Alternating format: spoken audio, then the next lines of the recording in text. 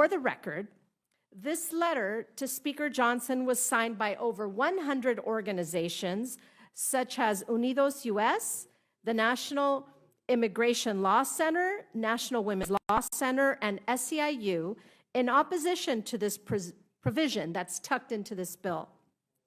In their letter to the Speaker, the organizations state that as we have seen during other periods of rapid technological advancement, like the Industrial Revolution, the creation of the automobile, protecting people from being harmed by new technologies, including holding companies accountable when they cause harm, will spur innovation and the adoption of new technologies.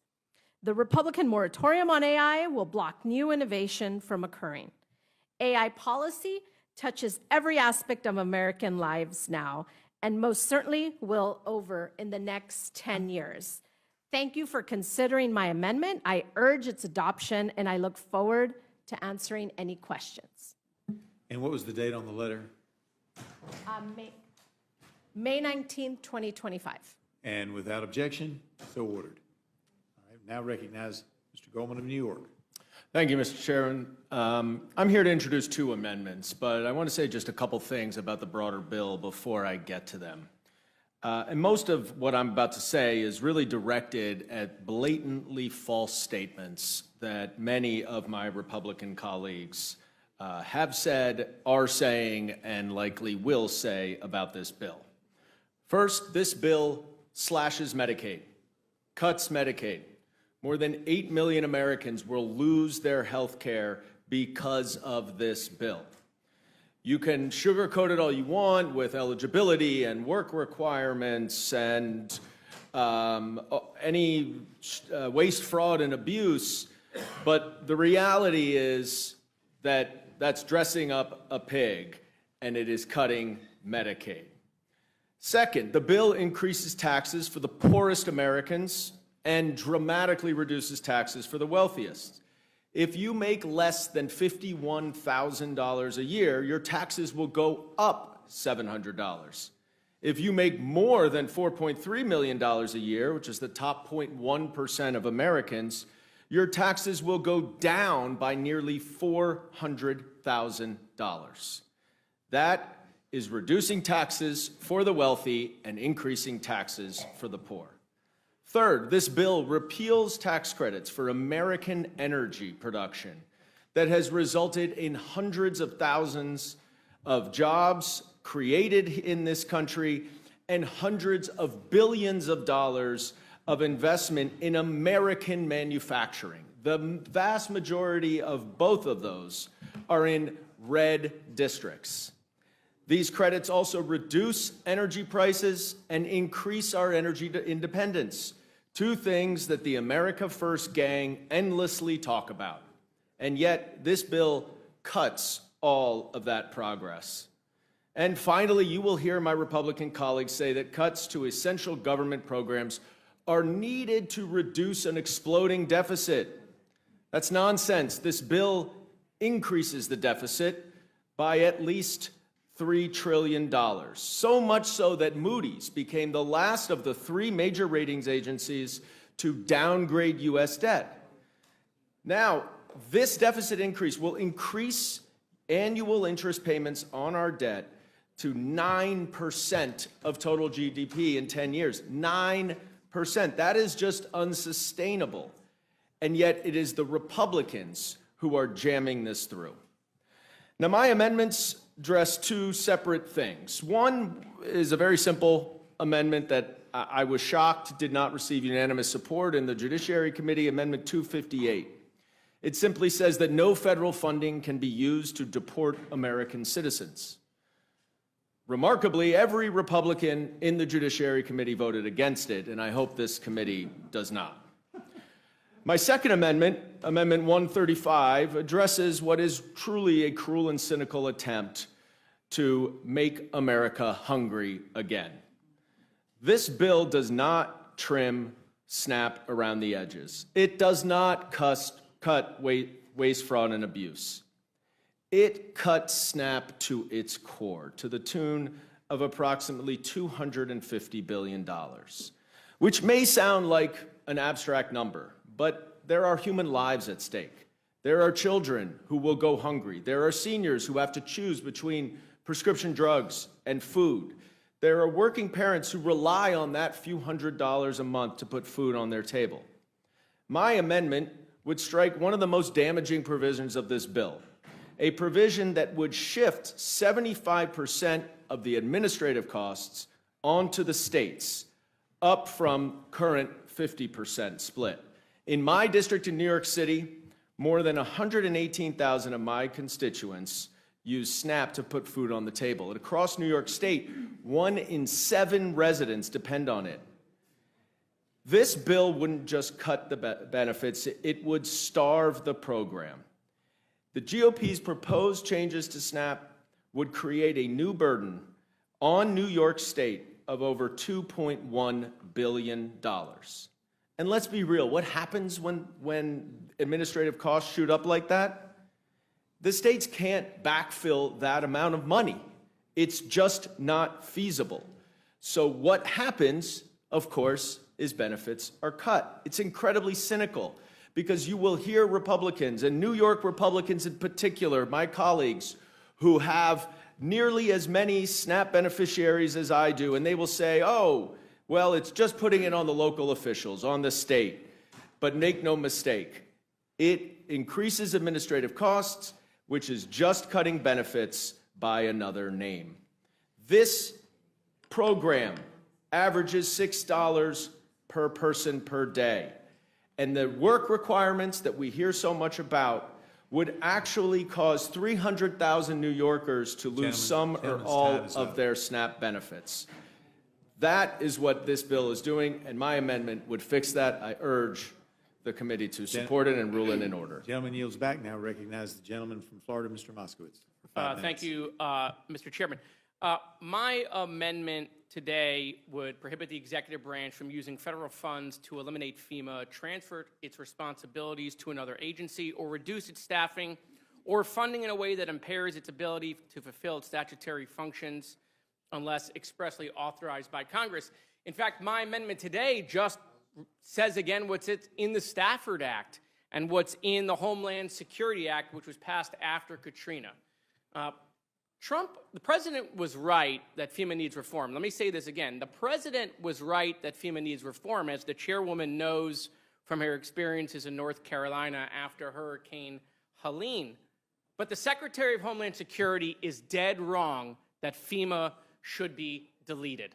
First of all, the Secretary is in violation right now of the Stafford Act and in violation of the Homeland Security Act. The Secretary has no ability to pause all grants, which she has done. She has no ability to transfer any of the appropriations or restructure FEMA as she's done. Both of those are in direct violation of the Stafford Act and the Homeland Security Act that was passed after Katrina. So grants are paused. What does that mean, that all grants are paused? That means states right now that are going into hurricane season don't know whether or not they're going to get a declaration, which this administration is holding back. What happens if you don't get a declaration? Just go ask the governor of Arkansas, Governor Huckabee, who worked for the president. It took her weeks to get a declaration. You can't move, you can't respond, you can't spend money because you don't know that you're going to get reimbursed. Fiscally constrained cities and counties don't make decisions. It's analysis paralysis. It's actually in direct contradiction with what we're trying to do. We're trying to speed up FEMA. We're trying to make it faster, right? Which is why I have a bill with Byron Donalds to get FEMA out of Homeland Security. Homeland is disabusing FEMA. They're using FEMA to do grants for the other 22 agencies. That's why we got to get FEMA away from Homeland Security. They're not paying vendors. You know what happens when we don't pay vendors? They can't pay subcontractors. They're not going to be ready to perform in hurricane season.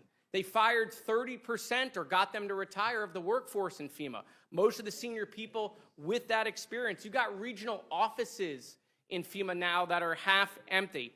By the way, remember that DOGE, remember the E at the end of DOGE, the word efficiency? Nothing at FEMA has been made more efficient. In fact, I would tell you that the Secretary of Homeland Security has turned FEMA into the Newark airport, okay? It is going to fail this summer. And so look, there's no doubt that FEMA needed reform, but what they've done at Homeland is they've taken something that needed help and they broke it further. Do you know what happens if there's no FEMA to the state that the Speaker represents or Steve Scalise represents. Louisiana goes bankrupt without FEMA when there's a hurricane that comes in from the Gulf of Mexico or the Gulf of America, comes right into Louisiana. They're bankrupt. Alabama's bankrupt. Mississippi's bankrupt. You get an F5, F4 tornado in Tornado Alley. Those states go bankrupt without FEMA. And yet, I don't see my Republican colleagues calling out the administration on how we're going to save FEMA and reform it. Let me say this. I think the Secretary of Homeland Security has exposed the president in significant ways. And I'm not in the business of protecting the president, but I am in the business of protecting the American people and the country. I don't think the president is aware of the current condition of FEMA and its potential inability to perform. We may get lucky, and hopefully we do. Hopefully we don't have a bad hurricane this season. Hopefully we don't have some unforeseen disaster like an earthquake that hasn't happened since the 90s. Lord knows we had a 1 in 100-year pandemic in the first term of the Trump administration. Hopefully we don't have anything like that, because they have decimated FEMA in ways that we won't know until it happens. And I know the chairwoman represents an area that didn't have the best experience after Helene. There's no question about that. There's dramatic improvement that needs to be done at FEMA. But I'm deeply concerned what's happened at Homeland, and I don't think the president is aware the current condition that the secretary has put him and the men and women that work there and the states that are going to go to FEMA and rely on them to help them in their time of need. And those resources are going to come slower. Think about it. You don't get to move your logistics. You don't get to move your water, your ice, your power generation, any of your stuff. And let me remind you, I did this for a living. For a Republican governor, I worked for Ron DeSantis for 2.5 years, took my political hat off. So I'm not giving you partisan coverage. I'm giving you the current state of affairs in an agency that has been absolutely destroyed. And with that, Madam Chairwoman, I yield back. Thank you, Mr. Moskowitz. Ms. Morrison, you're recognized for 5 minutes. Thank you, Madam Chair, Ranking Member McGovern. My amendment today is simple. Before the House advances the largest Medicaid cut in program history, Congress needs to review how this bill will impact hospitals and Americans' access to services. My amendment simply says that the bill cannot take effect until an independent study confirms that these proposed Medicaid cuts will not result in hospital closures or reductions in service, including obstetric services. The Medicaid policies in this bill will strip healthcare coverage from millions of Americans and put essential labor and delivery services on the chopping block. Our country is already facing a worsening maternal health crisis and carelessly ripping away women's access to care without any consideration, and it's just plain cruel. We're already dead last in maternal mortality compared to our peer nations, and instead of putting forward a bill that will actually improve women's health and support moms and babies, my Republican colleagues have chosen to gut the program that covers more than 50% of births in many areas of Minnesota. Having cared for women and their babies for over 20 years as an OBGYN, I am appalled by how callously members of this chamber have turned their backs on their constituents.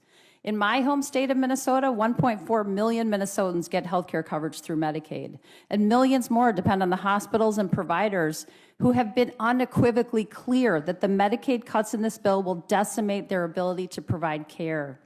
Unequivocally clear that the cuts will force them to reduce services or shut down entirely. And the reality is, if hospitals are unable to keep their lights on and deliver care, we will all pay the price. People will not be able to access care. People will have more medical debt and they will be less healthy. People will suffer. People will die. I would encourage my Republican colleagues to believe the words of the hospitals that serve their constituents, the patients that live in their districts, and analysis after analysis that confirms that these cuts will cost millions of Americans their access to care. So my Republican colleagues who hold majority rule of this chamber, Let's be very clear here. You can stop this right now. You can stop the hospital closures. You can stop the cuts to services. You can stop 14 million Americans from losing access to health insurance. You can stop the worsening of the maternal health care crisis and rural hospital crisis. You have the power. You can stop this. More than a dozen of our Republican colleagues here in the House have spoken out and said they cannot support deep cuts to Medicaid. Other Republicans have called these massive cuts morally wrong. And more than a dozen state legislators from my home state of Minnesota wrote our Republican delegation and the president making a very clear case about how this would be a disaster and begged them not to go through with these cuts. I have a copy with me here, Madam Chair, and I request consent for this letter to be entered into the record. Without objection. Thank you, Madam Chair. And I'd like to highlight just a couple of their points. The Minnesota Republican legislators wrote, and I quote, "Too deep of a cut is unmanageable in any instance. Massive Medicaid reductions could punish Minnesota for being such a strong leader in greater efficiencies and better outcomes. Drastic reductions to Medicaid funding have the potential to impact the 1.4 million people we serve and place incredible pressure on our overall state budget." And they closed with, "Please remind our good leaders in Washington that simply cutting the budget is not going to take away our responsibilities to the aged, those with disabilities, mental health needs, children, and the poor," end quote. So to my Republican colleagues, please hear the pleas of your state counterparts as you consider this bill today. I also have with me here a letter from Minnesota's nonprofit hospitals, and Madam Chair, I would request consent for this letter to be entered into the record. Without objection. Thank you, Madam Chair. And I'd like to highlight just a couple of their points. They wrote, and I quote, "Any reduction in federal support would trigger immediate consequences. Patients will lose access, hospitals will be forced to reduce services and will face impossible choices. And communities across our state will feel the effects whether they are covered by Medicaid or not. We know these are difficult budget discussions, but cutting Medicaid doesn't erase the need for care. It simply shifts the burden to states, to hospitals, and ultimately to the very people the program is meant to protect," end quote. Their pleas are clear. Their threats are real. The facts are undeniable. So please, on behalf of all Americans, I implore you to do the right thing, rule this amendment in order, and stop these cuts. I yield, Madam Chair. Thank you. Thank you very much. Ms. Fishbach, do you have any questions? Mr. McGovern? Again, I want to thank all of you for your patience and for being here, and you remind all of us of the fact that the underlying bill, the reconciliation bill, is a lousy piece of legislation. I mean, the attacks on health care, attacks on food assistance, the attacks on public lands, the attacks on FEMA, the attacks, and the indifference on AI, which is a very dangerous thing that we're about to do. I mean, basically saying we're not going to do our job in the Congress, but we're going to prevent states from doing anything to protect the citizens. I mean, just so many things. I mean, this bill should not be coming to the floor. Your amendments are all good, and we're going to, make the case that they should be made in order when we get to the point of actually reporting out a rule. But again, I think it is so important that you stayed here and that you made the case as to how we could improve the bill. Did you have? Yeah, go ahead. I was just going to add something that I know is near and dear to your heart because you're such a leader on food insecurity and it's done such incredible work. These so-called work requirements are such a fig leaf. They're such a pretext when in reality, the census data shows that 82% of households with working age adults who do not live with minor children and did not receive disability benefits had earnings during the year 2023. Right, yeah. This is not an issue that needs to be addressed. It is an issue that is being created so that poor Americans can struggle even more. Yeah. Again, we had this discussion in the Ag Committee. I mean, of a single mother with a 7-year-old child, who loses her job, and she has 90 days to get another job, otherwise she loses her benefit. And the back and forth in the Ag Committee was like, well, he's 7 years old, the child at school. I mean, like, do people realize what time school gets out? I mean, if people are working, I mean, what happens during the summer? What happens during vacations? I mean, again, many people are able to juggle all this stuff. And the majority of people who are able-bodied, who are on SNAP, actually do work. And there are work requirements, especially for those who are able-bodied adults without dependents. But to be totally indifferent to what life is like for a single parent with a 7 or 8 or 9-year-old child, and to just say, oh, one glove fits all, it's just a cruel and rotten thing to do. And we're talking about food assistance and a really, meager food benefit. On average, $2 per person per meal. And by the way, with the state cost share, that requirement now, many states won't be able to meet that cost share, and so that $2 benefit will get even less. I mean, you can't buy a cup of coffee in the Capitol for $2. And it's like this is where you're going to try to get money to offset tax cuts for billionaires? Like, who does this? I mean, who thought this brilliant idea up? I mean, it's just such a terrible thing to do. I mean, there are other things we can do to improve programs. Every program can be improved. But this is not it. And I appreciate your amendment. I appreciate all your amendments and look forward to working with you. I yield back. Thank you. I just, again, wanted to, we'll just wave at this point. I want to thank you all for your amendments and for sticking around so long. Representative Lofgren, I really appreciated your bringing attention to the fact that when cuts are made to scientific research, medical research, it doesn't just harm that research. And of course, we've heard about ovarian cancer trials being paused, people not being able to get treatment that they were hoping would impact their issues. But we then know there's job loss when that happens. We're hearing from universities in my district that students who thought they had internships, which would make them the researchers of tomorrow, are losing those internships. And then we're hearing from contractors and tradespeople that universities, in order to try to preserve some of the research, are diverting funding from capital projects. And then we have contractors losing those jobs and tradespeople being laid off because those things are happening. And Rep. Houlihan, we have so many veterans in southeastern Pennsylvania. I think you and I, we each have about 28,000 veterans in our districts. You've got the Coatesville facility in your district. The Philadelphia VA is adjacent to my district. And of course, we've just tried to expand the benefits available to our veterans through the PACT Act.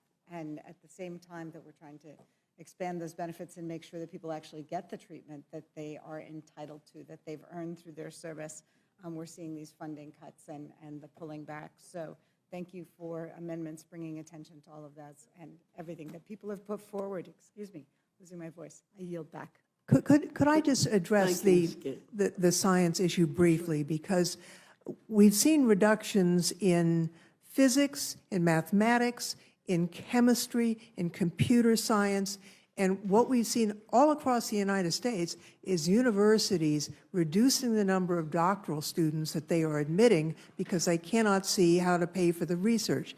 So what's happening? Europe, Canada, and yes, China are recruiting the scientists that we are losing. So we are going to pay a big economic price for a long time for what's already happened. So let's stop the digging and try and recover, because this is going to hit our economy in a way that is really terrible, terrible impact. And I thank you for well, and you do bring up another point, which is that these foreign students coming to the U.S., when we are making them feel unwelcome, they often pay full freight. Correct. Which is really, really helpful to our universities, and all of a sudden that's an income source that well, they the don't number have. of F1 student applications has completely crashed. Yeah. And so, yeah, we're losing money because they subsidize the American students.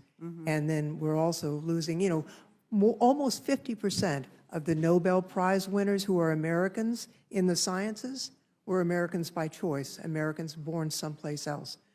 Those people are not going to be here in our future. So it's a talent drain and a financial drain.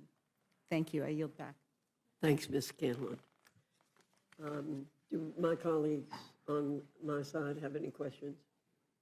Okay. Well, thank you all very much. Seeing no one else having questions, the panel is excused. Thank you very much for coming. If the next panel we could do, I hope you did this, start down here and move up. Ms. Anzari, Ms. Johnson, Ms. Hayes, Mr. Casar, Ms. Williams, Mr. Cisneros, Mr. Carson, and Mr. Tano. Doesn't really matter which seat you sit in. I'll call you by the way you were on this list.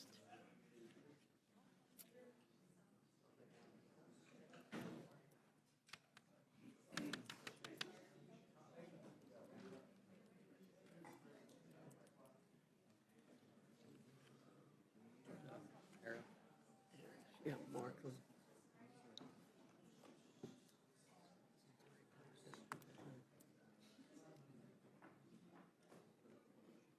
No, Ms. Hayes. I know Casar. Cisneros. Ms. Ansari, you're recognized for 5 minutes. Thank you, Chairwoman Fox and Ranking Member McGovern, for allowing me the opportunity to join today's hearing. First, let me start by saying that the fact that we have been here since the literal middle of the night at a committee markup that will determine the federal government's budget, something that affects every single American, is absurd. But I'm proud of the showing of Democrats in this room, of colleagues who have been here for decades, alongside some colleagues who, like me, have been here for just a couple of months. We hail from different parts of the country, different backgrounds, different ideas on policy, but we stand united against this bill and the process by which it is moving through this committee. I urge you to support my amendment that would strike the text of the bill and replace it with the Stock Act 2.0. This would prevent government officials and their immediate family members from being able to trade individual stocks.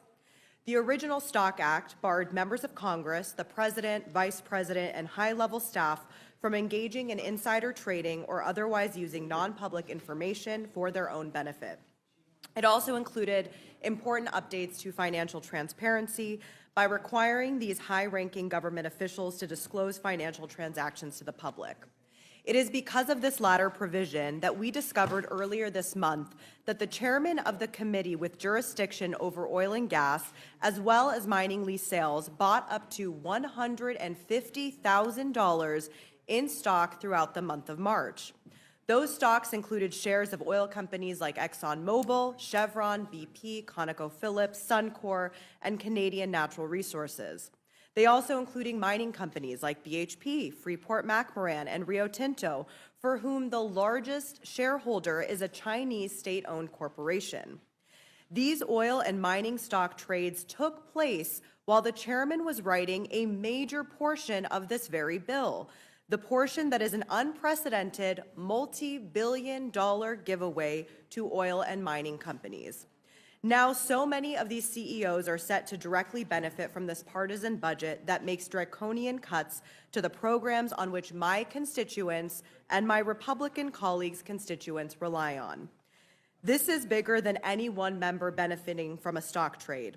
It's about this legislation as a whole, a budget that endorses this kind of behavior, uplifts it, and makes it into real policy that benefits the ultra-rich getting richer over everything else.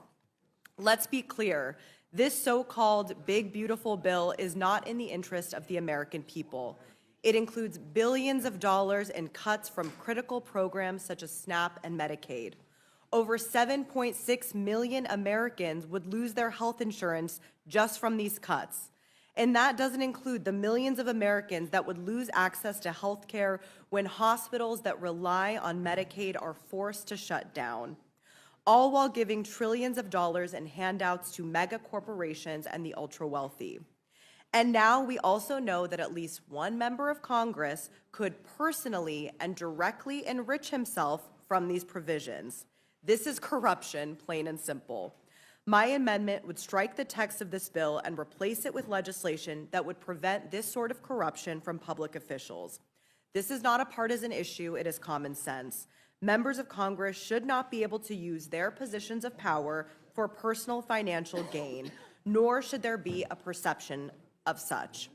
We should not have to rely on the self-restraint of members of Congress to resist the temptation of self-dealing and insider trading. It just should not be allowed. Even Speaker Mike Johnson voiced his support for banning stock trading for members of Congress last week, stating that members of Congress should not, quote, have any appearance of impropriety, end quote. The oil and mining stock trade that happened while the chair was writing this bill to give away unprecedented sums to oil and mining industries most certainly has the appearance of impropriety. I sincerely hope that it is just an appearance. At a time when public trust in Congress is abysmal, we have to work harder to rebuild it. Banning stock trades by members of Congress is the first step. It's the lowest hanging fruit. There is absolutely no reason why Republicans on this committee should oppose this amendment. I urge the committee to make my amendments in order. Thank you. Thank you so very much, Madam Chairman, Ranking Member McGovern. There's so much to talk about in this bill, and I have several amendments, and I want to highlight two of them. But before I do that, I wanted to make some general comments on behalf of the residents of Texas 32 and the great state of Texas.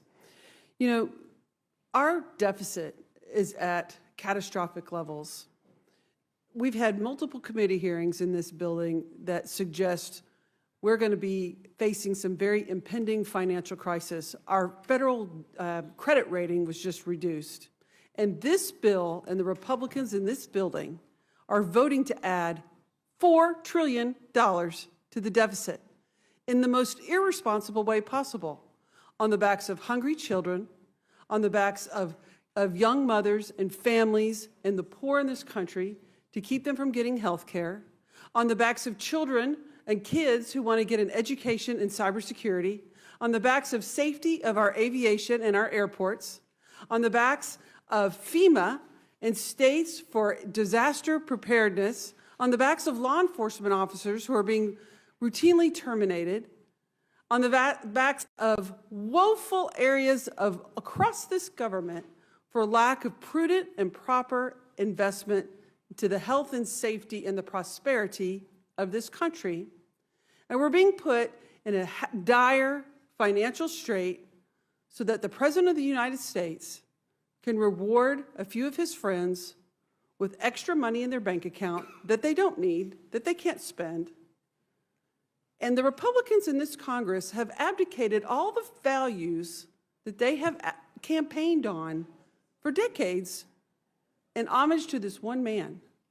And it is a travesty to this government and to the American people that this is happening.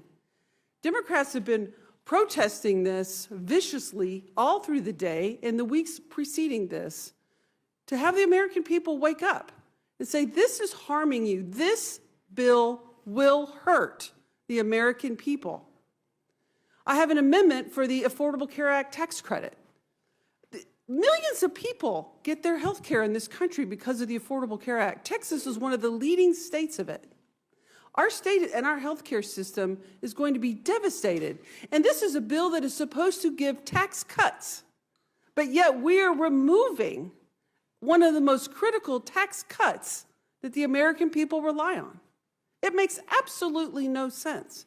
How can we tout the greatest tax cut bill to the American people at the same time we are cutting one of the most important tax cuts that benefits the vast majority of the American people?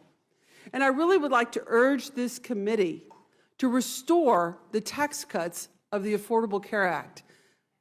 Millions and millions of people in the state of Texas and across this land desperately rely on that to get the desperate needs of healthcare. Small businesses, our new entrepreneurs, the young people who don't work for big corporations with vast amounts of employees to have diversity of risk. They rely on the Affordable Care Act. And health insurance is already one of the leading expenses of a family in this country, and it is prohibitively expensive. And this initiative, the Affordable Care Act, and these tax credits make it possible. The other amendment I would like to address for this committee is to restore funding to FEMA. I sit on the Homeland Security Committee. I've heard so much testimony about the urgent need and the critical role that FEMA plays as the backstop for states and American families when nature and the disasters strike out of the blue without ability to prepare. It's the safety net that is so critically relied on by so many. Our country will be at an peril on our national security, on our preparedness, if we don't have FEMA to come in and put the pieces back together. To just today, horrible tornadoes ripped through Alabama. I mean, no state is free from natural disaster. And Texas is certainly one of the states that has had to rely on FEMA the most. Hurricane Harvey decimated our Gulf Coast. Tornadoes decimate North Texas. We're the 6th largest economy in the world, the state of Texas. And without FEMA, we will be so burdened in putting our country back together that the federal government will also be harmed. I appreciate the consideration for this committee, and I strongly encourage you to adopt my amendments and make them in order. And with that, I yield back. Thank you. Thank you, Ms. Johnson. Ms. Hayes, you're recognized. Thank you. Hungry kids don't learn. This issue has always been important to me. Unless and until you've come into your classroom on a Monday morning and seen a kid with their head down, knowing that they haven't had a decent meal since they left, you can't understand. Unless and until you find yourself automatically packing a second piece of fruit in your lunch because you expect that one of your students is going to ask you for it, you can't understand. It changes you. It does something to you. When I came to Congress, I knew I would work to help address food insecurity. But my Republican colleagues here in this bill seek to exacerbate it. Hunger is a policy choice, and today we're considering legislation that makes the choice to take food away from people, from children. The reconciliation bill we are considering here today is the largest ever cut to the Supplemental Nutrition Assistance Program. Approximately $313 billion will be taken away from the most vulnerable in our country: hungry children, families, veterans, and seniors. Republicans are pushing a legislative package that guts SNAP, the most efficient and effective anti-poverty program in this nation. The cost-sharing provisions in this legislation are going to shift the financial burden to states, forcing the states to cut benefits, eligibility, or both in order to reduce costs. States have always been responsible for hiring staff and administering the benefits they receive through the federal government and paying an equal share with the federal government. Under this bill, a workforce already facing shortages would have more responsibility to address paperwork errors with fewer funds. This bill does nothing to support workforce development or the administrative support that will come as a result of these changes. In my state of Connecticut, the Department of Social Services estimates that this would cost an additional $177 million per year. But based on the FY23 error rates, the state of New York, which would be forced to pay $1.8 billion, Texas, $1.074 billion, Georgia, $82 million, and North Carolina, $584 million in additional costs to administer these programs. Additionally, this legislation would prevent the Secretary of Agriculture from reevaluating the Thrifty Food Plan, which is used to determine benefit eligibility amounts. This bill also expands work requirements for older adults up to age 65 and for parents in households with children age 7 or older, which means that 4 million children between the ages of 7 and 17 who live in households that receive SNAP would be at risk of losing some type of food assistance. While expanding these requirements, this legislation does nothing, once again, to fund workforce development programs or increase access to childcare for these families. I would also note that when children lose their SNAP benefits, they automatically lose their CEP, which is the community eligibility provision that allows them to get free and reduced lunch at school. So not only is food being taken away from children at home, it is being taken away from them at school. My amendment is simple. It prevents any cuts to SNAP that would reduce benefits for the 42 million Americans who rely on the program for food assistance. My amendment says that this legislation can only take effect once the USDA and all state agencies issue reports evaluating and certifying that any changes made to SNAP would not result in a reduction of benefits to eligible individuals or decrease in population. SNAP serves 16 million children, 8 million seniors, and 4 million people with disabilities. I've heard over and over and over that the target is able-bodied adults without dependents who have the ability to work. If that is true, and that is the only group you are targeting, then it should be simple to make sure that we are protecting children and families and seniors and those with disabilities from being cut off of these programs. I can't understand why my Republican colleagues would not vote for that. Based on your testimony and everything that you've said in regards to SNAP, these aren't the people you're going after anyway. So we should all work together to ensure that we protect them. I've heard members from the other side of the aisle say that their intention is not to cut benefits. This amendment is your chance to go on the record and do just that. While I question the intent here and where we are going, I understand with fidelity the outcome and who will be affected. In the wealthiest nation in the world, we have the ability to feed children. We don't have a drought, we don't have a famine, we don't have a war. We have policies that intend to take food out of the mouths of children. With that, I yield back. Thank you, Ms. Thank you, Ms. Hayes. Mr. Casar, you're recognized for 5 minutes. Good afternoon. So in this terrible Republican budget bill, we're talking about saving money by cutting waste, fraud, and abuse. But then when we actually look at the bill about who's taking a cut, well, of course, we are cutting taxes for billionaires, but the people who are taking a cut is a person with a disability who will lose their health care because we say, well, you've got a disability, but it's not quite bad enough, or you didn't fill out this piece of paper. Or we're cutting the $6 a day in food assistance to a child because now you're 8 years old, not 7 years old, so you don't need it anymore. You kidding me? When folks think about waste, fraud, and abuse, we aren't talking about these Americans. If you want to see waste, tens of billions of dollars get milked by big pharma every year off of the taxpayer and the Medicare Advantage program. We could be getting tens of billions of dollars from them. Or if you want to talk about fraud, we could be talking about the billionaires who hide their money in offshore accounts that we should be going after. Or if you want to talk about abuse, this bill that's supposed to be saving money has $25 billion in it for Trump's Golden Dome project. That recently was reported, the person most likely to get that money is Elon Musk. So while he's in the White House playing with the president, this bill is sending potentially $25 billion to Elon Musk. When we talk about waste, fraud, and abuse, we should be looking at those folks with lots of power who are milking the taxpayers, not the biggest Medicare cut in American history or the biggest Medicaid cut in American history. So come on, y'all. So one of the amendments I've proposed is pretty simple. Let's say if a federal court finds that Elon Musk abused his power to be able to route money to himself, then we could save ourselves billions of dollars by automatically canceling out these billionaire tax cuts and the billions of dollars in contracts that Elon Musk has.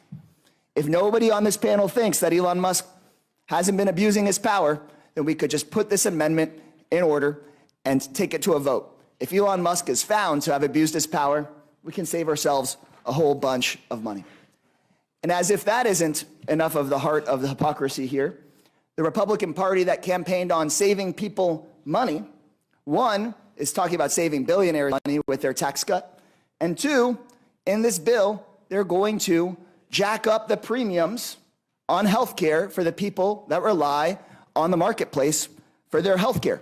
And so I will hand the mic over, yield my time to any of my Republican colleagues that want to address the amount of money that their tax-paying citizens are going to have to pay in increased premiums for their health care.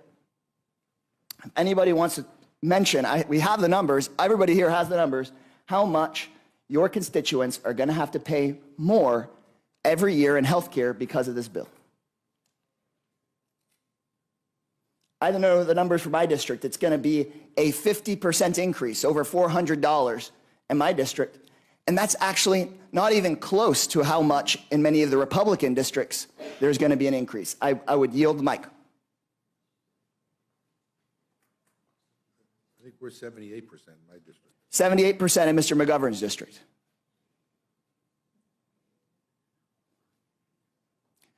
Maybe none of the Republican members want to mention it, but the Republican gentleman from New York, there would be a 44% increase, $2,000 a year hit to his constituents in their health care costs.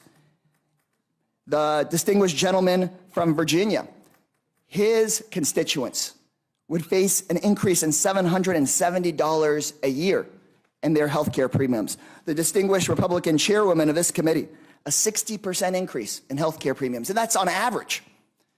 The distinguished Republican congresswoman here from Minnesota was recently told here by the committee on the budget that a 60-year-old couple with a joint income of $85,000 a year in her district would see an $11,000 a year increase in their costs while we're giving tax cuts to billionaires. And what bothers me the most is that we want to hide it. Nobody wants here to talk about the fact that they're jacking up insurance costs on their own constituents while giving a billionaire a tax break. Nobody on the Republican side pushing this bill wants to have an in-person town hall and look their constituents in the face and explain to them why they want to hand Elon Musk another $25 billion contract while jacking up your health insurance costs, not just by hundreds, but by thousands of dollars. I yield back. Thank you, Mr. Casar. Ms. Williams, you're recognized for 5 Thank you, minutes. Chairwoman Fox, Ranking Member McGovern. Y'all, this meeting started at 1 a.m. and has been going through the entire night, morning, and now day. We're considering one of the most harmful bills to ever come before the House, cutting health care from 14 million Americans, taking food from the mouths of hungry children, seniors, and veterans. My Republican colleagues were hoping that my Democratic colleagues and I would sleep through the night as the American people slept. But what's done in the dark, y'all, comes to the light, and I'm here to shed the light. That's why I stayed up all night, and that's why I'm here right now as the voice of Georgia's fighting 5th Congressional District. I follow in the footsteps of the late Congressman John Lewis, known as the conscience of the Congress. And if there's anything Republicans need more of these days, it's a conscience. Because who with a conscience would rip health care away from 14 million people in this country? Who with a conscience would make the largest cut in history to food benefits for children, seniors, veterans, and people with disabilities? Who with a conscience would add $5 trillion to the deficit with nothing to show for it but billionaire tax cuts? No one with a conscience would do any of that, but that's exactly what this Republican so-called one big beautiful bill would do. Congressman John Lewis would be ashamed of y'all. I know that I am. But you know what? He'd be proud of his Democratic colleagues for making the good trouble by unleashing that on behalf of the American people. House Democrats wrote 537 amendments to your so-called one big beautiful bill. Just because Republicans aren't willing to change their bill to actually help the American people, it definitely won't stop us from offering these amendments because we know that it doesn't have to be this way. I have 16 amendments myself. One, to invest in programs to increase our housing supply and lower housing costs. Another, to stop taxpayer funding for anti-abortion clinics that spread disinformation about women's health care. Another, to stop Trump from cutting essential federal workers without at least getting a report from Congress on how it'll harm government services. Another, to stop Trump from profiting off funding for presidential security. An additional one, to increase nutrition benefits and eligibility for students. Another, to require reports on how the policies in this bill affect low-income individuals and racial inequities. Another, to stop January 6th insurrectionists from getting a settlement from the federal government for their crimes. and yet another to ensure that members of Congress can continue conducting lawful oversight in ICE facilities. Another one to make maternal medical care, menstrual products, and broadband costs covered expenses for determining people's eligibility for food assistance. Another to stop Elon Musk from selling the federal government AI systems while he's employed by our federal government. And yet another to stop any funds in this bill from being used to unconstitutionally remove a United States citizen from this country. Another to require the Consumer Financial Protection Bureau to remain independent of whoever is president, Democratic or Republican. And yet another to keep the funding for sustainable aviation fuel, which supports our aviation industry to be cleaner and more environmentally friendly. If my Republican colleagues really want to do right by the American people, you'd approve all of these amendments. I can't fix everything in this horrible bill, even with the 16 amendments that I'm offering, but these would definitely be a start.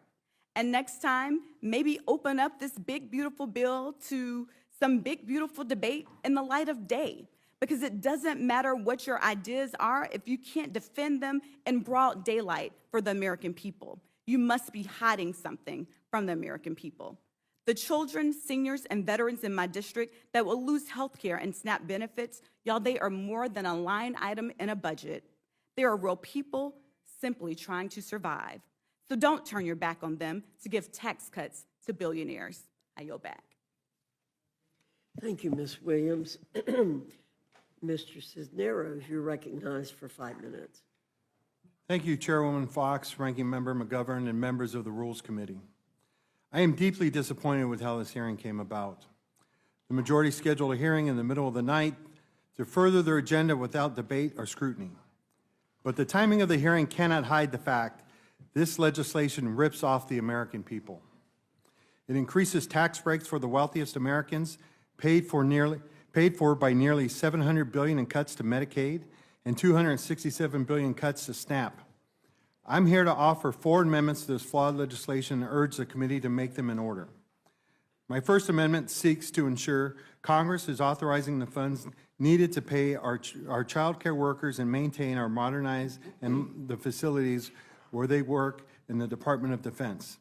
My amendment would increase child care fee assistance to $200 million, add $1.3 billion for Army, Navy, Air Force, Marine Corps, and Space Force Child Development Center facility maintenance, and include $1 billion for child care provider compensation under the Department of Defense's modernization of the Child Development Program staffing model passed in the fiscal year 25 NDAA. I want to be clear, my amendment does not raise the top line. Instead, it will take from an expensive and unnecessary program and instead support our service members' family needs.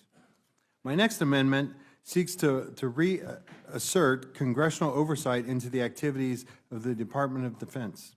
My amendment allows the department to access the first $100 billion of the bill's funding, but before the department can use the last $50 billion, it simply requires the department to answer some elementary oversight questions about DOGE and the Department of Defense.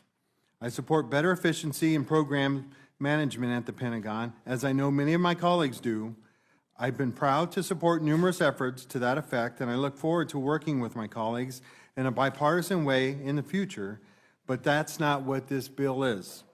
Our responsibility is to conduct oversight, and so far, our questions to the department have yielded insubstantial or non-existent answers, and the administration seems unable to explain the role of DOGE in the Department of Defense.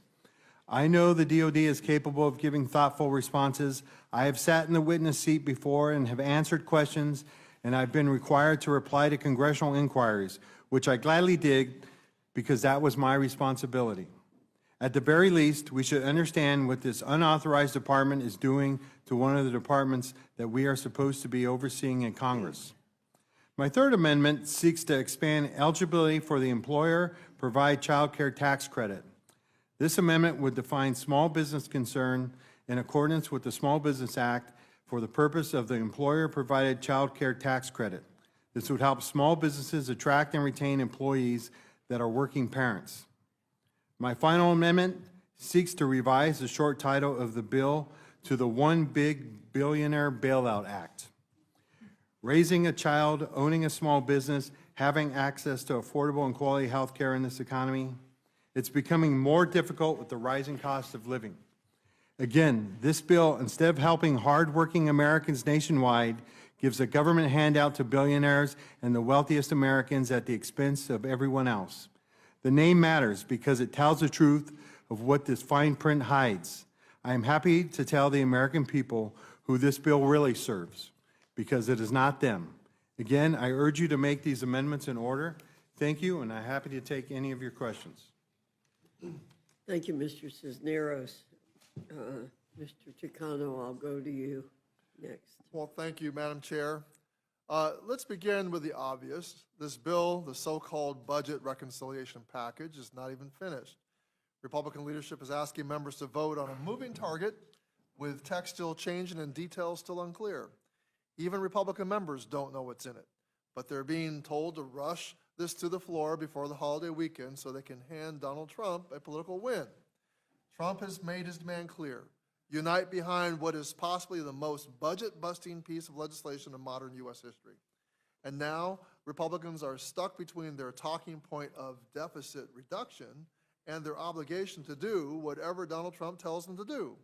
Last night, the Congressional Budget Office released its score. It found that this bill would increase the deficit by $2.3 trillion over the next decade. Let me say that again, $2.3 trillion. That would trigger automatic cuts to Medicare and other vital programs unless Congress steps in. And who benefits? According to the CBO, the richest 10% of Americans would see their incomes go up, while the poorest 10% would see theirs go down. So yes, this bill deserves a name, and I would call it One Big Billionaire Payout. And while billionaires and corporations are poised to win big, the people I serve, veterans, students, and working families are set to lose. I'm offering 10 amendments to stop the worst of this damage. First, I've introduced an amendment to exempt disabled veterans from new Medicaid work requirements. Now, not all veterans are eligible to receive their health care from VA, and currently 1.6 million veterans rely on Medicaid. This bill would subject as many as 1 million of them to bureaucratic red tape just to keep their health care. Many veterans with service-connected disabilities fall below the disability rating that makes them eligible for VA care and significant barriers to employment. Punishing them for that is not reform, it's cruelty. Now, second, if you're going to rip away veterans' health care, the least you can do is tell them. My amendment would require CMS to notify veterans who are losing Medicaid coverage. Third, I've offered a similar amendment requiring USDA to notify veterans and service members if they're kicked off SNAP. Over 1 million veterans rely on food assistance, and this bill, again, takes from those who served and gives to those who stockpile wealth without sacrifice. Fourth and fifth, I propose creating websites through HHS and USDA to help veterans navigate the fallout, healthcare and nutrition resources for those losing coverage. It's a modest effort to clean up the mess this bill creates. Sixth, I'm offering an amendment to preserve nursing home staffing reforms. In 2024, CMS finalized a rule to address dangerous understaffing.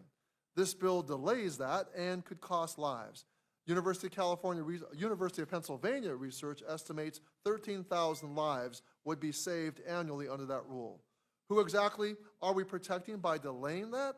Certainly not the seniors living in those homes. My seventh amendment strikes the repeal of the 2023 Borrower Defense Rule, a protection for student borrowers defrauded by predatory colleges. In just 1 year, over 770,000 students filed claims. This bill would make it nearly impossible for future victims to get relief. Eighth, I strike the repeal of the 90-10 rule fix, a bipartisan protection that keeps for-profit colleges from targeting veterans as dollar signs. Without it, GI Bill recipients become cash cows for worthless diploma mills, and taxpayers foot the bill when these shady schools collapse. Ninth, I proposed a certify no harm amendment which would simply require federal agencies to confirm that these provisions won't increase fraud against student veterans before they take effect. If Republicans are so confident this bill won't hurt anyone, this should be an easy yes. And finally, my 10th amendment includes the Protect Students Act, codifying essential safeguards against deceptive marketing, inflated job placement claims, and outright fraud by for-profit colleges and loan servicers. And let me close by reminding my colleagues that this isn't some routine budget bill. This is reverse Robin Hood. It steals health care from veterans, it steals food from hungry families, it steals loan protections from students, and it steals safety from nursing home residents. And it does all that to give billionaires a payday with a price tag of $2.3 trillion in new debt. This isn't about values, it's about vanity, trying to give a twice impeached former president a talking point for his next rally. I urge my colleagues to support these amendments and reject this sham of a bill. I now yield back. Thank you, Mr. Tano. Mr. Carson. Thank you very much, Madam Chair, and thank you, Ranking Member. Thank you for providing me the time to testify this afternoon. I have 4 amendments to this reconciliation bill. My amendments protect Medicaid, passenger rail, our environment, and would protect the middle class. I first want to speak on Amendment 428 to conduct a comprehensive audit within 180 days to assess the impact of this bill's impact on income inequality in our country. The GOP claims their tax policies will benefit the middle class. I say prove it. Prove to the American people that the tax policies in this bill will help the middle class, not the ultra-wealthy. Next, my Amendment 168 addresses one of the most urgent, life-threatening issues in this bill, which is that this bill would slash health care for 14 million Americans. Just this afternoon, an Indianapolis woman named Joan contacted our office. She is about to turn 65, she's disabled, and she receives Medicaid to survive. She told me, at 65 years old, I have nowhere else to go, and I don't want to lose my home, and I don't want to lose my health care. Yesterday evening, I spoke on the House floor about 3 women from my district in Indy, Erica, Bethany, and Carol Ann, who rely on SNAP and Medicaid to survive. These are just 3 of the thousands of people who have reached out to us in the past few weeks.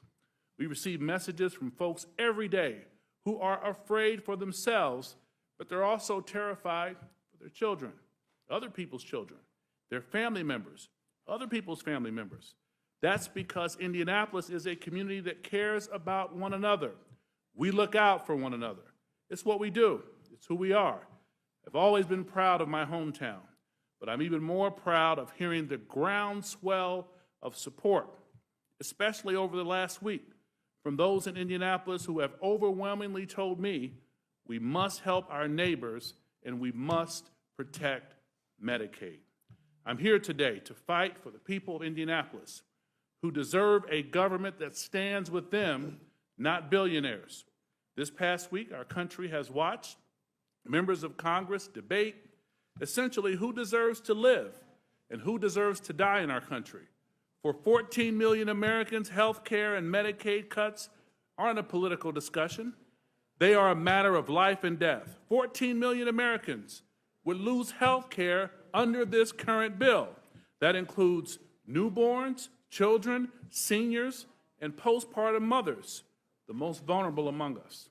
We've also watched Republican members of Congress deny that this bill will slash Medicaid, even though a nonpartisan analysis found that the Republican budget simply would not be possible without cutting Medicaid and essential health care. And yet, many of my colleagues still deny that this budget will drastically cut essential health care. So, my message to my colleagues is, prove it. If you insist your bill will not hurt Medicaid, if you insist this bill will not snatch health care out of the hands of 14 million men, women, and children, prove it by simply passing my amendment. My amendment would ensure none of the provisions of this bill will take effect if there is an increase in mortality rates due to reduced access to health care services as a result of this bill. If Republicans truly believe this bill is not taking money away from Medicaid to give tax breaks to billionaires, then they should have no problem passing this amendment. If Republicans believe that at a minimum, we should make sure this bill does not cause Americans to die, then they shouldn't have a problem passing my amendment. I would like to close my remarks, Madam Chair and Ranking Member, by reminding us again of Joan, Erica, Bethany, and Carol Ann in the great Hoosier State, I implore you to remember their humanity. 14 million people who stand to lose their health care are relying on us to do the right thing. Protect Medicaid, protect health care, protect our children. I yield back, Madam Chair. Thank you, Mr. Carson. Does anyone on my side wish to ask any questions? Mr. Scott, Mr. Griffith? Okay. Mr. McGovern, you're recognized. Yeah, no, again, I want to thank everybody here for being in the fight.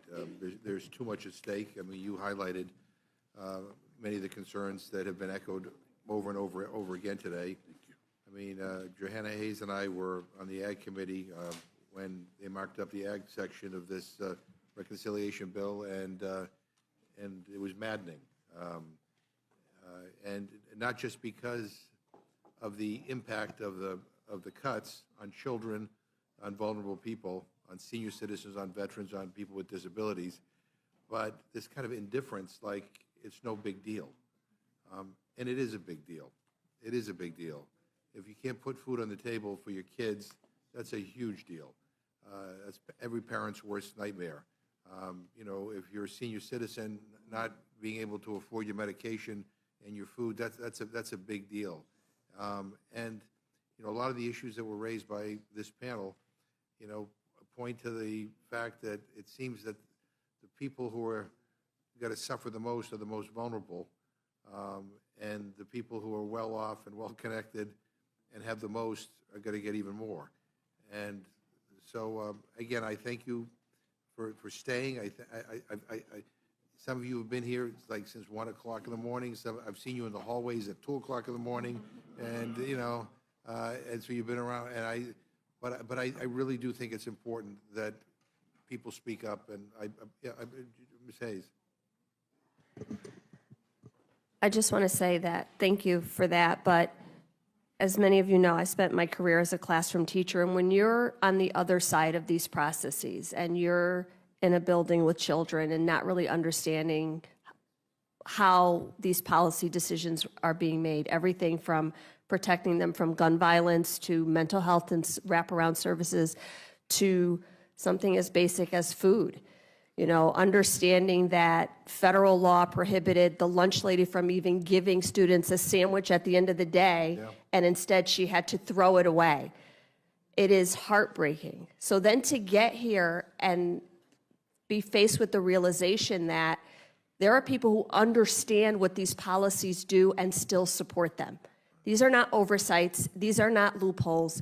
These are policy choices and intentional decisions that are being made. Right now, we are debating legislation once again. I mean, I saw it in the debt ceiling negotiations, in the CR, in every budget every year, and now in reconciliation, where we move from hypotheticals to reduce food benefits that directly impact children. And it's something that I will never understand for as long as I am in this body. I will also never stop fighting for those kids, because I understand that they deserve a chance. And in the same breath where we are talking about subsidies and tax cuts and corporations and tax breaks and even deductions, something as basic as food should just not be an issue. And the idea of, I've heard many people just keep throwing out waste and fraud and abuse. If that was truly the concern, we would be supporting SNAP administrators and making sure that we had highly qualified staff to process these applications. If that was truly the concern, we would be investing in workforce development to put people back to work. Because I can tell you, no one wants to be poor. And $6 per person per day is not a come up. And if we're really interested in fraud, waste, and abuse, I don't know why we don't look at the Department of Defense, which can't seem to pass an audit, but that we're giving No, them, we've increased their budget. we're increasing their budget. But this is a fight worth having, and I'm glad you're all in the fight. With that, I yield back. Thank you, Mr. McGovern. Ms. Scanlon. Yeah, I appreciate Mr. Carson's amendment, which really tries to get at what the underlying principles are in this bill, and is this tax policy really going to help people? And as we've been locked in our little room here for the last however long, 2 hours ago, I've got an article from CNBC. Dow slides more than 800 points as spiking Treasury yields and deficit fears spur a sell-off. And there's multiple articles out there now talking about the fact that this bill moving through with its deficit increases, although they're being used to justify all these cuts to essential services, but the fact that this is going to explode the deficit is causing another stock market dip and causing Treasury bonds, something I never thought I'd spend a lot of time talking about, to spike. You know, it's just, it undercuts the whole argument for this bill. So thank you for thinking about that. I yield back. Thank you, Ms. Scanlon. Mr. Neguse. Thank you. Ms. Leisure-Fernandez. Thank you. And thank you very much. I mean, I think a lot of what we have been talking about today is what is fair, right? What is right for the American people, how we build back trust up, and how what we're seeing in this bill is this big transfer, this favoritism to the wealthy, this prioritizing them over the hungry kids in the classroom, over the families who need that assistance with the health care premiums, the Affordable Care Act. Americans love the Affordable Care Act, right? And one of the ways, Representative Anzari, when you suggest we do the Stock Act, you're essentially saying, let's put trust back in the system. Is that right? I mean, what is the impetus for that? Yeah, I mean, we know that about 87% of Americans, both Democrats, independents, and Republicans, believe that members of Congress should not be trading stocks. And when I discovered during the natural resources markup that the chairman of that committee, for the first time in the 10 years that he's been in Congress, decided to suddenly trade hundreds of thousands of dollars worth of oil and gas stocks, I was genuinely shell-shocked. But the concept was let's put trust back in the system. And I see we have one of the sponsors who might be joining us on another one of our panels. But I think that that's this concept of who is benefiting and how do we actually say this is what government can do and this is how we put trust back in the system is really playing throughout all of the testimony, whether it's from veterans, healthcare, hunger, or just let's make sure that Americans trust us. And so thank you for taking the time to make sure that Americans know what we're doing here. Because I can tell you, well, that's going, well, the stock market is terrified of what they are doing here. Americans are watching what we are doing here, and they are so appreciative. And I know we're all getting lots of calls and texts and outreach because they're watching. They are watching, and the senators are watching. I went to go get some food, and the senators are watching what we're doing in rules. Who knew? So thank you, Representative Can I just say, Ranking Member Fernandez, Tano. that we could save money if we did not repeal the 90-10 rule, $1.6 billion. It's going to cost us to put veterans more at risk to be preyed upon by for-profit colleges. And I would say to my friend Johanna Hayes, I'd like to put that $1.6 billion that we would save if we did not repeal 90-10, that would protect our veterans, to put it toward feeding those kids in your classroom. Yeah, that's what all this is about, is who do we prioritize, right? Let's feed the kids. Thank you, Madam Chairwoman. I yield back. Thank you, Ms. Leisure-Fernandez. There being no further questions, the panel is dismissed.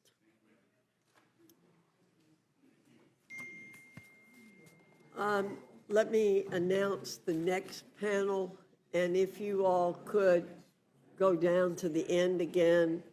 Mr. Ruiz, Dr. Adams, Ms. Matsui, Ms. Brown, Mr. Licardo, Mr. Correa, Ms. Sanchez, Mr. Menendez.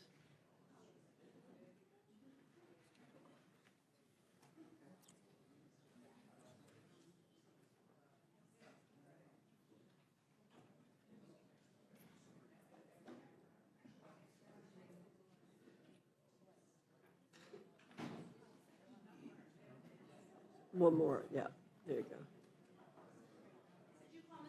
go. I did.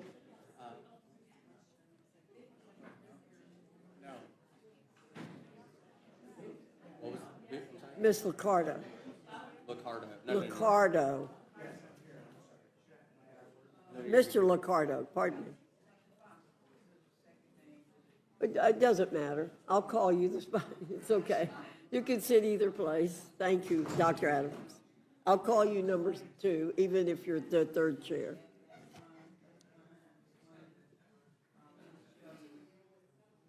Ms. Matsui just moved a little faster.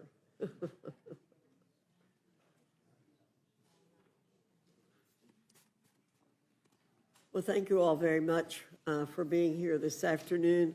And I will start with Mr. Ruiz. You're recognized for 5 minutes. Thank you, Madam Chairwoman, and thank you, Ranking Member, for letting us offer amendments to this big, ugly bill. We all know that taking health insurance away from 13.7 million people, 12.4 million U.S. citizens is going to cause an increase in those that are uninsured. And we all know that when they get sick, their only place for care is going to be in the emergency departments, because our EMTALA laws mandate that emergency care physicians like myself will need to take care of patients if their life, sight, or limbs are threatened. And that uncompensated care is going to increase costs, and it's going to affect everybody, whether or not you have Medicaid or private insurance. So my amendment would require states to produce an assessment of the effects of the coverage losses from this Medicaid title on rates of uncompensated care and emergency department wait times for each hospital that receives a disproportionate share hospital payments. We know that the increase in the population that goes into the hospitals that are uncompensated, that goes into the emergency department, will result in longer wait times to see a physician. There will be increase in overcrowdedness in the hospitals.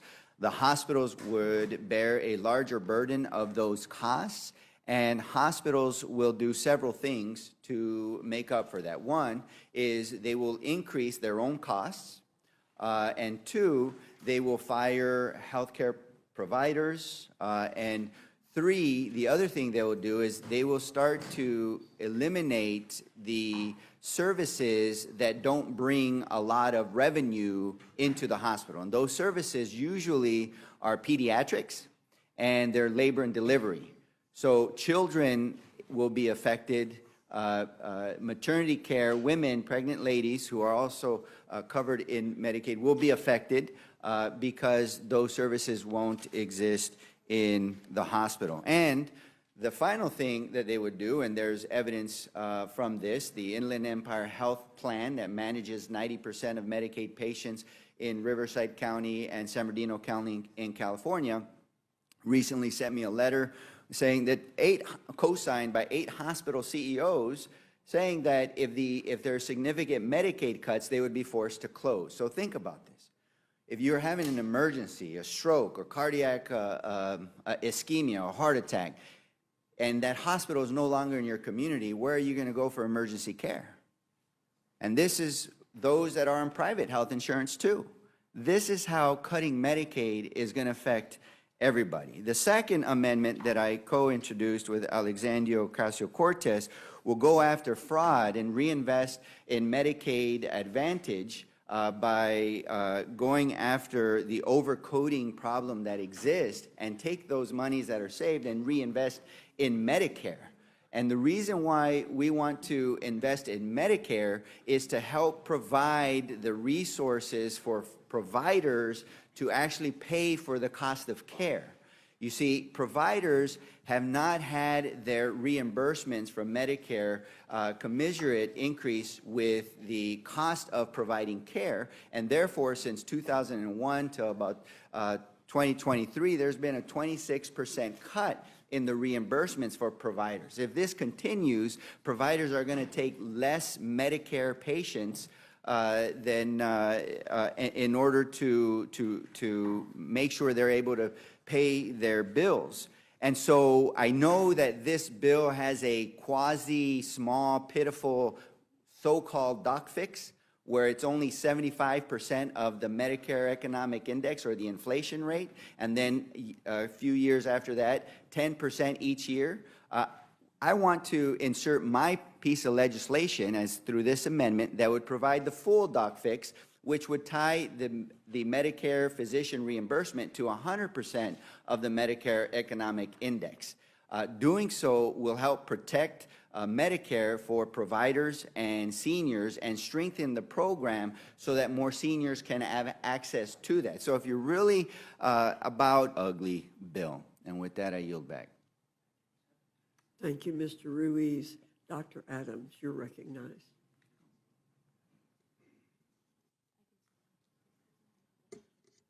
Thank you, Madam Chair, and thank you to the ranking member for the opportunity to speak this evening. Today I'm offering two amendments, both rooted in things that I thought we all supported, helping families and helping students. But let me start by saying that absolutely there's nothing about this bill that's beautiful. It's actually a big ugly bill, and probably one of the ugliest that I've seen from this chamber. It's ugly because it hurts people. It's ugly because it punishes children. It punishes students and working families, and it's ugly because it tries to disguise cruelty as reform. Now, my First Amendment is about SNAP. We've heard a lot about that. It is the largest and it is the most successful food security program in the nation. It's a lifeline for 49,000 citizens in my district in North Carolina. My SNAP amendment would prevent parents and caregivers of children as young as 7 from losing food assistance if they can't afford child care during the summer months to avoid the existing punitive time limited work requirement of 90 days. Now that's important because, you know, when you think about children and their eating, oftentimes the only meal they get is at school. And so, and when we think about the summer, this becomes a real critical problem. And of course, children as young as 7 should not be losing food assistance because we won't provide SNAP for their parents. And some of my Republican colleagues believe that 7 years old is some magical age in which households are not able to list them as dependents when applying for SNAP benefits. So what my amendment would do would correct this so that households with children age 7 can be granted this protection rather than starting at 8 years old. And the goal of the amendment, of course, is to feed more children, to make sure that children can eat. Children should not go hungry anytime. They shouldn't go to bed hungry. They shouldn't go, food is an absolute necessity. And Madam Chair, you know, to take food away from children, it's unconscionable. It's just downright shameful. And so this big, beautiful, bad, ugly bill is set to cut over $300 billion from SNAP. And that's a program that, as we've heard already, helped cut child poverty in half. And so it's a program that helps millions of Americans feed their families. And a program that saves lives. I mean, the bottom line is it's a lifeline. It saves lives. And so this big ugly bill is, as you've heard, it's Robin Hood in reverse, plain and simple. It's poor form, it's terrible policy, and it's bad politics. It's taken from the poor, given to the rich. But let me just turn briefly to my Second Amendment, which strikes the provision in this bill that will cap federal student aid at the national median cost of attendance. This is another example of gatekeeping disguised as reform. The median cost of college for programs of study, that's traditional, but because this cap would take away financial aid from low-income students and students of color based upon an unknown calculations from our colleagues that will dictate the future of our students. It punishes students for failing and daring to dream bigger. It says that if you want to be a doctor, if you want to be an engineer, if you want to be a teacher, and your program costs more than average, well, too bad. Well, that's not reform. I've spent my life in education, and I've taught students who benefited from SNAP as well. I've monitored students who rely on Pell, and I've watched both succeed when we choose to invest in them. And these amendments are about those choices. Do we choose to support parents, or do we punish them? Do we choose to lift students up, or do we pull the ladder up behind us?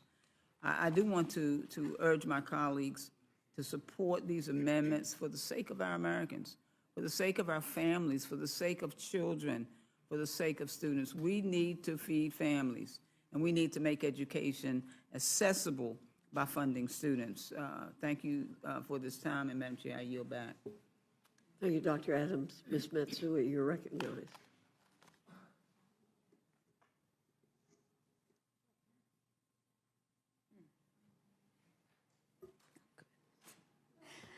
Madam Chair and Ranking Member McGovern, I have two amendments on this rule. I'd like to offer these two amendments. My first amendment is simple. It protects Medicaid eligibility for pregnant people, children, parents of dependent children, and people with disabilities. Republicans keep insisting that their bill won't harm vulnerable Americans, that it won't touch people who really need Medicaid. But that's simply not true. That's not true. They said they should have no problem supporting. Then they should have no problem supporting my amendment. These are the very groups the Republicans claim they want to protect. But if they're serious, they should support it. But I doubt they will, because the only way to claim $800 billion in savings is to keep people like Christine, who is a single mom in my district, and millions of others off their coverage. Let's take a second to think about what this means in a person's life, not just as a line item on a spreadsheet. Christine is a single mom doing everything she can to support her two kids. She has been interviewing for jobs but has struggled to land full-time work. In the meantime, Medicaid is how she keeps her family healthy. Because of Medicaid, her children get regular checkups. Her son even recently got braces. That's what Medicaid means to this family, and not a number on a chart, but a healthier future. This bill is filled with red tape and impossible bureaucratic hurdles. It would throw families off of Medicaid and rip away life-saving care, not just from parents, but from children whose health care is tied to their parents. Of the more than 13 million people who will lose their care under this bill, 4.7 million would be because of the red tape requirements in this bill. That would undoubtedly include parents. It will undoubtedly include children, and it will undoubtedly include people with disabilities. So if Republicans are serious about protecting the people they claim to care about, they should support my amendment. And just as this bill undermines health care, it is also weakening our digital security. My second amendment addresses a critical threat, cybersecurity failures that put Americans at risk.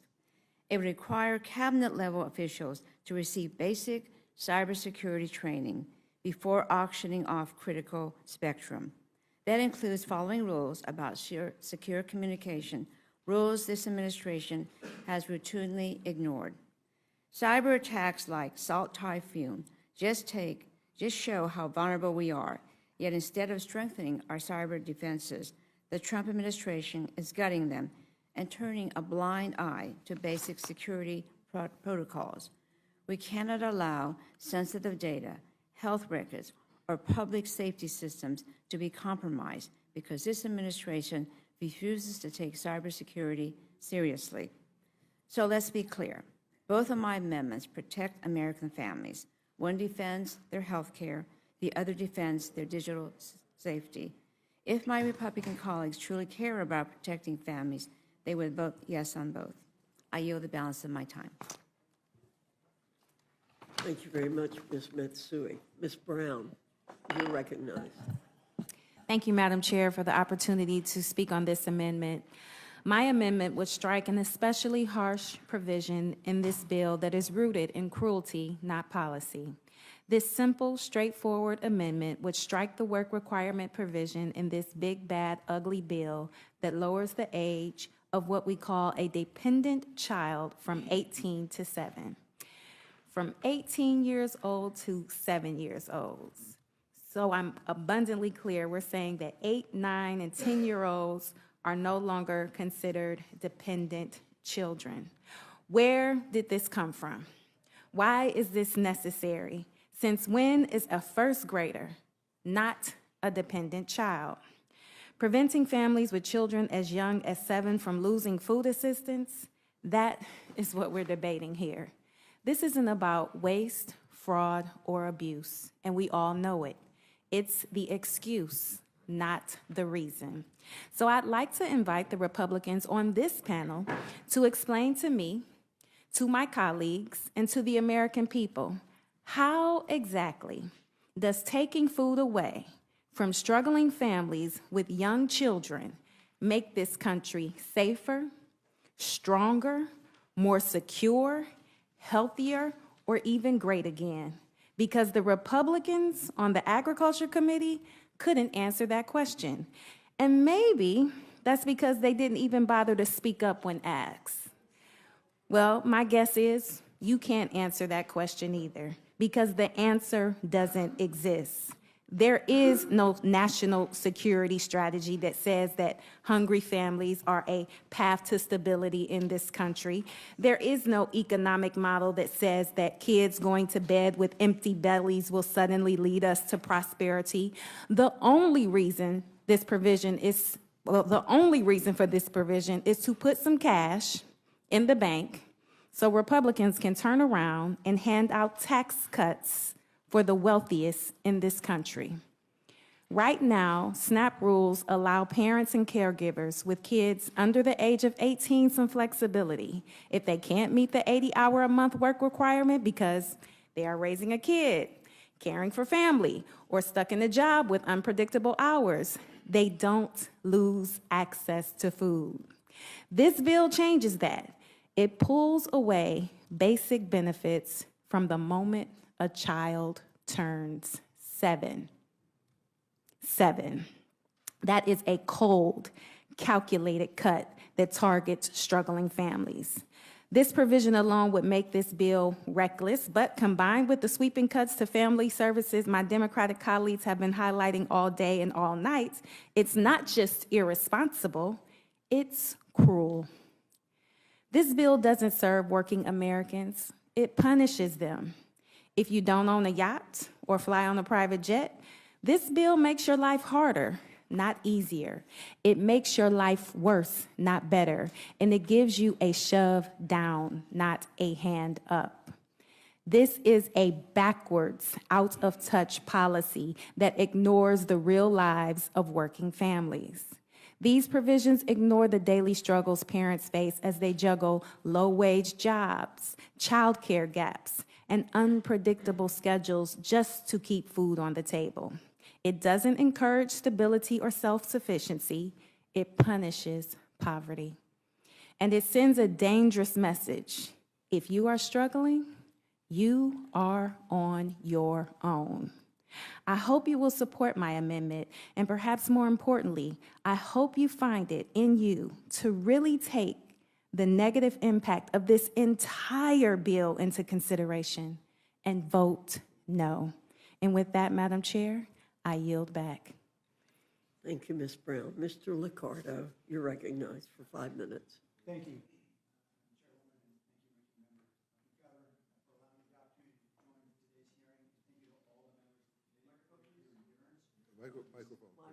Okay, thank you very much. I'll try that again.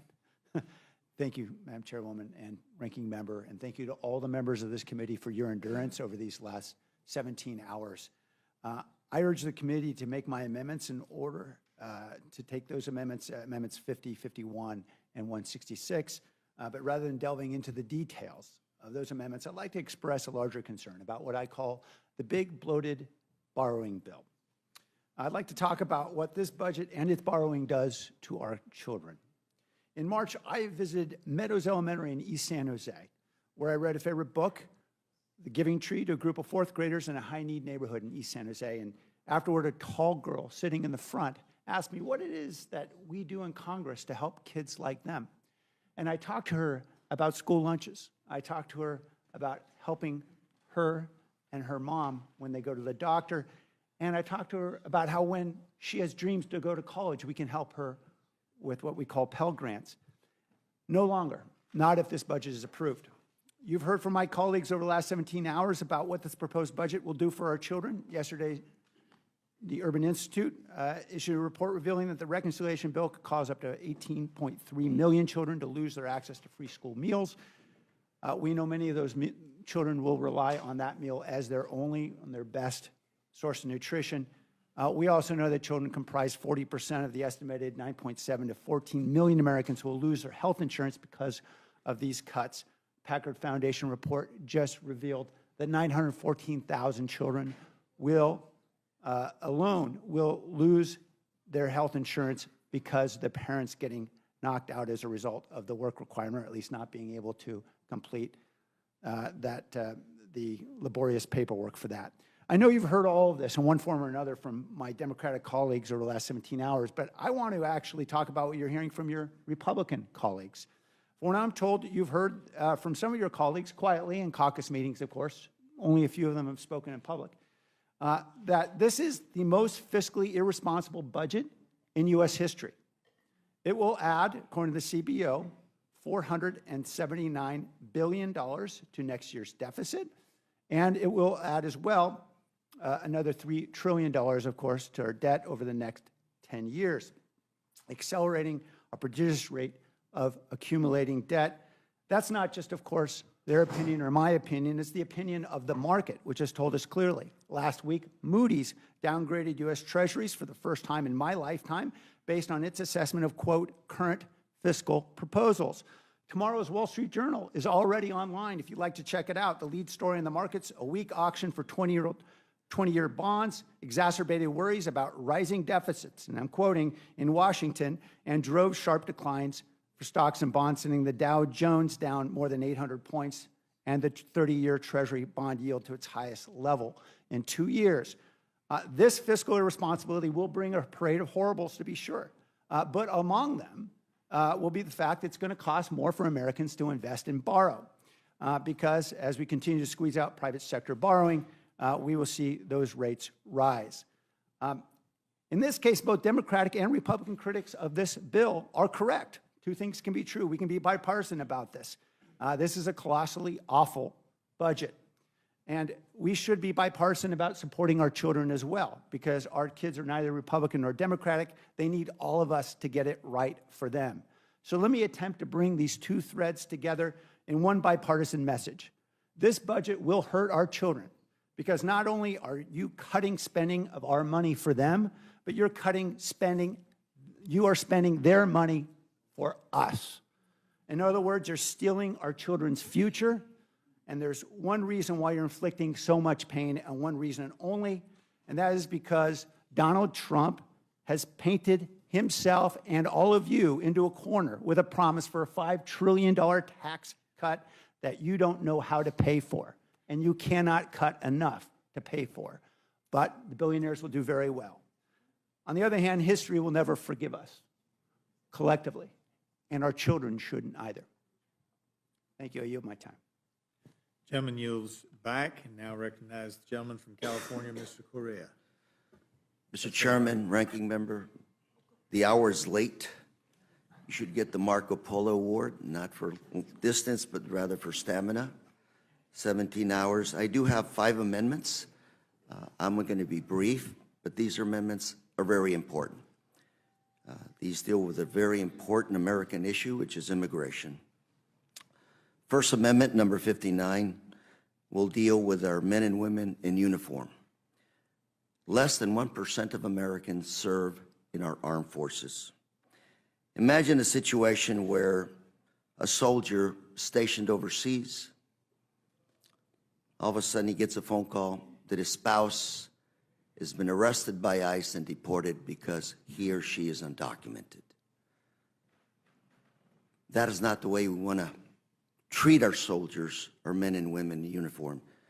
They make enough sacrifices, but to have their spouses deported is unconscionable and un-American. My amendment would simply say that the Secretary of Homeland Security may not use any funds under this subtitle to remove an alien who is a spouse of a member of the armed forces on active duty. This is an important issue.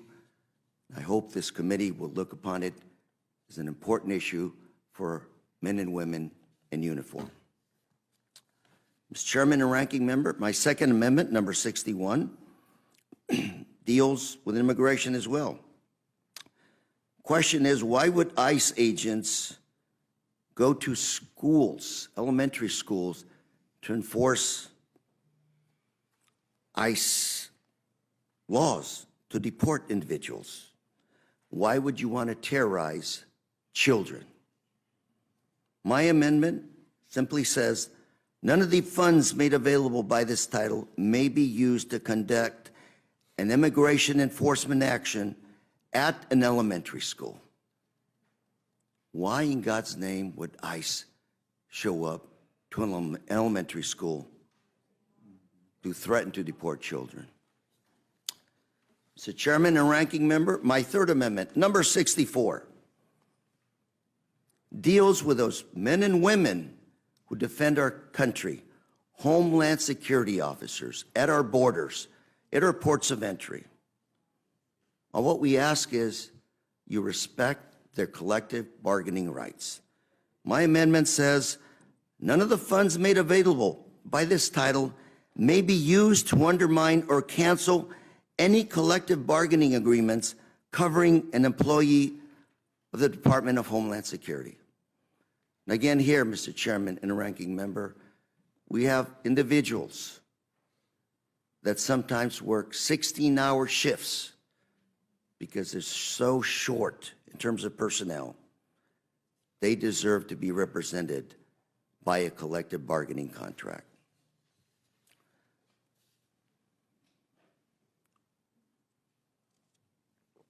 Mr. Chairman and Ranking Member, my next amendment, number 230. We often say in this country, all gave some and many made the ultimate sacrifice when we are honoring our veterans. Again, less than 1% of Americans actually serve our nation. A lot of our veterans go off and fight, come back with invisible wounds that later on turn into PTSD, and they get into trouble with the law. A lot of these veterans, green card holders, when they join the military, are promised that they will be American citizens when they are honorably discharged. Such is not the case. Veterans that take an oath to the United States of America, veterans that are ready to lay it all down, make the ultimate sacrifice for our country, and then they're deported because they're found guilty of a crime involving moral turpitude. Mr. Chairman, my bill simply says none of the funds made available by this subtitle may be used to remove from the United States a veteran who was honorably discharged unless an immigration judge has determined after weighing all equities that that individual should be removed. All what I'm asking is, before you deport this veteran, look at his whole history of service to our country.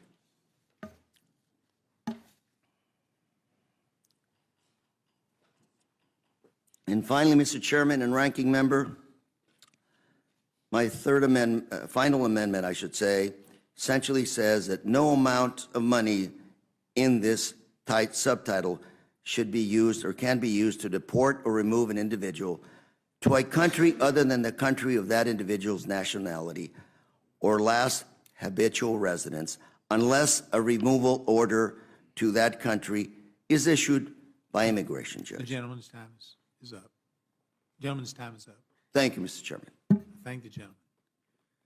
Recognize Ms. Sanchez of California.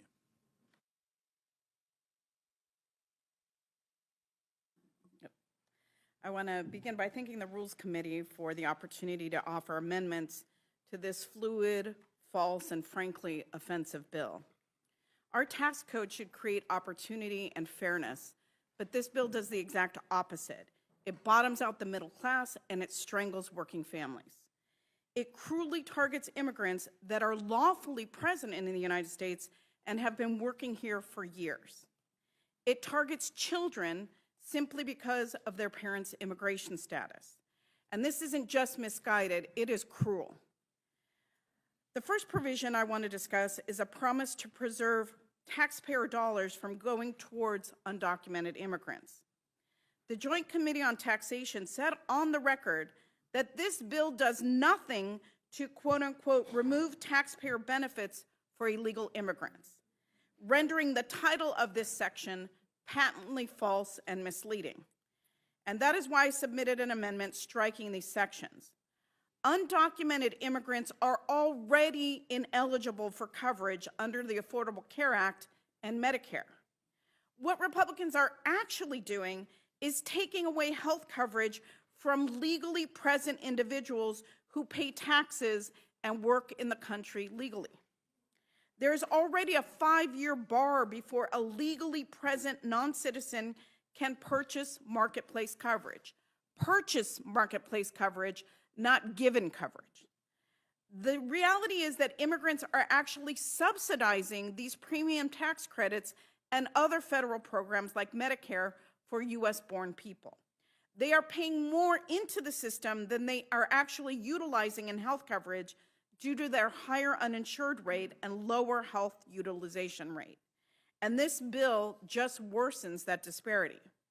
If we don't strike these sections, we are only going to see more uncompensated care, more preventable deaths, and more contagious disease, and increases in everyone's healthcare premiums, as Dr. Ruiz said earlier. These are legally present asylum seekers, refugees, humanitarian parolees, temporary protected status holders, and dreamers, recipients who have been in the country for decades and who will no longer have health care coverage under this bill. In California alone, temporary protected status holders contribute $235 million in federal taxes and $170 million in state and local taxes. In Florida, temporary protected status holders contribute $198 million in federal taxes and $113 million in state and local taxes. And if my Republican colleagues are so concerned about government handouts, I want to point to them the newly established expedited resettlement pathway for South Africans, because that immigration pathway grants them access up to 12 months of health insurance if they don't qualify for Medicaid. Talk about a handout.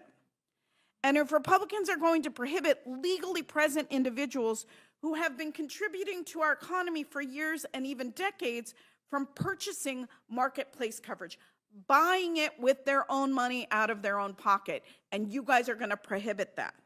The hypocrisy of the Republicans never fails to surprise me. My second amendment addresses the denial of the child tax credit for U.S. citizen children if one parent does not have a Social Security number. The child tax credit was created to help children, providing essential support for food, clothing, shelter, and childcare. It has been one of the most effective tools in reducing child poverty in the United States. But this bill will strip that support away from 2 million U.S. citizen children simply because one of their parents isn't a citizen. This provision disproportionately harms Hispanic children, many in my district who already face higher poverty rates. Nearly 1 in 4 Hispanic children lives in poverty, and that is 3 times the rate of white children. Why are we denying these children a shot at a better life to give tax credits to billionaires who don't need it? This provision is cruel and unconstitutional. Punishing U.S. children for their parents' immigration status violates the Equal Protection Clause of the 14th Amendment. And my amendment would fix this by ensuring that those 2 million children still receive the benefits of the child tax credit they deserve and that their parents have paid into. Republicans love to say promises made, promises kept. Well, this does nothing to lower health care costs.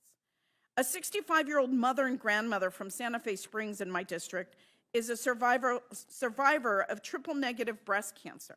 Medicaid helped her cover every surgery, every hospital stay, every medication. She told me that she could have died without Medicaid coverage. And to add insult to injury, this bill literally gives a tax cut of $255,000 for the top 0.1%. That is unconscionable, and I urge the committee to adopt my amendments, and I yield back. Gentlelady yields back. Now recognize the gentleman from New Jersey, Mr. Menendez. Thank you, Chairwoman Fox, Ranking Member McGovern, and members of the Rules Committee for the opportunity to testify about my important amendments to a Republican bill that would harm far too many Americans. I'm offering two amendments today. The first is numbered 201, and the second is number 306. Amendment number 201 would strike Section 44201 from this bill. Section 44201 would make permanent the Trump administration's de facto ACA repeal that would make healthcare more expensive and less accessible for so many of our constituents. Since the ACA's passage in 2010, Republicans have attempted over 70 times to repeal or weaken the bill, including efforts to weaken common sense protections against discrimination of those with pre-existing conditions like asthma or diabetes. And now we are seeing yet another attempt by Republicans to weaken the ACA and create barriers to care for hardworking individuals and their families. On March 10th, the Trump administration issued the so-called Marketplace Integrity and Affordability Proposed Rule. Ironically, this rule would make health care less affordable and less accessible by raising premiums, cutting financial assistance, and creating new bureaucratic paperwork requirements. If this rule takes effect, hardworking Americans across the country will face significant premium hikes, nearly $3 billion over the next several years, and greater barriers when they try to enroll on November 1st. But it's not just premiums that go up. Out-of-pocket costs will rise by 15%, with higher deductibles, higher copays, and more people delaying or skipping care simply because of cost. On top of that, the rule lowers coverage standards, letting insurers offer weaker plans that cover less care, meaning even with flat premiums, patients pay more out of pocket. So this is not just my opinion. An internal analysis from the first Trump administration warned that these changes will cause coverage losses, premium spikes, and significant market disruption. The administration has also admitted that under this rule, 2 million individuals will lose health care coverage in 2026. This rule is a direct attack on the people that the ACA was designed to protect. It targets working families, low-income individuals, and people with chronic conditions. This rule isn't about integrity, it's about exclusion. So no, we shouldn't codify this harmful rule into law. We should stop it. I urge my colleagues to support this amendment.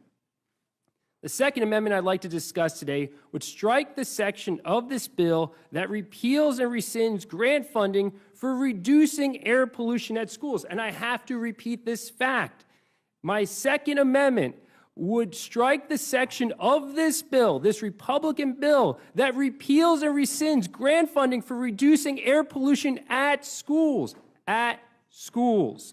We have an administration that claims to be promoting an agenda that will make our nation and families healthier. As a father and a legislator, there is nothing more important to me than protecting our nation's children. But the bill we are marking up today does the opposite. When parents send their kids to school, the last thing that they should worry about is the air in their children's classrooms. We know that indoor air pollutants pose serious health risks to children, and air pollution can affect educational outcomes.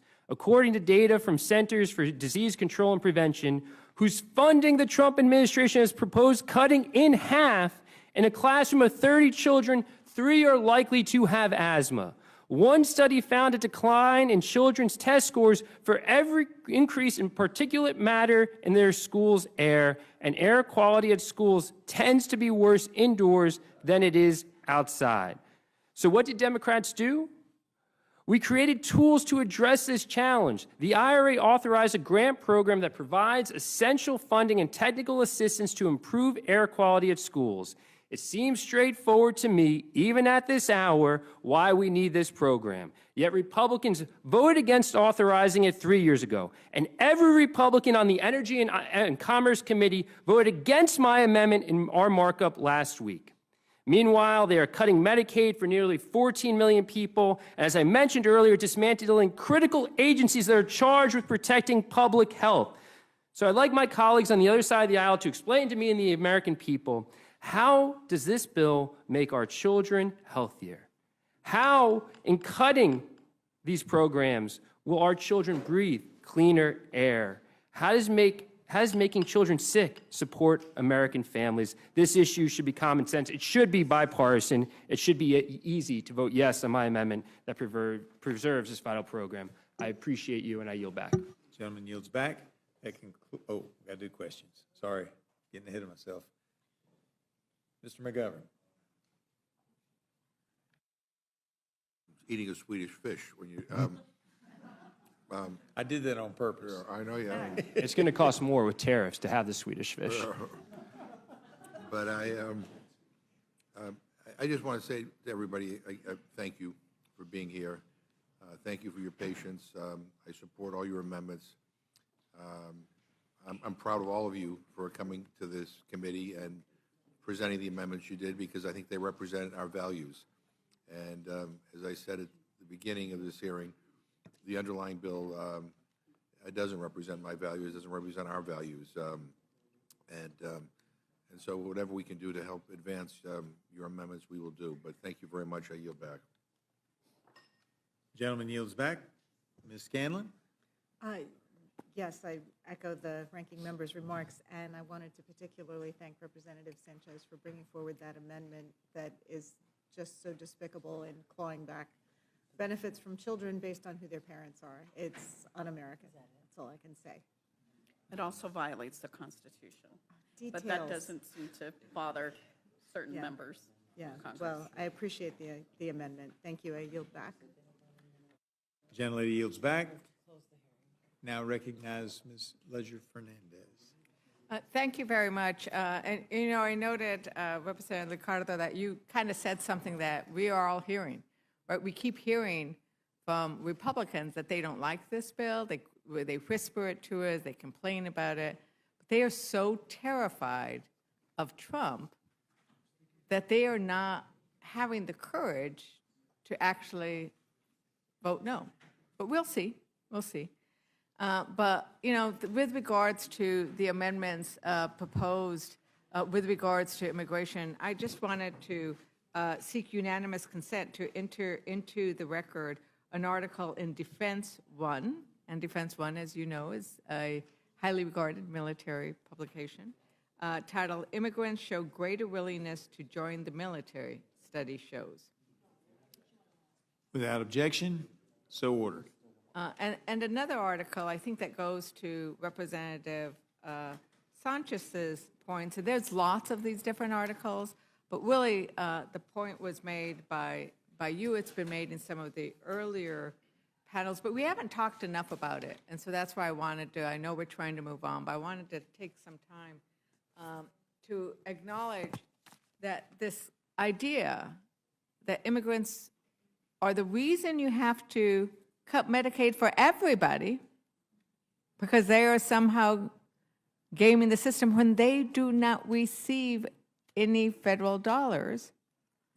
And indeed, the article that I would seek unanimous consent to, it's just one of many that center on budget and policy priorities. Immigrants contribute greatly to the Social Security Trust Fund solvency, which demonstrates, Mr. Chairman, I seek unanimous consent. What was the date? I'm sorry. I'm sorry. The date on the article? The date of the article on April 23, 2025. Without objection? So ordered. Thank you, and thank you for helping clarify that, because I think it's really important that these are recent articles, because they are showing that immigrants' contributions are key. And this one shows that if it weren't for immigrants who pay taxes but often don't receive any of the benefits, our Social Security would be in deeper trouble than it already is. And you look at that across the board over and over. And so I'm going to introduce these articles, and I know we want to move forward because we have all these wonderful members who are coming here to tell us all the other new things. This is the great thing about these hearings is we're hearing all of these unique factors that you are all bringing to the fact that we are ignoring our cybersecurity. He got rid of Trump. Trump got rid of, right? I mean, you're laughing because I don't even have to say it, right? Because it's shameful that we have made ourselves more at risk because of what he has done in terms of opening up our vulnerabilities to Russia. That's one of your concerns, correct, Representative Matsui? Yeah.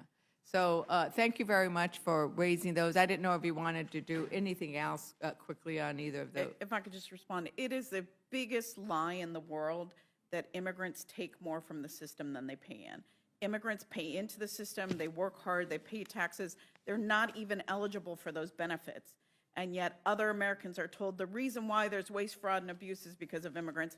It's patently false. It's lies, and it's meant to divide our country. And so the amendments that I'm introducing are trying to strike those provisions that treat immigrants unfairly, immigrants who pay into the system and are not eligible for the benefits. Yeah, and in this article from Defense One, it's interesting, the articles you start reading, once you get to Congress, like who knew I would start reading military articles? But, that U.S. are more willing to fight for their country. And what they're fighting for, as it goes in to discuss, is the ideals of the country, the ideals of the Constitution. And that is something that I think we need to remember, that we're dealing with a tax bill and cutting essential benefits, but they are wrapping it around elements that are undermining the ideals of this country as a place where we create opportunity for everybody, whether you're native born from West Virginia or you're an immigrant or married in. I would only suggest that, and maybe I could discuss it with you later, the idea that it should be any family who is not just the spouse, but also the children who are married into the military. But with that, you wanted to say something? I just want to just join my colleague, Congresswoman Matsui, to your point about cybersecurity. I mean, this is, when I was on Homeland Security on the cybersecurity subcommittee, this was something that had bipartisan support. And this is something that we should all be in agreement on. Yeah. We're watching an administration dismantle CISA and our cybersecurity workforce at a time that we need to be growing it. And instead of having a strong federal response to all the attacks that we're seeing both in private and public sector to our critical infrastructure, we're saying that the states and municipalities have to handle it when they don't have the resources to. And so I appreciate Congresswoman Matsui's leadership on this issue and her amendment, because it is something that should have bipartisan support, because it has historically had bipartisan support, because it's an issue of national security. And the fact that we can't agree on this amendment, that everyone in the administration, especially when you're enabling people from DOJ to have access to some of the most sensitive personal data of all Americans, right, from red and blue states across the country, whether it's HUD or the VA or the IRS, we should have some level of cybersecurity awareness and training for those individuals. So I thank the Congresswoman for her leadership on this issue, and it should be something that should have bipartisan support, and I thank you for raising it as well. Thank you very much. And once again, we aren't hearing any Republicans complain about any of the kind of transgressions that would have normally had an outcry, a bipartisan outcry. But with that, Mr. Chairman, I yield back. Gentlelady yields back. Now I recognize Mr. Scott. Thank you, Mr. Chairman. And there are legitimate differences of opinion on different issues. many of my friends are Democrats. I travel with them overseas. We have different ideas about how to solve the same problem. So there are legitimate questions, differences about how we would handle the issues. But I can tell you, as someone who's in the rooms where there are no telephones, where we're dealing with the cybersecurity-related issues, there's no breakdown on the cybersecurity right now. There's just not. So we can have our debates and our differences of opinion, but I can tell you this. The administration is committed on cybersecurity, just as I believe the previous administration was committed on cybersecurity. And it's just a we have differences of agreements on other things, but that's the one that I've listened to that I think that accusation is just, as someone who's in the room, I very much think that's a false accusation. Can I comment on Mr. that? Chair, I yield the remainder of my time. I'm not interested in a debate on it. Gentleman has yielded back, and I understand we can do this, but I'm looking at possibly 2 more panels before we finish, and so happy for y'all to have a conversation and discussion and disagreement, but this panel is concluded. Thank you. I note this response will be noted. Thank you.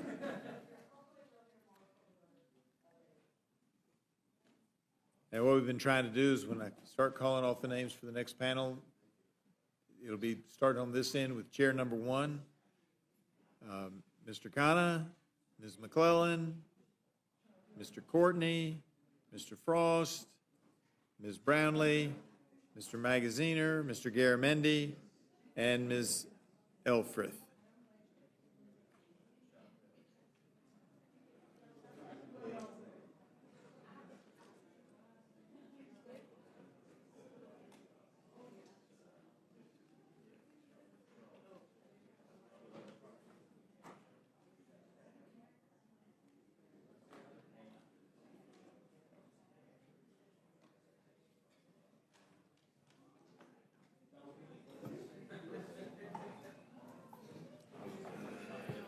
All right, I know it's still a little busy, but if we can go ahead and get started. Mr. Khanna of California, are you ready? He's recognized for 5 minutes. Thank you, Mr. Chair. I have a common sense bipartisan amendment. No American child under the age of 18 should lose their health care because of this bill. As you know, 42% of America's children rely on Medicaid. The chairman of the Energy and Commerce Committee said, no one is going to lose their health care. No kids are going to lose their health care. President Trump keeps saying it's all about waste, fraud, and abuse. We're just going after waste, fraud, and abuse. Representative Crenshaw says no kids are going to lose their health insurance. And a number of Republicans wrote in a letter to the Speaker that they should make sure no kids lose their health insurance. But the reality is, independent estimates are that 800,000 kids in this country are going to lose their health care. I think we can all agree that any child born in America should have health care. So if the Republicans agree that kids shouldn't lose health care, why not just have a simple amendment in this bill saying we guarantee that no kid is going to lose health care? Now you ask, why is it that kids are going to lose health care? Why the estimates of 800,000? The reality is that the work requirements were tried in Arkansas. And what they saw is when parents were kicked off health care because of bureaucratic reasons, the kids lost the health care too. It's not theoretical. Thousands of kids in Arkansas lost their health care. And this to me seems like the easiest way that we can answer this question. Just guarantee to the American public that not a single American kid is going to lose health care with this bill. And that would answer the question. It would make good on all of the promises. It would make good on the promise that Trump is saying it's only waste, fraud, and abuse. He certainly doesn't want to deprive American kids born here of health care. Let me end with this point. I was in Allentown. There was a 6th grader. She stood up and she said her name was Sophia. I won't say her last name, but her name was Sophia. And she said, I'm scared. I'm scared. Can you assure me that I won't be afraid? And she said she's afraid because her grandmother is on Medicare. And she said she's afraid because she's a single mother is raising her. And she was concerned about her own health care. I want this amendment to pass so I can tell Sophia she doesn't have to be afraid about losing her own health care. And kids like Sophia should not be afraid of losing their health care across this country. Gentleman yields back. Gentleman yields back. And now recognize the gentlelady from Virginia, Ms. McClen. Thank you, Mr. Chair, and Ranking Member McGovern for allowing further amendments to this bill. I think so. Okay. My amendment would ensure that the proceeds of any spectrum licensing, allocation, or auction won't line the pockets of the president, a special government official, any other government official, or their families. It would also ensure that the FCC does not collude with the president or any other government official or their family to influence the outcomes of their personal legal battles. But spoiler alert, this amendment's probably not going to pass. So I want to take the rest of my time to talk about this big bad billionaire bonus that benefits the wealthiest 10% of Americans at the expense of the poorest 10%. It shifts costs to states that are already struggling to fill massive holes that they are seeing from the Trump administration's funding freezes. They are trying to take on the burden of more responsibility shifted to them, whether from the Department of Education or these new work requirements, or now to pay for nutrition benefits for the first time ever. States are going to be left in the untenable position of having to raise their own taxes or gutting even more services as a result. This bill does nothing to address the underlying costs of health care, child care, groceries, energy bills, or anything else. And why are we rushing through this bill to the point where the bulk of it is being discussed in the middle of the night while everybody else is sleeping? What is the rush? Are the wealthiest few in that big of a hurry to get richer? Is there a flash sale on yachts that I don't know about? We've had these markups in the middle of the night that include provisions that Republicans didn't even know about. Like the Republicans on the Energy and Commerce Committee who were caught off guard by the Medicaid provisions imposing copays of up to $35 on an individual who earns up to $300 a week.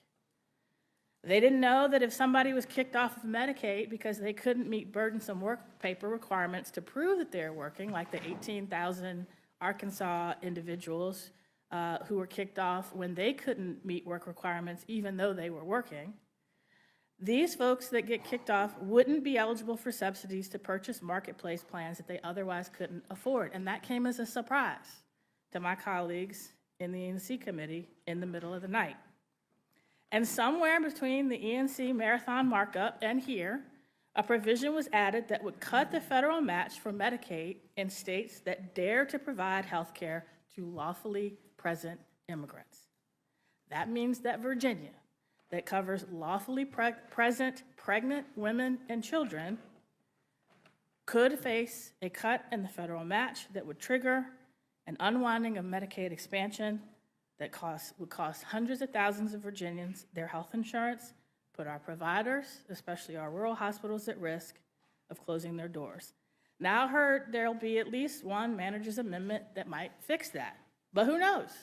Who knows what will happen once the Freedom Caucus, I think they've already returned from the White House, but who knows what they've demanded and what they've gotten. And they want to kick even more people off of their health insurance. But what else is buried in this bill? What's going to be buried in the manager's amendment? What's going to be buried in the bill that we see for the first time on the floor that we won't have time to take back to stakeholders or the American people? And will this be another one of those moments where we rush through a big, massive bill and then hope that the Senate saves the House from its worst impulses? Plain and simple, I ask again, what's the rush? What is the rush of a bill that will harm children? That will say to a family, now you, even though you legally cannot leave your child at home, when they're 7, 8, 9, 10, we're going to assume that you can go to work once they reach 7. Even though I can tell you when my son was 7, if left at home to take care of himself, he probably would have burned the house down. Have we thought through?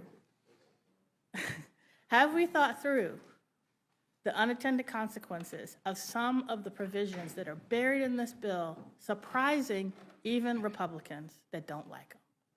I hope we take our time, we do this right, because you know if we mess it up, the harm is not going to be to us. It's going to be to the most vulnerable that we represent. And with that, I yield back. Gentlelady yields back. Now recognize Mr. Courtney of Connecticut for 5 minutes. Thank you, Mr. Chairman and Ranking Member McGovern and all the members of the panel. I have a simple, straightforward amendment focused on the Air Force One program, which falls under the jurisdiction of the Sea Power and Projection Forces Subcommittee of the House Armed Services, on which I serve as ranking member. This amendment would prohibit funds made available by this act from being used for the purpose of modifying an aircraft acquired from a foreign source for use as executive airlift aircraft or for transferring such aircraft to a non-governmental entity such as a museum. This provision is in response to the President's sudden decision to accept a Boeing 747 from Qatar to serve as a so-called bridge replacement for the current Air Force One aircraft. The White House has portrayed this idea as a free Air Force One plane. Nothing could be further from the truth. I can say this with complete certainty because in 2018, during the first Trump administration, Congress authorized the purchase of 2 Boeing 747 aircraft that Boeing had originally built as commercial passenger planes for an airline that went bankrupt. The cost of upgrades and retrofitting for these 2 planes to replace the Air Force One fleet totaled $3.9 billion. The work included stripping the plane's interior down to the studs, hardening the plane's defenses, installing encrypted communications technology, and building out space for what is essentially a flying command and control center, not just for our nation's military and intelligence agency, but for the entire federal government. Earlier this month, Acting Assistant Secretary of the Air Force, Darlene Costello, testified before our subcommittee that Boeing has a workable plan for the Air Force to deliver these 2 planes by 2027. It's important to note that the final cost at this point has already exceeded $3.9 billion to the tune of millions of dollars, hundreds of millions of dollars of cost overruns. A few hours ago, the White House confirmed that the President has unilaterally accepted a 3rd plane.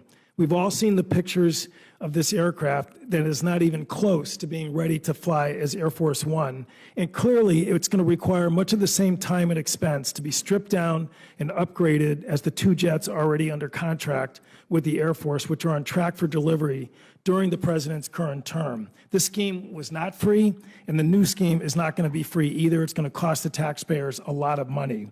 The relevance to this reconciliation package is that the armed services provisions, the $150 billion for the Department of Defense, was allocated under Title II of the U.S. Code, which has little or no controls on how funds are going to be used across programs, unlike Title 31, which safeguards the execution of congressional appropriations. And again, during the markup, we had a lot of back and forth with committee staff about the fact that the Office of Management and Budget is going to be basically free to spend that $150 billion with little or no controls or restraint. And we know that this budget director from the first Trump administration was brazenly reprogramming money with no congressional authorization over and over again. Madam Chair, there are a host of other reasons for Congress to approve this amendment, particularly the constitutional prohibition in Article 1, Section 9, Clause 8, that bars any official from accepting gifts or emoluments from another government without approval of Congress. Obviously, Congress has not even come close to approving this gift. That prohibition, as well as the significant cost of retrofitting a 3rd Air Force One, screams out for Congress to exercise its constitutional duty and put the brakes on this scheme. My amendment will do that, and I respectfully ask my colleagues to make it in order. And Madam Chair, I have an article from Forbes magazine, hardly a Democratic media outlet, titled "Why the Qataris Are Happy to Dump Their 747 on Trump," dated May 15th. Without objection. Thank you. I It'll be yield made a back. part of the record.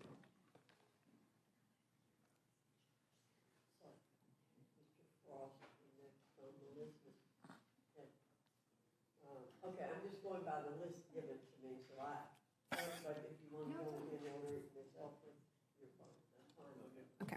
Thank you, Madam Chair, Ranking Member McGovern, and members of the committee. Thank you for spending nearly 20 hours at this hard work. I greatly appreciate it. I'm sure everybody on this panel does, discussing many of the very concerning cuts and policy implications of this bill, staring down policies that will result in as many as 14 million people losing their health insurance and food assistance, the elimination of IRA provisions aimed at lowering energy costs, adding trillions of dollars to the deficit, which we only just found out a few hours ago from CBO, which will trigger $500 billion in Medicare cuts, all to pay for tax breaks for the wealthiest Americans and corporations. I'm here to request the committee accept the following two amendments aimed at protecting our national security, Amendment 102 and 108. First, Amendment 102 is a common sense provision recommended by the DoD itself to protect our national security and ensure military readiness when considering coastal leases for sale. The bill before us proposes a fire sale on public lands and waters to the lowest bidders for the purpose of more drilling, and yet offers no guarantee that any of those resources will benefit Americans or lower energy costs. On the House Natural Resources Committee, we often talk about national security and how our ability to produce our own energy allows us not to rely on foreign adversaries, but selling off our coastal waters surrounding our military installations directly contradicts these efforts and instead endangers our national security by prohibiting the military's ability to train and navigate freely. And here's how I know this, because in 2015, the DoD analyzed every offshore drilling block in their roles and activities critical for military readiness and national security, and they determined that what, if any, level of drilling activity can be done without impeding their critical work. My amendment would require the federal government to implement the findings of this DoD report when selling offshore drilling leases for coastal waters. Due to the sensitive training and work of it at our installations, all of these blocks on the east and west coasts were classified by DoD as requiring either a total prohibition or very specific conditions for leasing. But even if everything on these drilling sites were to go exactly as planned, the mere presence of these rigs would cause immediate threats to our military readiness and national security, and that's just not a risk we should be willing to take. I implore this committee to address the very real threat by supporting this amendment. My second amendment before you, Amendment 180, as was just discussed by my colleague, we understand that the bill provides extra $150 billion to the DoD, and frankly, I don't trust the Secretary with $150, let alone $150 billion. But my second amendment, preservation of historical items, is very simple. It prohibits the DoD from spending any of these funds until a panel of experts reviews all artifacts and documents flagged for destruction and censorship. Earlier this year, the DoD, under the direction of Secretary Hegseth, began removing books, images, and stories of historical events and heroes from our military academies. The department removed these items as part of a crusade against what they consider promoting, quote, divisive concepts. Yet protecting the history and accurately telling the stories of our nation is critical to our national security. It's concerning that under Secretary Hegseth's guidance, the DoD has removed images and stories often by mistake. We all read the headlines of articles and images highlighting the accomplishments of the Navajo code talkers who fought in the Pacific Island campaign that were removed. Pictures of the Enola Gay, the plane that dropped the atomic bomb in Japan, were removed because of the word gay. At the U.S. Naval Academy in my own district, we've seen nearly 400 books from their libraries removed that explored themes of gender, race, and diversity. Maya Angelou's I Know Why the Caged Bird Sings was removed, yet Hitler's Mein Kampf and Mussolini's The Doctrine of Fascism remain. We are spending precious time, energy, and resources on erasing the history of our great nation instead of preparing for the next conflict or taking seriously the handling of sensitive national security information. A military that looks like our country and receives an education that teaches the accurate history of this nation is critical to our ability to influence strong democratic principles abroad. If our service members don't learn from history, they are doomed to repeat the mistakes of the past. I urge support for both of these amendments and yield back the balance of my time. Thank you, Ms. Elfreth. Mr. Frost, you're recognized for 5 minutes. Thank you so much for the opportunity to testify. I got here at 1 a.m., and when I pulled up, I was surprised to see a crowd of about 150, maybe 175 people right outside the Capitol steps protesting this bill and protesting cuts to Medicaid, protesting cuts to food assistance. And I started walking around and speaking with people, and I found folks who were here from all across the nation, of all different ages, all different ethnicities, races, religions. I met Democrats. I met Republicans. I met independents. I met people who aren't registered to vote. And the word I heard from people the most, especially, it started to rain. We stayed out there talking to people.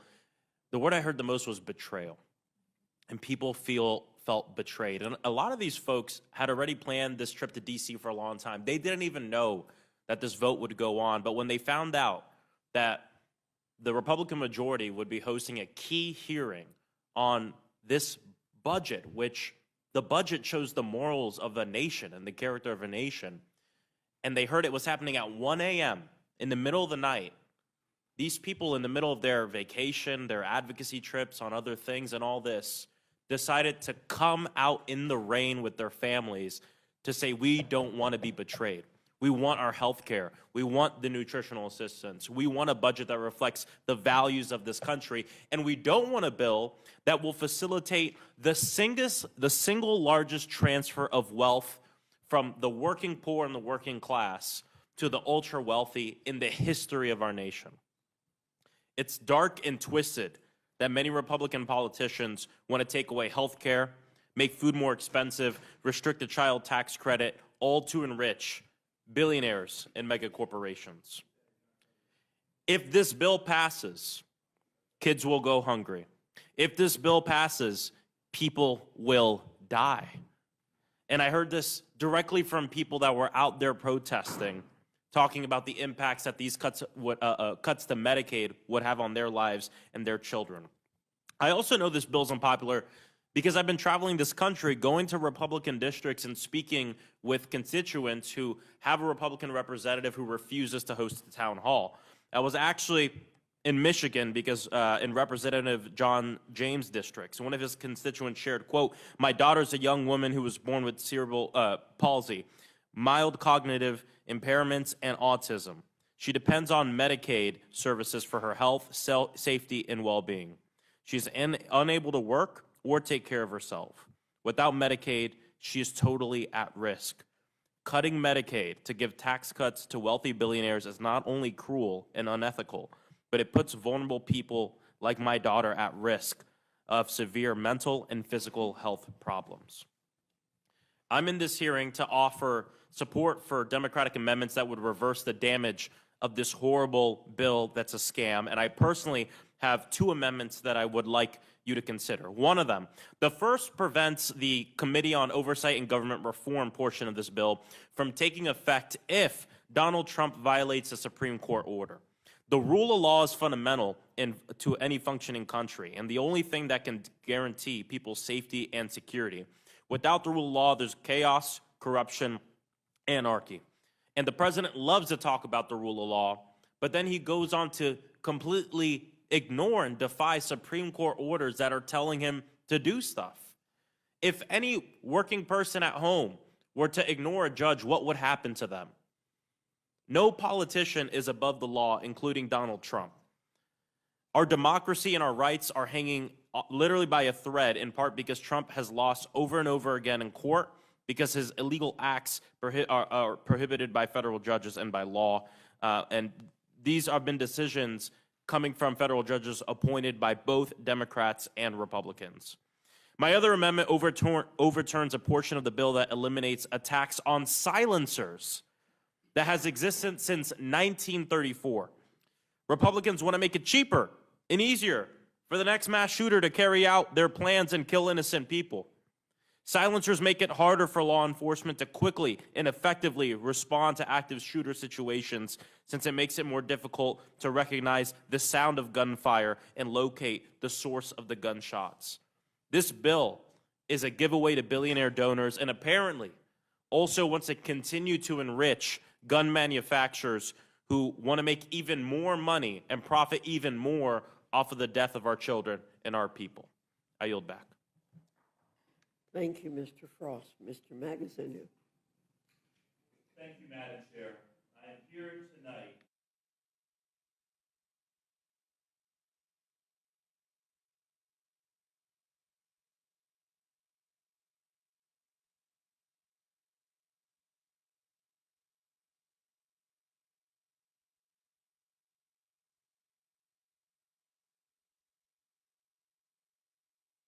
to make ends meet. High costs are impacting everybody. The cost of food, the cost of medicine, the cost of rent. The people I speak to in Rhode Island every day feel like they're working harder and harder, but they cannot afford to keep up. And recently, the Trump administration made it even worse with these reckless tariffs that are making everything even more expensive. But you know who's not struggling?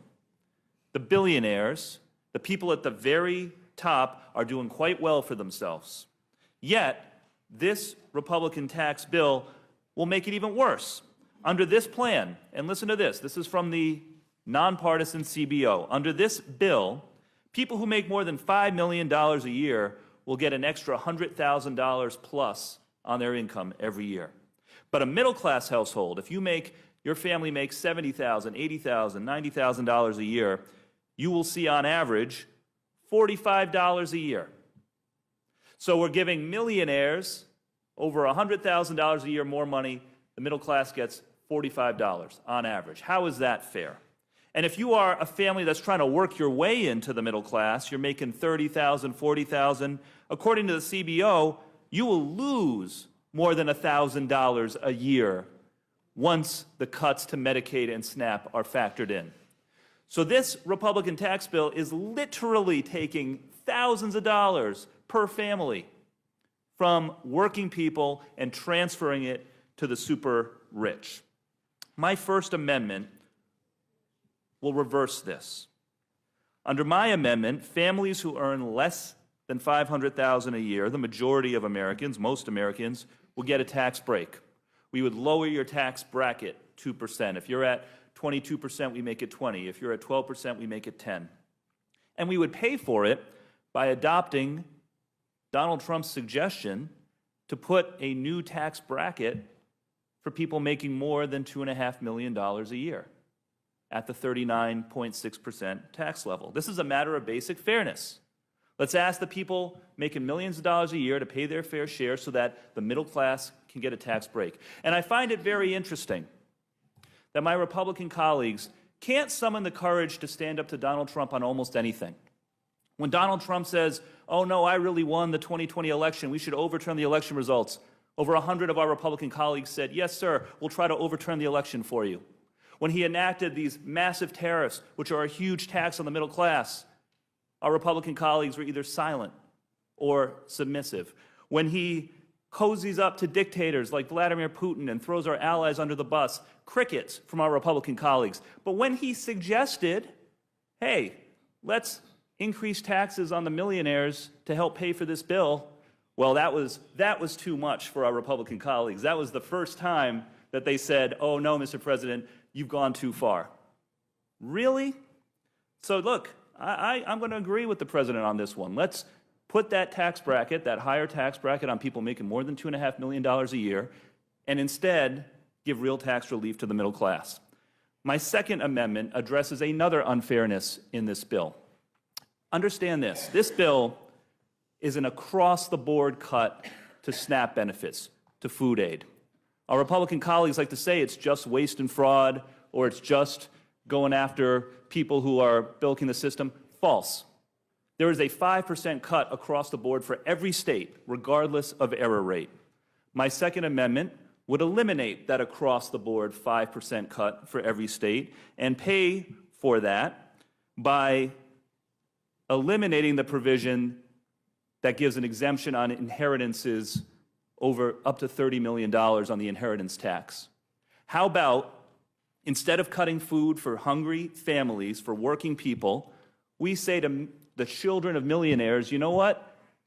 You don't need a tax exemption up to $30 million of your inheritance. Let's go back to the $5 million exemption that existed before 2016. We'll let those children of millionaires still get the $5 million tax-free inheritance that they used to get, but not 30. Instead, we're going to feed hungry families by canceling these SNAP cuts. I urge adoption of these amendments to make this a fairer bill, and I yield back. Thank you very much. Mr. Garendi, you're recognized. Thank you, Madam Chair. You've heard hours and hours of amendments, all of which in one way or another would improve a terrible piece of legislation. It's been said by others way back when I was in the California legislature, if it's a bad piece of legislation, don't amend it, just kill it. This bill deserves to be killed. You are operating under the direction of President Trump, and in that process, you are conducting the biggest theft in U.S. history. This budget reconciliation bill is the largest transfer of wealth from the country's most vulnerable people to its richest people. At a time when Trump's tariffs are already causing prices to rise, House Republicans are making the lives of millions of Americans even more difficult by passing a bill that rips health care from nearly 14 million Americans who rely on Medicaid, including over 300,000 in my own district. And I dare say in each and every one of your districts, whether you're a Democrat or Republican, the numbers are similar. This bill, and therefore you are stealing food from the tables at the schools. Over 18 million children will not have school lunch programs and other food available to them in their schools. Why? So that you can finance $150 billion for the Pentagon's new slush fund. Mr. Courtney already has given you the details on how that would work because of the way in which you are structuring the use of that $150 billion. We know that the Pentagon is already wasting money on very dangerous projects. Why are they allowed? Why are we using the Pentagon to deport aliens, the deportation flights? The Sentinel intercontinental ballistic missile, $150 billion minimal, and another $20 billion for a new nuclear bomb to be used there. Don't need it for 15 to 20 years. The Minuteman III can serve that purpose. How about another boondoggle? A Golden Dome? Hello? Does anybody know anything about missile defense systems? You want to talk about the $30 billion we've already spent on the missile defense system that doesn't work and was canceled 2 years ago, and so we're going to start anew. Now we'll have a Golden Dome. Oh boy. Now this bill does not pay for itself. Where are the deficit hawks? They used to be across this entire room. All of you used to be deficit hawks. Somewhere between $3.5 trillion to $5 trillion will be added to the national debt as a result of this legislation. Hello, deficit hawks, where did you go? What happened to you? You frightened of Trump? Is that it? Franklin D. Roosevelt once said, "The test of our progress is not whether we add more to the abundance of those who have much. It is whether we provide enough for those who have too little."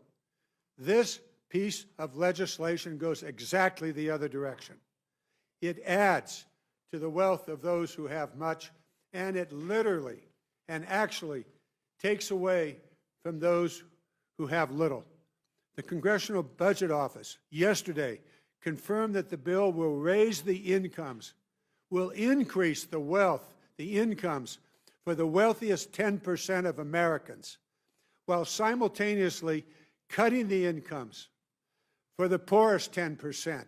What in the world are you doing? Why would you do such a thing?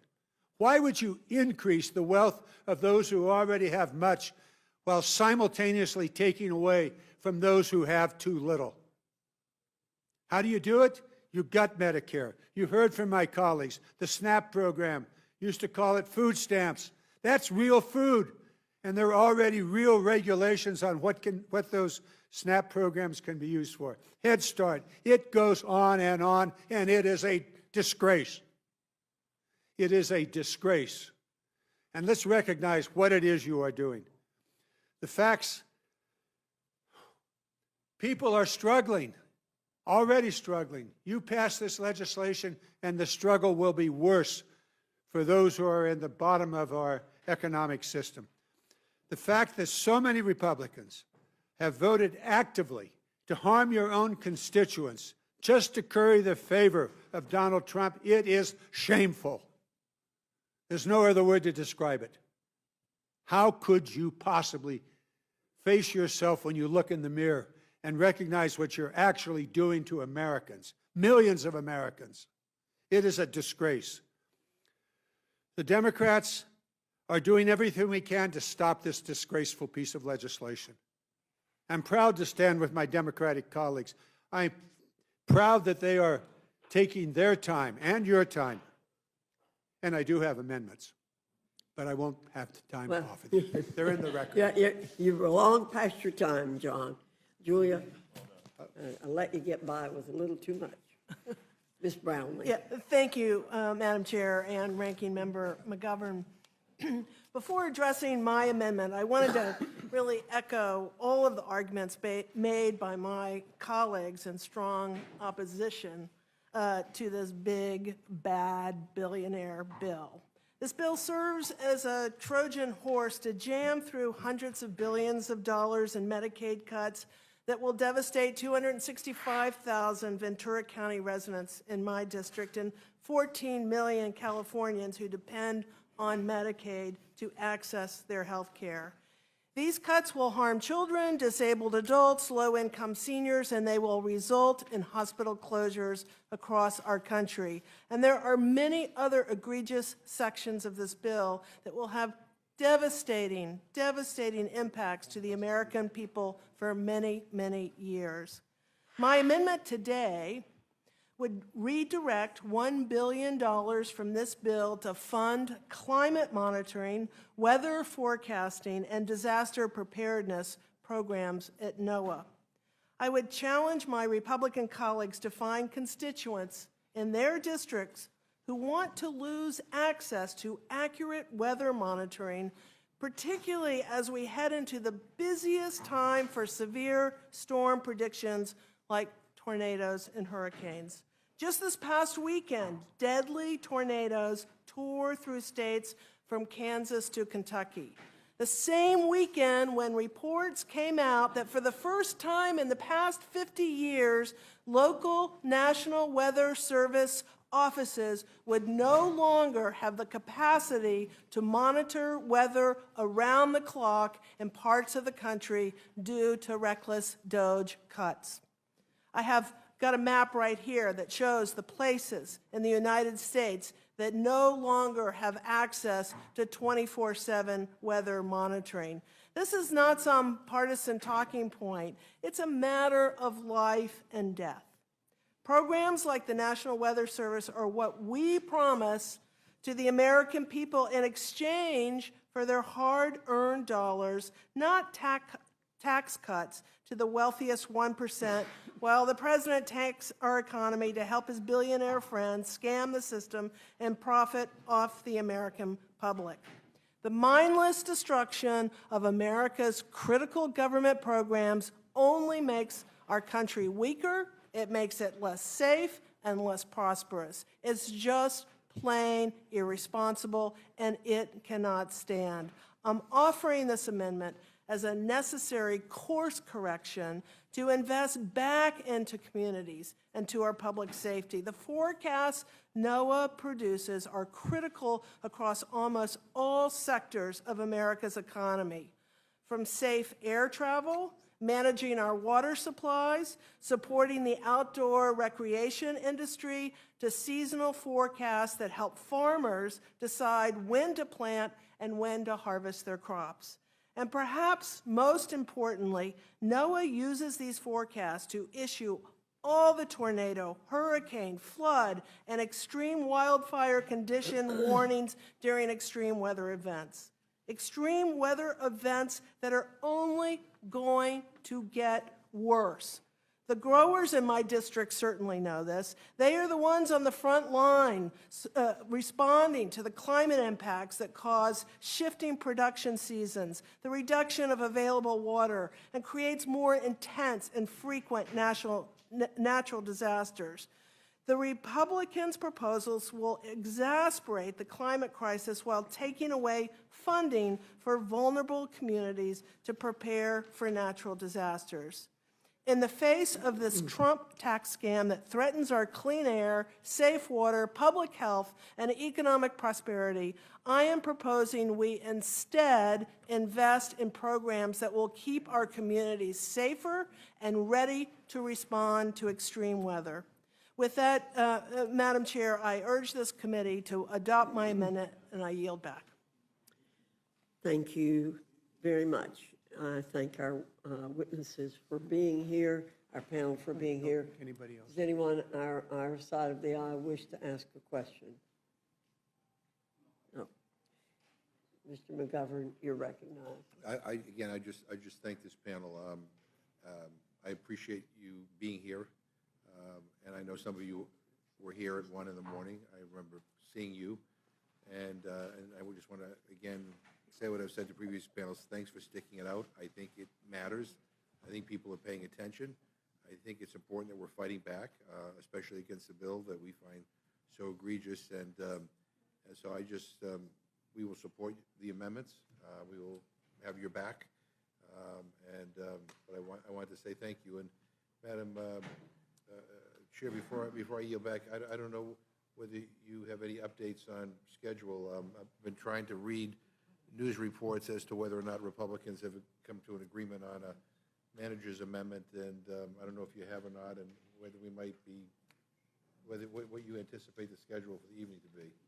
I believe we do have an agreement on the manager's amendment, but I'm not exactly sure of the schedule because I have not been able to. Okay. I came in, we're trading places, so right. I will give you an update. But is your expectation that rules will reconvene tonight? Yes, sir. And if that's the case, is it your expectation that a bill will be on the floor tonight? Yes, sir. Okay, well, I mean, we started at 1 in the morning, we'll finish at 2 in the morning, but okay, all right. But I thank the gentlelady, and I yield back. Ms. Scanlon. Yes, thank you. I did more than a wave this time. We've all got it at this point. Mr. Courtney, I appreciate your amendment with respect to this Qatari royal family plane that the president is trying to accept. In the Judiciary Committee, we have focused on the fact that it's a pretty clear violation of the Foreign Emoluments Clause, but I appreciate the fact that you're bringing up that it's actually a huge waste of taxpayer dollars. Can you just talk about that for a minute?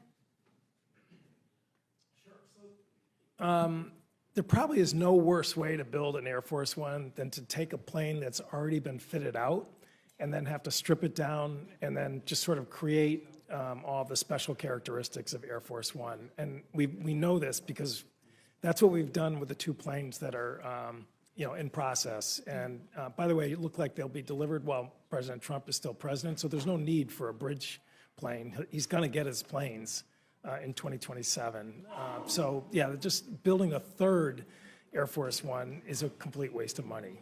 Right. It seems offensive to our armed forces who are responsible for maintaining the plane. Obviously, it has all the indicia of something unseemly. And then, of course, there's the national security concerns as well. So I appreciate you're raising the wastefulness and the abuse of the taxpayer dollars there. Rep. McClellan, I know you were testifying about your bill, and I was wondering if there were implications with respect to burden on the states. So, I was the state appropriator. I was in the state legislature when we expanded Medicaid. And, states can't print money, and they have to have a balanced budget. And this bill shifts a lot of costs to the state for nutrition programs, for some Medicaid spending. But you got to look at that in a broader context. So first, let me talk about the work requirements. States have had the ability to impose work requirements for 7 years. Only 2 have done it. 1, I already talked about. Georgia spent more money on the administrative costs than it did on the cost of health care. And as a matter of fact, ProPublica and Current did an analysis that showed that 3/4 of the nearly $87 million they spent on the program went to consultants. That's why states haven't done it, because the administrative cost to set it up and run it is high. But now you have EPA grants that have been, categorical EPA grants that are being cut. So the states have to worry about how are we going to deal with clean air and clean water. Take a state like Virginia that has the second highest number of federal workers. Analysis has already shown our unemployment rate has gone up. Our GDP is expected to slow. We are seeing the economic impacts of what the administration has already done. So they're now worried. Virginia doesn't have a surplus. It's not going to have a surplus because now we're going to have all these other costs coming down from the federal government. Oh, by the way, this bill handcuffs the state's ability to increase the provider tax. And while you're doing all of that, you're handcuffing the state's ability to regulate in any way AI, which is a whole nother conversation, but I just wanted to throw that in there. The party that says, well, let's just give everything back to the states is giving the states a massive hole in their budget and handcuffing their ability to fill it, and they're going to do one of two things. They're either going to raise their taxes or they're going to significantly cut not just Medicaid services, but education, environmental protection, transportation, infrastructure, and public safety. This bill and the actions of the Trump administration already are blowing massive holes in state budgets that somebody's got to pay, and it's going to be through increased state and local taxes. Thank you for that. I'm hearing similar concerns from our Pennsylvania state legislators, especially as there's money that's been appropriated and contracts that have been awarded and suddenly they've been canceled by DOJ or the White House or Office of Management or Budget or whoever it is that's impounding money illegally. So people already have projects underway and all of a sudden the rug's being pulled out from under them, and then we're seeing these additional issues where all of a sudden there's going to be this huge cost shift. It's a real bait and switch or kicking the can down the road, whatever. I think it's a giant sucking sound. Yeah, okay. Well, thank you, and thank all of you for being here and bearing with us tonight. Okay, I yield back. Thank you, Ms. Scanlon. Mr. Neguse, you're recognized.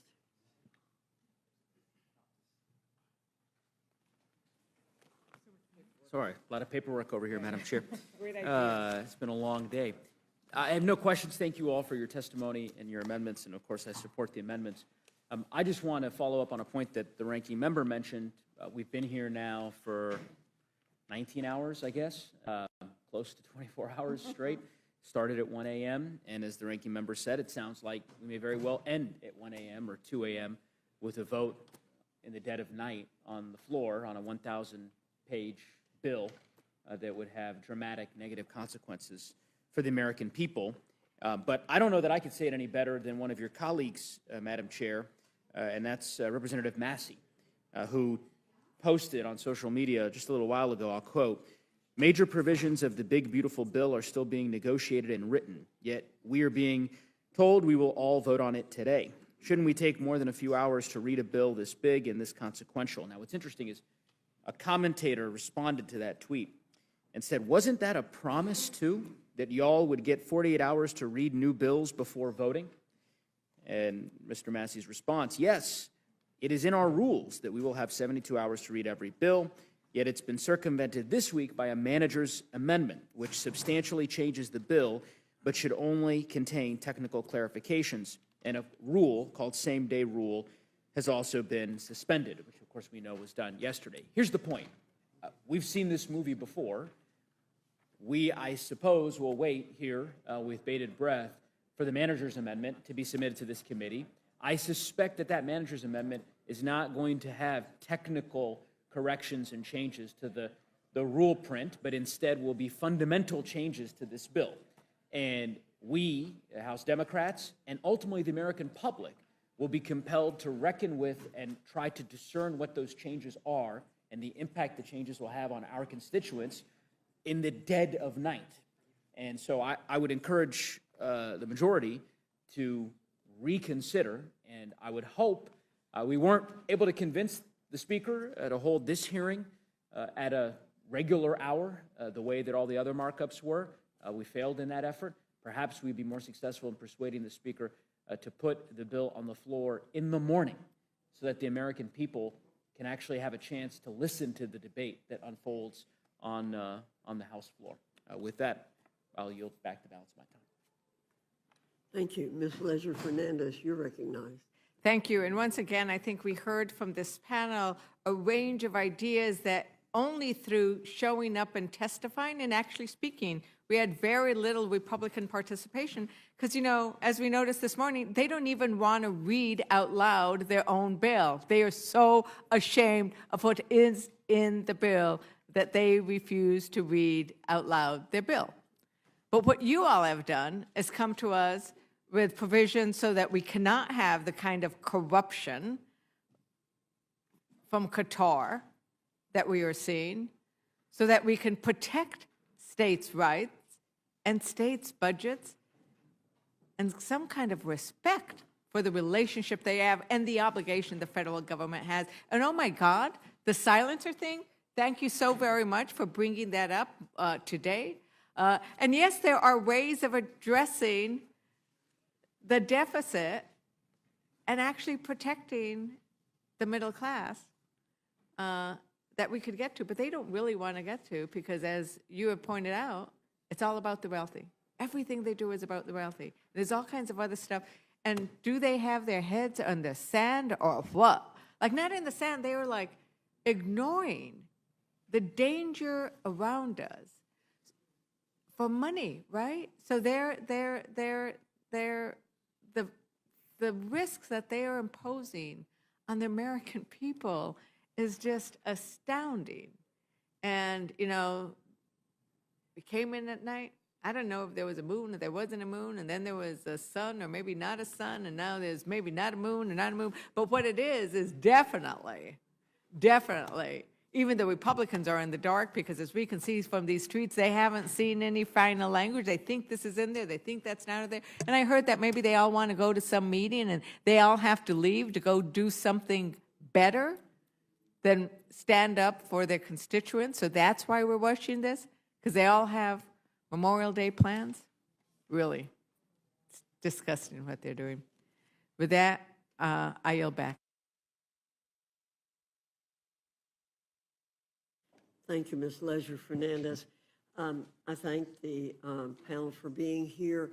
We have, I believe, one more panel, and so I'll tell you you're excused.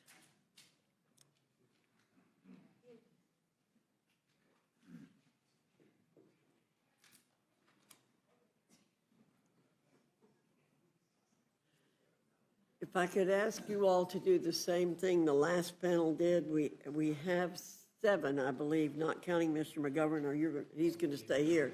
So if you'll go down, Mr. Bynum, Miss Bynum, excuse me, Mr. Johnson, Ms. Poe, Mr. Landsman, Mr. Byer, Mr. Bishop. Somewhere in that order.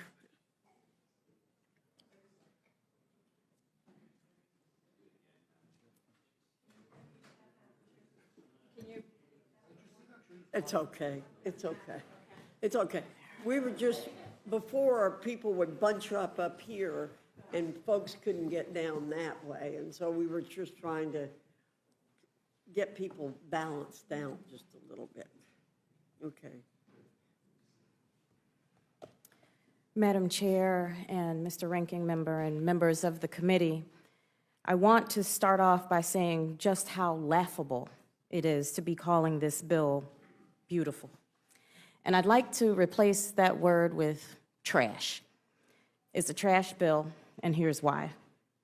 It's a bill that threatens $300 billion in cuts to food assistance. It's a bill that puts health care further and further out of reach for nearly 14 million people. It's a bill that will make it so that families have to choose between putting food on the table or filling a prescription. It's a bill that does nothing to lower costs or address the housing crisis. Madam Chair, I came here today to try and make this trash bill just a little bit better, to try and protect my constituents from its harmful cuts. But I have little faith that the authors of this trash care enough about the American people to do it, especially since this committee tried to do it in the middle of the night, And as my Democratic colleagues have shown us today, sunlight is the best disinfectant. You see, this isn't the first time I've tried to make this bill better, and it wouldn't be the first time that my Republican colleagues chose to put billionaires over their constituents in mine. I first introduced these amendments in the House Financial Services Committee, and they were voted down by my Republican colleagues. My amendments are aimed at protecting Americans and making life more affordable. And you would think members on the Financial Services Committee would be down for that. You would think all members would be down for that, Madam Chair. So now I ask my Republican colleagues on this committee, are you? Are you willing to protect our students and our families? Are you willing to make health care more affordable and more accessible? Are you willing to lower costs for your constituents? And if so, I look forward to you supporting my amendments. Instead of cutting food assistance for students and families, I'm trying to make sure that when they take out loans, they will be protected from predatory lending and unfair practices. Instead of ripping away access to health care, I'm trying to lower health care costs by capping out-of-pocket costs. Instead of taking seniors and taking food off of their tables, I'm supporting an effort from my colleague, Congressman Jonathan Jackson, to strike the section of the bill that would expand work requirements for seniors on SNAP.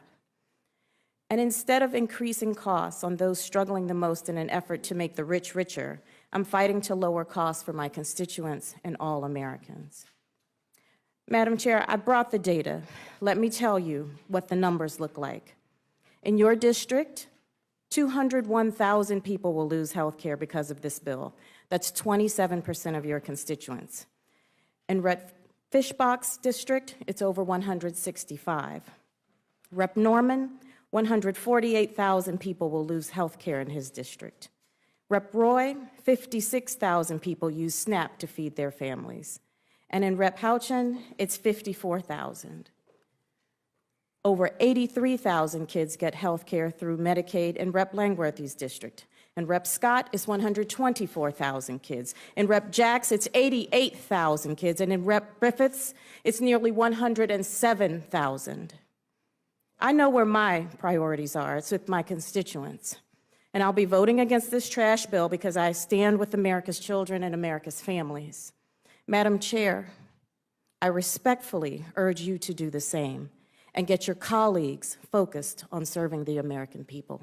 I yield back. Thank you, Ms.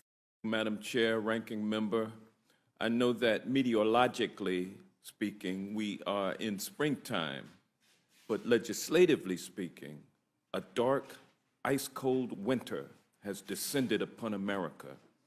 The biting, cold winds of MAGA are frozen hearts that shut off warmth and sustenance for the needy, the working poor and the poor, while they consort with the billionaires and millionaires who frolic in their warm mansions and on their luxury yachts in warm seas, never satisfied with the luxuries they enjoy for ease and comfort. The cold winds howl as MAGA rams through the House what Trump has commanded to be named the Big Beautiful Bill.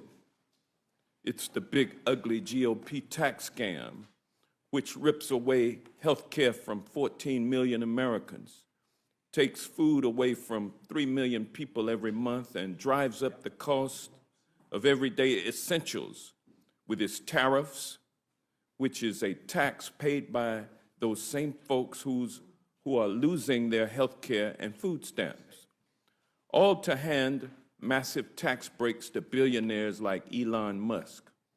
With this bill, billionaires win and working families lose. And as House MAGA Republicans move to snatch food and health care from those in need just to pay for tax cuts for the wealthy, billionaire Donald Trump today accepted an obscenely expensive emolument, a $400 million luxury jet paid for by corrupt Middle Eastern sheiks. Madam Chairman, my first amendment would strike Section 70302 and restore federal courts' ability, when necessary, to hold government officials in contempt in cases where they violate a person's constitutional rights. We all know the reason Republicans added this section. Federal judges have issued over 150 court orders that block or pause the Trump administration's lawless and unconstitutional actions.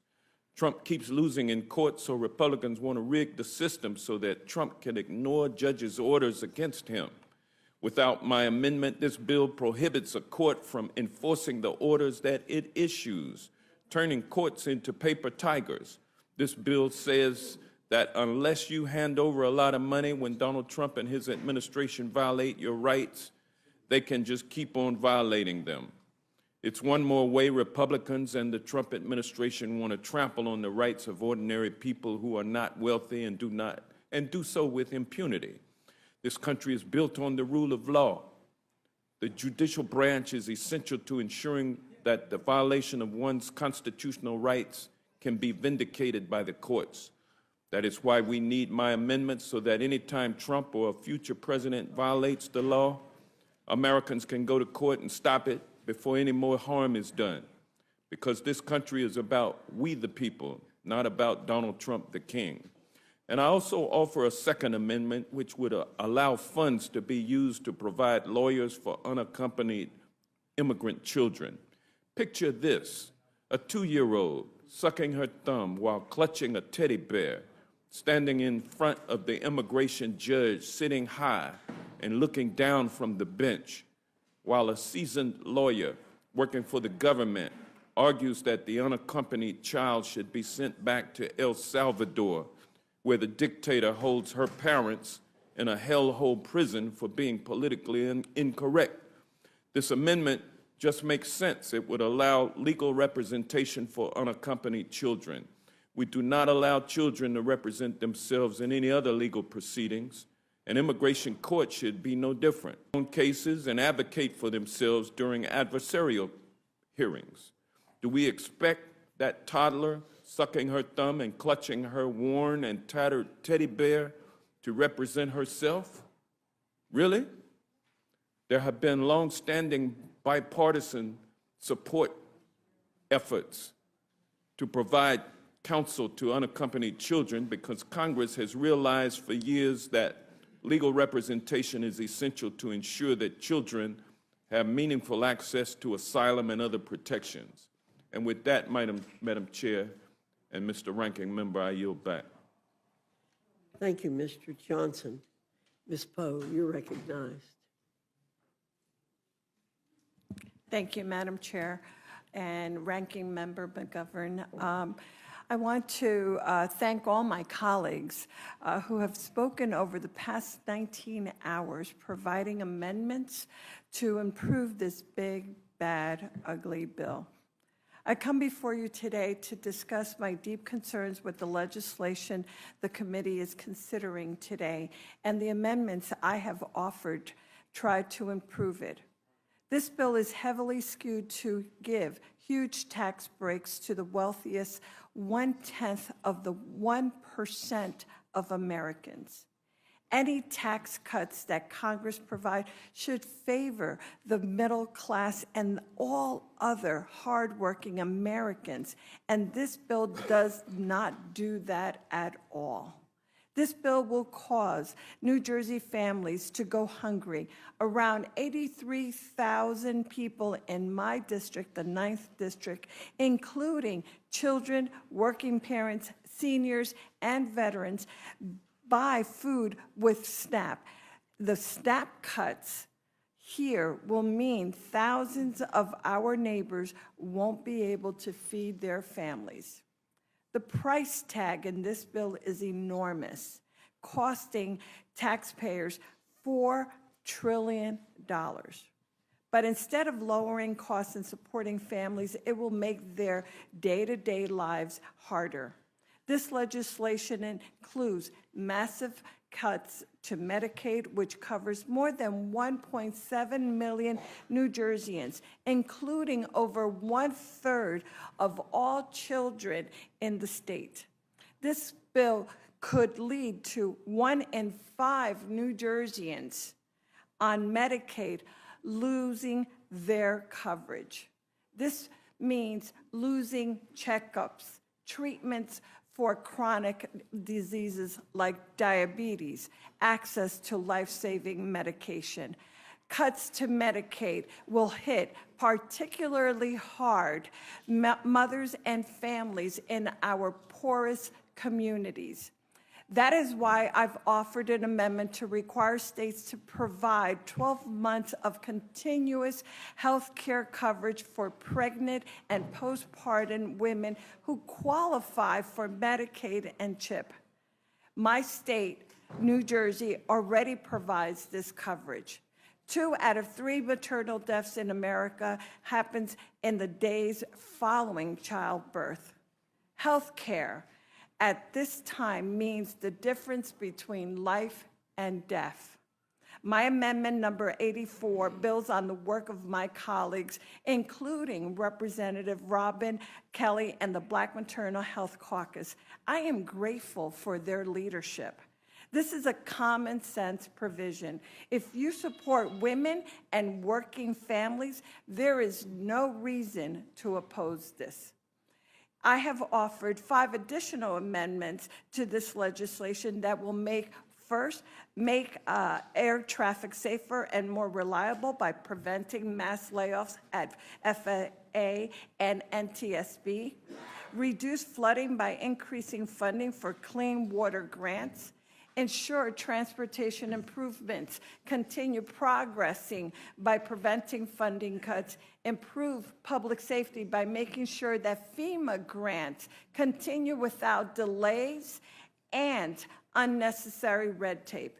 And finally, provide funding for transit and other infrastructure improvements to prepare for the World Cup in my district next year. Madam Chairwoman, I encourage the entire committee to rule these amendments in order. Thank you, and I yield back. Thank you very much, Mr. Landsman. You're recognized for 5 minutes. Thank you, Madam Chair and Ranking Member, all of you. This is a terrible bill. It's so terrible that I have amendments that will attempt to protect children's hospitals, rural hospitals, and Americans with cancer. That's how bad the bill is, that all 3 need protection. The bill, as you all know, would gut Medicaid by anywhere between $700 to $900 billion. That's 9 million Americans who will lose their health insurance. On top of that, another $360 billion in affordable care subsidies. That's another 5 million Americans who will lose their health care. Anywhere between $230 to $300 billion in food assistance. Millions and millions of Americans, mostly children, will lose food. And it adds trillions to our deficit, all to pay for tax cuts that overwhelmingly support the wealthiest people in this country and big corporations. When you rip health care away from millions of Americans, it means that some people will die. Kill the bill, not Americans. My First Amendment prohibits Medicaid provider taxes from being capped in any state where those caps would harm a children's hospital. I have in my district the second best children's hospital in the country. I don't want it to be negatively affected at all. 50% of its revenue comes from Medicaid. If this bill passes, it will demonstrably harm our children's hospital and the children and families they serve. The Second Amendment prohibits Medicaid provider taxes from being capped in states where rural hospitals will be negatively affected. I have in my district hospitals that serve rural communities. They will be decimated. And my Third Amendment inserts that in no case may a deduction, cost sharing, or similar charge be imposed under the state plan with respect to cancer care services. As you know, there is a new fee for low-income families. When they get treatment, they have to pay more money. This says if it's cancer treatment, they shouldn't have to pay. The fact that these amendments are being put forward suggests that this is a terrible bill. And there's a better way. We all want and will support tax relief for working people, middle-class families, farmers, small businesses. All that can be paid for by simply adjusting just a little bit the tax code for the wealthiest in this country and big corporations. A minimum billionaire tax alone, call it the Elon tax, would generate over $500 billion. Adjusting the corporate tax rate just a little bit, $1.3 trillion. You can do all of the tax relief for everyone that needs it without touching anyone's health care, messing with food, or touching the deficit. And we get a bipartisan agreement on waste, fraud, and abuse, the border, and this thing gets 350 votes. On the other hand, if you all move forward with this bill, as Senator Hawley said, it will be devastating to people, it will hurt people, some will die, and it is political suicide. Kill the bill. That I yield back. Landsman, Mr. Byer, you're recognized. Madam Chair and Ranking Member McGovern, all the committee members, first of all, thank you for being here. 19 hours and 20 minutes already. It's incredibly generous of you to do that.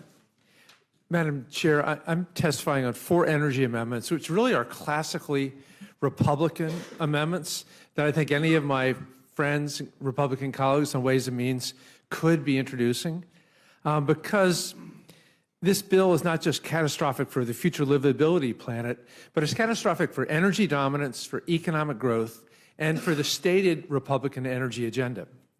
This bill is much worse on energy than I thought it was going to be because it doesn't recognize the energy realities on the ground, because it's not a serious bill.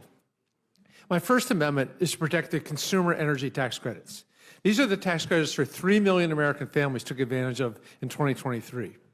And every homeowner knows the cost to replace an HVAC or the water heater or the windows. And these are the very credits that make these home improvements affordable.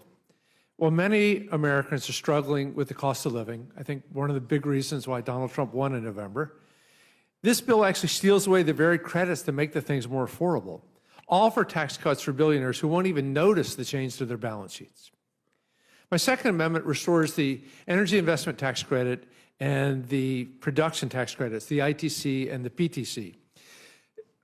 It's confusing to me because these have been long-held tax credits that were passed in a bipartisan way. Republicans have always supported them. They weren't part of the IRA. They existed long before the IRA, and it doesn't make any sense they're being attacked.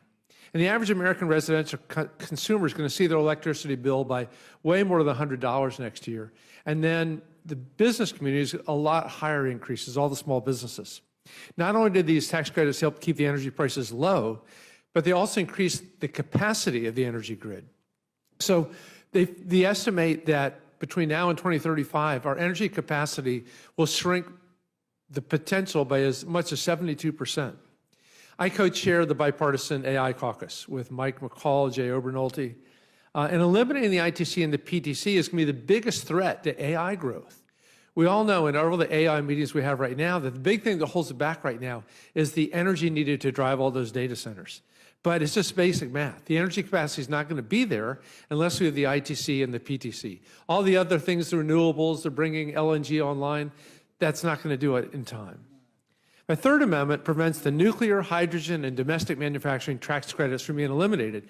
These are Republican priorities. I knew the Ways and Means markup was unserious when I saw these provisions in the bill. Why are Republicans trying to kill nuclear fission? I thought we were trying to bring SMRs back. Why are trying to kill the very promising fusion industry?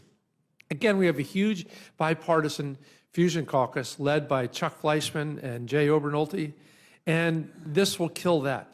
And then hydrogen. Hydrogen is a critical part of the oil and gas industry.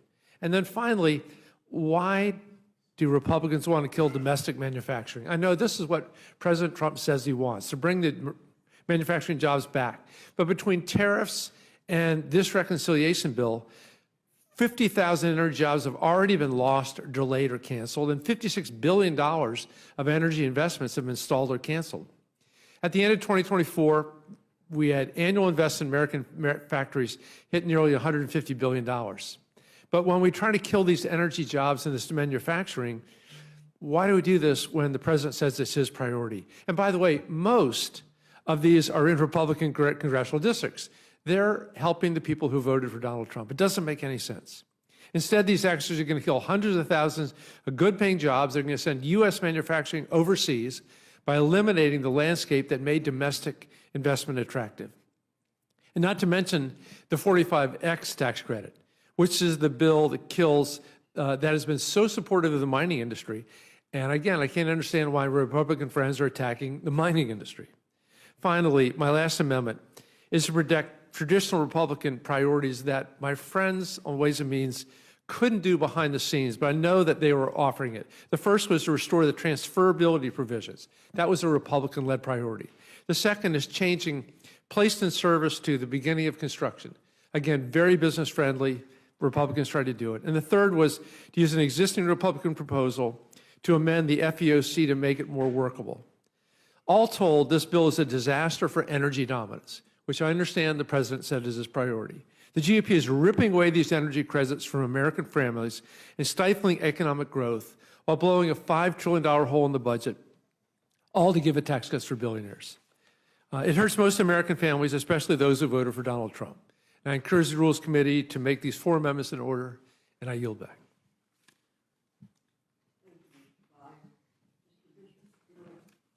Sorry, Mr. Bishop, you're recognized for 5 minutes.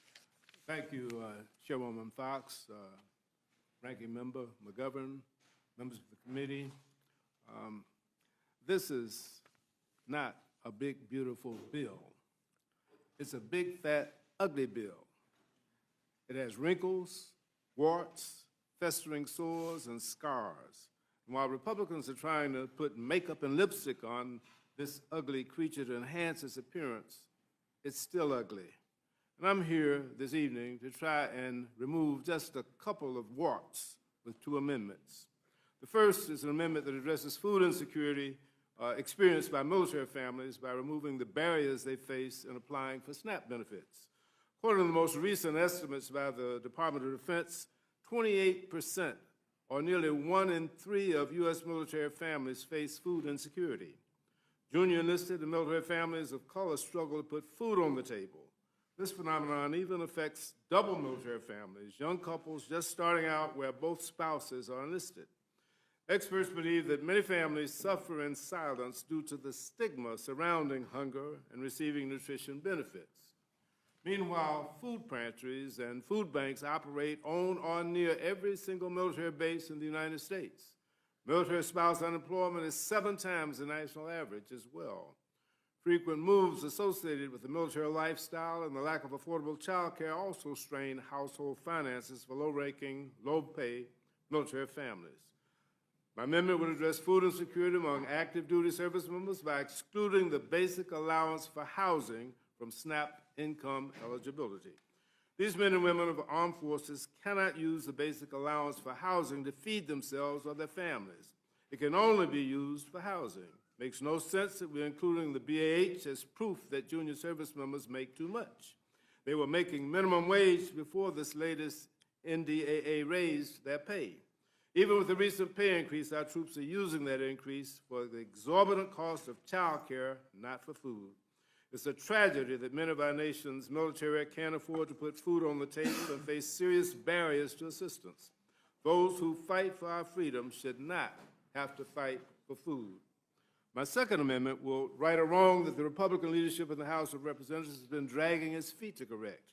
This amendment would simply insert the language of Senate Bill 1077, which would allow the District of Columbia to keep its budget intact rather than impounding local revenue that was collected by the city to fund its police officers, firefighters, teachers, medical services, and all the essential services the city provides for its residents and visitors. As you all know, the measure passed the Senate unanimously by voice vote, but House Republicans have refused to consider it, despite President Trump strongly supporting the measure. I'm not suggesting that my colleagues should support it simply because President Trump does, but I say this to point out the overwhelming support this provision enjoys. It's time to stop playing politics with the citizens of our nation's capital. This is the seat of our federal government, housing our three co-equal branches, the Congress, the executive branch, and the judiciary, and it should be given the equal dignity and respect that any other political jurisdiction in our country enjoys. It is their local tax dollars, and they should be allowed to use them as Congress has authorized in the D.C. Home Rule Act. Remove this wart, remove these two warts, and pass a bill that takes care of the American people. I urge the adoption of these two amendments to remove these two warts on an ugly, ugly bill. I yield back. Thank you, Mr. Bishop. Mr. McGovern, you're recognized. Thank you, Madam Chair. So over 100 members have testified today on this bill, and I'll be 101. We have testified, we've come to the Rules Committee to testify, not to hear our voices, but because we all profoundly disagree with this bill. And Madam Chair, my amendment would restore NIH grant funding that has been already appropriated, including funding that has already been awarded. This is not some hypothetical issue. This is real. Over 1,000 NIH scientists have been fired. Billions and billions of dollars worth of research has been canceled. This is NIH research into cancer, Alzheimer's, Parkinson's, all cut off. Canceled by this administration, canceled by DOGE. And there are active medical research projects, including clinical trials, that cannot stop without people dying. And that is what we're talking about here. There are people out there who have no treatment options if NIH funding abruptly stops. Nothing. This is life or death for those people. Literally life or death. I mean, what are they supposed to do? Trump's cuts to NIH mean cures and breakthroughs are already slipping further and further out of our reach. These scientists can't just stop research and pick it back up in a few years like nothing happened. This sets us back decades and decades. I've talked to researchers in my district who have already said that they're considering leaving the country because of how unpredictable funding might be going forward. And if they can't even be sure that the grant that they've been awarded will be fulfilled, then why would they try to keep pursuing those research opportunities in the United States? I've been around Congress a long time, and I can tell you that no matter who is in the majority, who the president is, supporting medical research has always been a bipartisan effort, because diseases like cancer don't care about political affiliation. NIH is not just some line item. I mean, there are real people behind the work that they do, and there are people whose lives are prolonged and saved because of the work that they do. This is personal to me. 5 years ago, my daughter Molly was diagnosed with a rare cancer, and there was no surefire treatment, but she was accepted into an NIH clinical trial, and she received excellent care. As all of you know, a few weeks ago, she passed away due to complications from her cancer at the age of 23. And we are so devastated by her loss. But we are so grateful that we got to spend more time with her because of the NIH clinical trial that she was in. A clinical trial made possible because for decades, Congress has provided funding to the NIH in a bipartisan way. And how can anyone justify firing NIH doctors and scientists? How can they look our family and other families in the eye and justify these cynical, cruel NIH cuts? I mean, this is about our priorities as a nation. And this Congress is cutting taxes for billionaires. This Republican Congress is cutting taxes for billionaires. At the same time, this president is gutting NIH, and this Congress, this Republican Congress, is cutting health care. And I just find that totally wrong. So approving this amendment won't fix this disaster of a bill, but it will, at the very least, address Trump's cuts to life-saving medical research that I find unconscionable and immoral. And for the countless other people out there, the moms and dads and kids who rely on clinical trials for the hope of just one more month, just one more day, this amendment one day could save their life. And I would urge my colleagues to support this amendment. I yield back my time. Thank you, Mr. McGovern. Anybody over here have anything? No? Ms. Scanlon. I just want to once again thank all of our colleagues for coming in, for bearing with us, for helping us approach the 24-hour mark, and thank you for your testimony. And Mr. Johnson, I think I'm a co-sponsor with you on your amendment. Sorry. I think I'm a co-sponsor with you on your amendment with respect to the Judiciary Committee amendments that you offered. So thank you for bringing them forward again. I yield back. Ms. Leisure-Fernandez. Thank you, Madam Chair. Thank you, everybody, for presenting your amendments. Thank you, Ranking Member. You know, it's really hard to have the courage to ask your colleagues to do not only what is right, but things that arise that are so personal and raise the vulnerabilities that we all know. And today, we felt the need for this amendment, and we've all felt it in our lives. And the Republicans have felt it in theirs. And they know this is right to support something like this.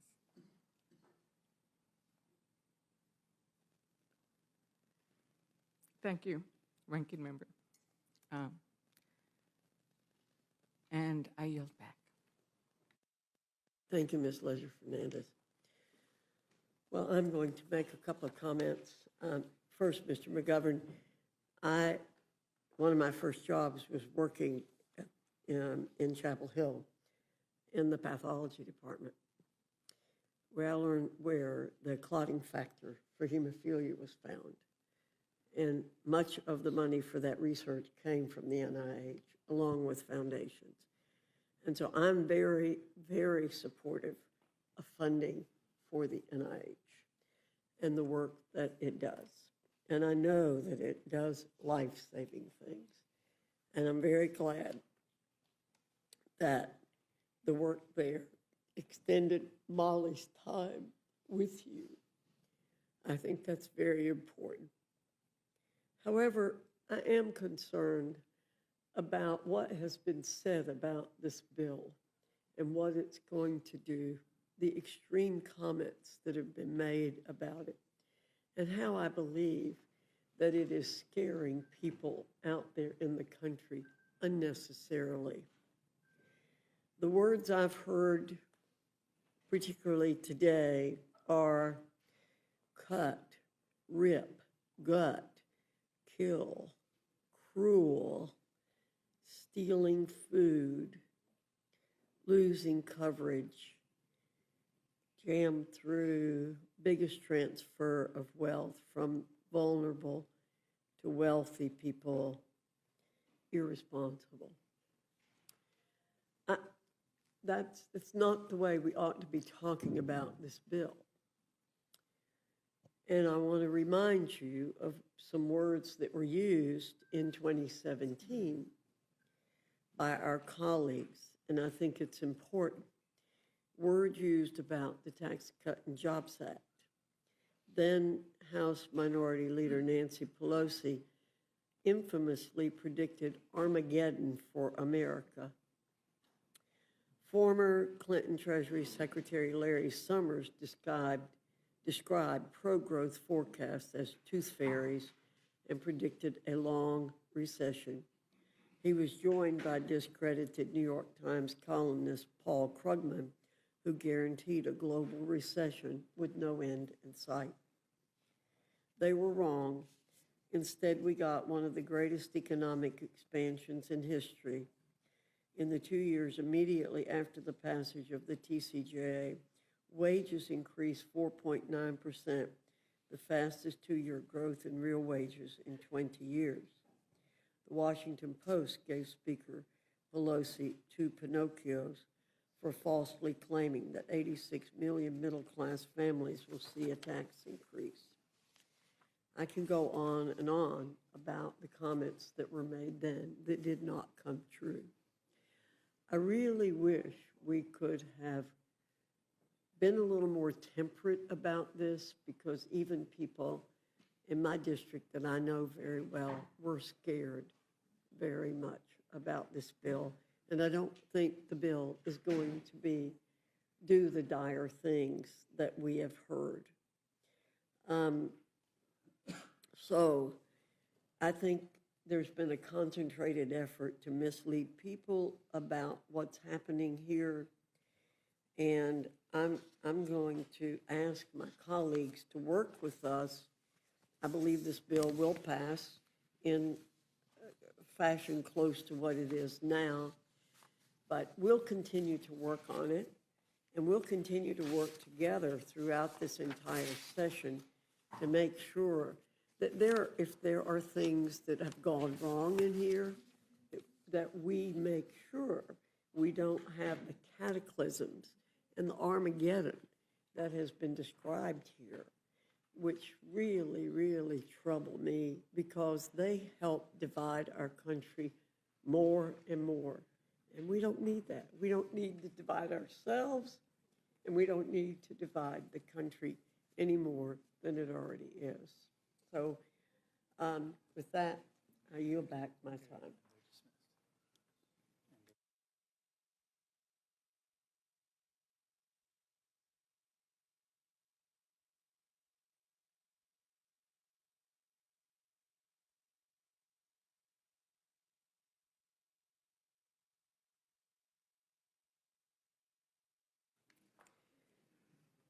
Seeing none, this closes the hearing portion of our meeting.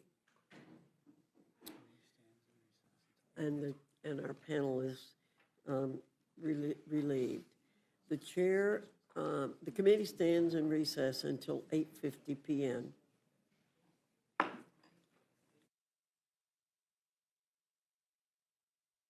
My colleagues have now seen the manager's amendment that will be self-executing in this rule. You've all received a copy of the amendment. The amendment makes a number of technical and conforming changes to clarify references and cure bird fatalities. Additionally, the amendment makes a few substantive changes, including adjusting the implementation date for Medicaid work requirements, providing additional funding to states for border security actions they've taken, striking the oversight committee requirements that federal pensions take an average of an employee's highest 5 earning years, striking the sale of public lands in Nevada and Utah, caps the SALT deduction at $40,000 per household for incomes up to $500,000. The chair will be in receipt of a motion from the gentlewoman from Indiana, Ms. Houchin. Thank you, Madam Chair. Madam Chair, I move the committee grant H.R. 1, the One Big Beautiful Bill Act, a closed rule. The rule waives all points of order against consideration of the bill. The rule provides that an amendment in the nature of a substitute consisting of the text of Rules Committee Print 119-3, modified by the amendment printed in the Rules Committee report, shall be considered as adopted, and the bill as amended shall be considered as read. The rule waives all points of order against provisions in the bill as amended. The rule provides 2 hours of general debate, equally divided and controlled by the chair and ranking minority member of the Committee on the Budget or their respective designees, and the chair and ranking minority member of the Committee on Ways and Means or their respective designees. The rule provides 1 motion to recommit. Finally, the rule provides that Clause 5B of Rule 21 shall not apply to the bill or amendments thereto.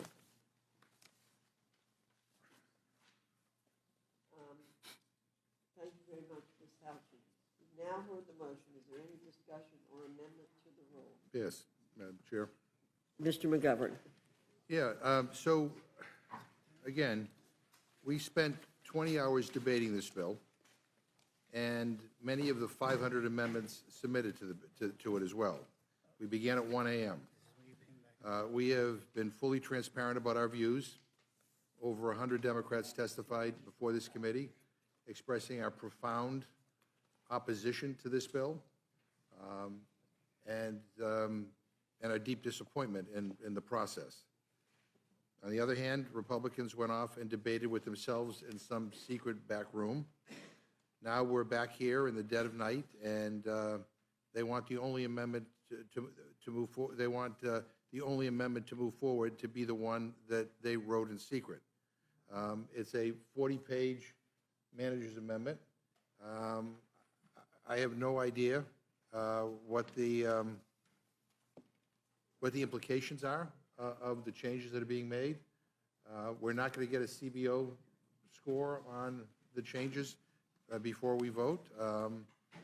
And again, the manager's amendment isn't some boring compilation of technical fixes.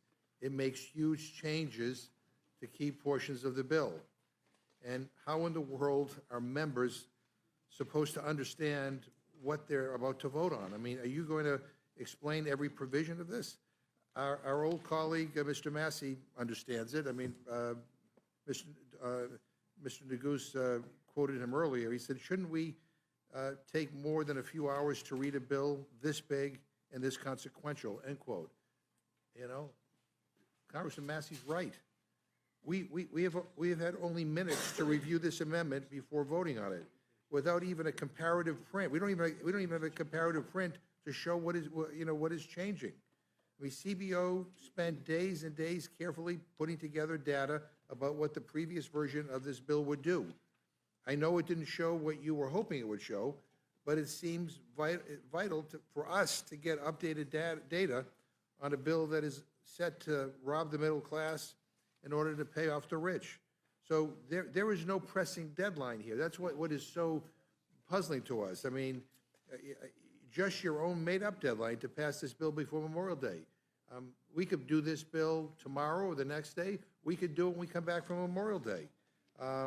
So, you know, we should recess and give everyone the time needed to understand these changes. This is a big deal. This is consequential. And that we're moving forward with major changes, and we're just supposed to take, you know, your word for it that, oh, it's no big deal. So, you know what, I move that we adjourn, because we ought to take the time to be able to do this. Point of order. Motion to adjourn has been made. It's not debatable. No comments after that can be allowed. Madam Chair. Say that again. The gentleman made a motion to adjourn and then wanted to explain it, but you can't debate a motion to adjourn. So once the motion's made, all discussion ends. Yes. All right. Stop debate every which way you can. I get it. Okay. Yeah. The question. Well, that's the rule going back to Parliament. I get it. Yeah, I get it. The question is on the motion to adjourn. All those in favor say aye. Aye. All those opposed, no. No. In the opinion of the chair, the noes have it. Can I ask for a roll call, or am I going to be silenced on that? You may ask for a roll I ask call. for a roll call. This The clerk atrocious will- process. The clerk will call the roll. Mrs. Fishbach? No. Ms. Fishbach, no. Mr. Norman? Mr. Roy? Mrs. Houchin? Mrs. Houchin, no. Mr. Langworthy? No. Mr. Langworthy, no. Mr. Scott? No. Mr. Scott, no. Mr. Griffith? No. Mr. Griffith, no. Mr. Jack? No. Mr. Jack, no. Mr. McGovern? Aye. Mr. McGovern, aye. Ms. Scanlon? Aye. Ms. Scanlon, aye. Mr. Neguse? Aye. Mr. Neguse, aye. Ms. Ledger Fernandez? Ms. Ledger Fernandez, aye. Madam Chair? No. Madam Chair, no. Clerk will report the tally. 4 yeas, 7 nays. The amendment is not, the motion is not agreed to. Is there further Yes. discussion or amendment? Madam Chairwoman, I have an amendment to the rule. I move the committee make an order amendment number 378 offered by myself, which requires NIH to restore all awarded, unspent, but obligated appropriated NIH grant funding. You've heard the motion from the ranking member. Is there further discussion? All those in favor say aye. Aye. All those All those opposed say no. No. In the opinion of the chair, the noes I ask have for a it. roll call. The gentleman asked for a roll call. The clerk will call the roll. Mrs. Fishbach? No. Ms. Fishbach, no. Mr. Norman? Mr. Roy? Mrs. Houchin? Ms. Houchin, no. Mr. Langworthy? No. Mr. Langworthy, no. Mr. Scott? No. Mr. Scott, no. Mr. Griffith? Mr. Griffith, no. Mr. Jack? No. Mr. Jack, no. Mr. McGovern? Aye. Mr. McGovern, aye. Ms. Scanlon? Ms. Scanlon, aye. Mr. Neguse? Mr. Neguse, aye. Ms. Ledger Fernandez? Ms. Ledger Fernandez, aye. Madam Chair? No. Madam Chair, no. Clerk will report the tally. 4 yeas, 7 nays. The noes have it. The amendment is not agreed to. Is there further discussion Yes. on the, Yeah. I have an amendment to the rule, Madam Chair. Mr. McGovern, you're I move the recognized. committee strike the final sentence of the rule, which states that Clause 5B of Rule 21, the House rule requiring a supermajority vote to increase income taxes, does not apply to this bill. I mean, we have just spent hours and hours showing that this tax scam will mostly benefit the ultra-wealthy, while it will hurt the lowest earners. We have presented unbiased, nonpartisan analysis from the Joint Committee on Taxation, from the Congressional Budget Office, and from outside experts. And here's one final piece of proof. Republicans have to rig the rules to move their bill forward, even though it increases taxes for many families. And I'll try to explain in plain English. The House rules require a supermajority vote, 3/5, for any bill that increases income taxes. And guess what? Republicans are turning that rule off for this bill. You are turning it off. Not as part of a standard waiver of all points of order, but specifically and intentionally. And why do they have to do that? Because they know that this bill will increase taxes on those families who are struggling the most to put food on the table. And they want to rig the rules so they can pass it with a party line vote anyway, despite the House rule against it. This bill is a Republican scam, and the American people aren't going to fall for it. So I urge a yes vote on my amendment to ensure that we follow the House rules, and I yield back. The gentleman yields back. Any further discussion? Mr. Neguse? Thank you, Madam Chair. I'd like to be heard on the amendment. I support the gentleman's amendment, and I think it begs a larger question with reference to the manager's amendment that we're considering. We've had a very fulsome discussion over the course of the last 20 hours on the bill that was before this committee. We now have, I believe, a 40-some-odd page manager's amendment that's been submitted. Here it is. We just got it. And I know my colleagues seemed very willing to explain the various provisions of the underlying bill. And so I wonder if any of them would be willing to help explain to me the changes in the manager's amendment. If Mr. Scott or Mr. Norman could perhaps give us some clarity about what this manager's amendment attempts to do to the underlying bill. I mean, we just got it. So we're being asked to vote on it. I assume you all, and maybe who we need to have come in to explain it is Mr. Roy. I mean, Mr. Roy has not been in this hearing, I think, for the vast majority of it, the last 20 hours that we've been sitting here. I assume he's negotiating this. So I assume he explained to you what he's now asking you all to vote for. Can someone explain to us what this manager's amendment attempts to do? Mr. Neguse? Yes. I gave you the summary. There's been a lot of discussion about it being a 1,000-page bill, but we all know all of those components were out there for a long time. And so I want to look at a 40-page bill. We all know that that's not 40 pages, 8.5, not a large amount. So much of it is technical. Mr. McGovern said there's not a lot that's technical. I've given you what are the major substantive changes in the bill. We're happy to give you a copy of that. But is that a summary document that you have that you're? Yeah, if you could provide that to us, that would be helpful. I guess I'm just trying to get a sense of, and maybe my colleagues on the other side of the aisle already know, where did this bill end up on SALT? Where did it end up with the IRA phase-outs? Where all of the the variety of issues that have been, been debated the last couple of days, I just think it's unfortunate that members would have to, find out from I can read. online on Twitter. I can read this to you. I'm just trying to Okay. understand, well, what does it mean to, to strike MAGA and insert Trump? I mean, what's that about in the manager's amendment? I can answer that question, Madam Chair. Yeah, I mean, this is why you don't, hand something like this to people and then rush into a markup. But anyways, if people could explain some of this stuff, that would be helpful. Who was it that said they could explain the? Mr. Griffith. Sure. If the chairwoman wants me to.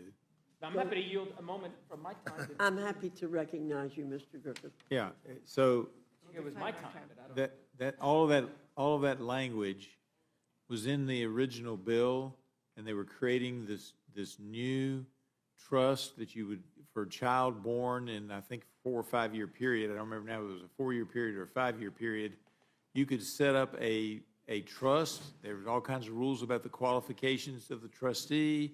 It had to be a bank, et cetera, and the name of the trust originally was going to be the MAGA trust that you set up for the child, and the government was going to put in, I believe, if I remember correctly, it was $1,000 for each child where the family set this up, and they were going to call them MAGA trusts.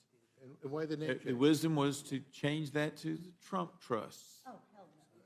So you're going to name these accounts? Why? So the Trump what, trust? the That's what- Cory Booker idea, this was Cory Booker's idea, it's his baby bonds. Now, he was willing to Wait. call it baby, but Can, Trump can, didn't call it can Trump. we do this one person at a time, please? No, you're right. Thank you. Sorry. Thank you. Thank you, Mr. Griffith, for that explanation. It's nice to have that clarity, and I suspect those who might be watching online can now understand. Wow. So to put a finer point on it, the MAGA baby bonds are now going to be named the Trump baby bonds. That's what Republicans have spent the better part of the last 24 hours negotiating at the White House. Apparently, the president got his way, and these new savings accounts will be named in his honor.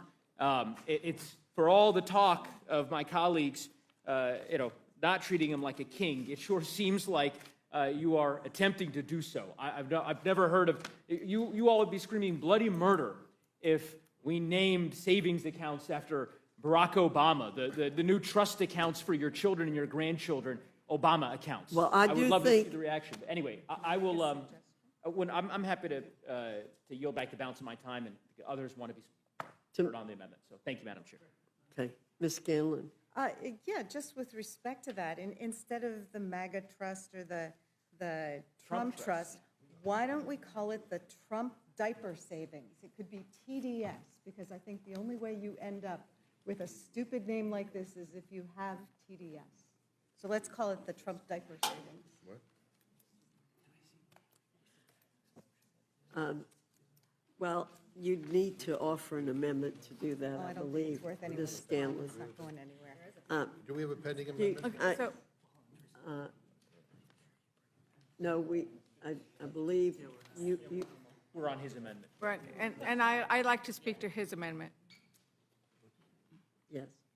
So, I mean, I think the reason we're talking about the amendment is that Republicans are going to raise taxes, right? Mr. McGovern? Mr. Right. McGovern made an amendment to take out the last line. Right, and the the reason bill. that needs to be taken out is because the requirement, if I am Right. correct, I am going to read this. They are taking out consideration of retroactive tax rate increase.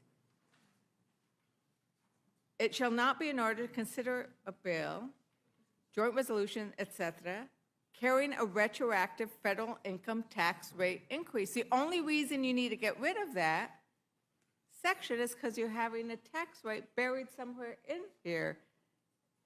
So there is a tax rate increase. That's what you are doing. So not only are you, I mean, you need to think about that. And the problem is you don't know what's in this, but this is snuck in here. And your Republican colleagues should know that. Representative McGovern, I mean. So they're making it easier to raise taxes on struggling families. Exactly. Yeah, I mean, that's what this is. So That's what we're voting on. Otherwise, why would you waive it? Why would you have to waive it? Yeah.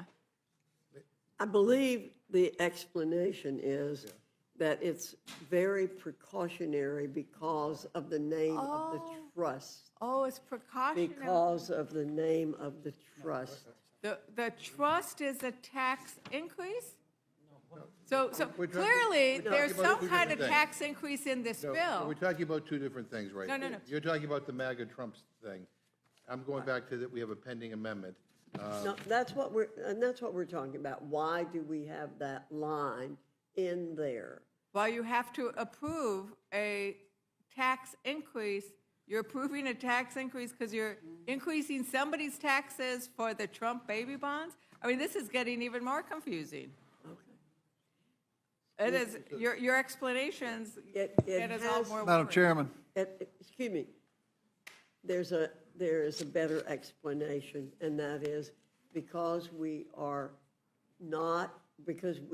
continuing the tax cuts that were in the TCJA, it is being done as a cautionary measure to make sure that there is nothing seen in here that Madam Chair, implicate a tax increase. yeah, but Madam Chair, if you are describing those Madam as Chair. tax cuts, you would not need a authorization for a tax rate increase. This is about increasing your taxes. So you are authorizing the increase of taxes without the required vote in the rules. I think we've been very clear that we do not intend to increase taxes in this bill. Mr. Madam Norman. Chairman, I'm pretty sure that, you know, we've been sitting up here for four, we've been sitting up here for how many hours, 20 hours? We're not going, there's nothing that would convince that either one. Would you yield to Mr. Norman? He hasn't asked me yet. Thank you. There's nothing that He still we can hasn't say. asked me. I mean, Mr. Norman, right? If you'd asked me, I would probably yield to you, but Sounds like I have the time. Would you so- yield? I would, Mr. Norman. Thank you very much. I don't think there's any question that whatever we say to explain anything is going to make my good friends from the other side of the aisle vote for anything that we put forward. So what I would ask is we call for the question, and let's move through this. Thank you for yielding, and that's my request. I yield back, Ms. Hoddling. Generally yield? I would, of course, yield, Mr. Again, the House rules requires a supermajority vote, 3/5 for any bill that increases income taxes. And you are turning that rule off for this bill. Not as a part of a standard waiver of all points of order, but specifically and intentionally. And the only reason why you would do that is because you know that this bill will increase taxes on those families who are struggling the most to put food on the table. And so that is this amendment. I think we ought to have a vote on it. And again, none of the explanations have cleared anything up.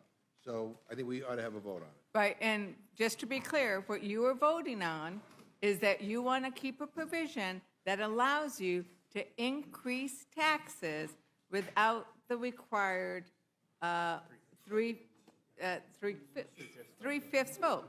You all decided you didn't want to raise taxes willy-nilly, but that is what the amendment is. And I am supportive of the amendment because we shouldn't be raising taxes when people don't even know what they're doing. But this bill does raise taxes. Thank you very much, and I yield back.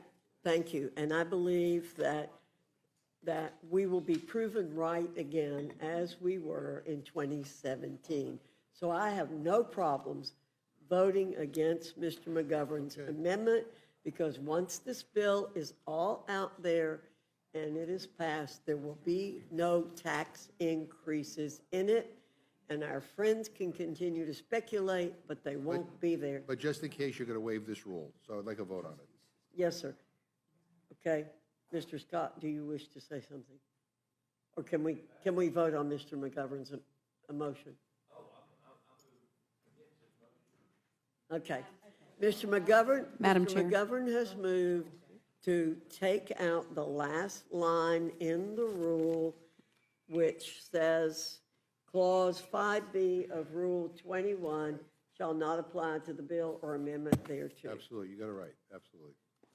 Okay, so all in favor of Mr. McGovern's motion, say aye. Aye. All those opposed say no. No. In the opinion of the chair, the noes have it, and Mr. McGovern Ask for a roll call. asks for a roll call. The clerk will call the roll. Mrs. Fishbach? No. Mrs. Fishbach, no. Mr. Norman? No. Mr. Norman, no. Mr. Roy? Mrs. Houchin? No. Mrs. Houchin, no. Mr. Langworthy? No.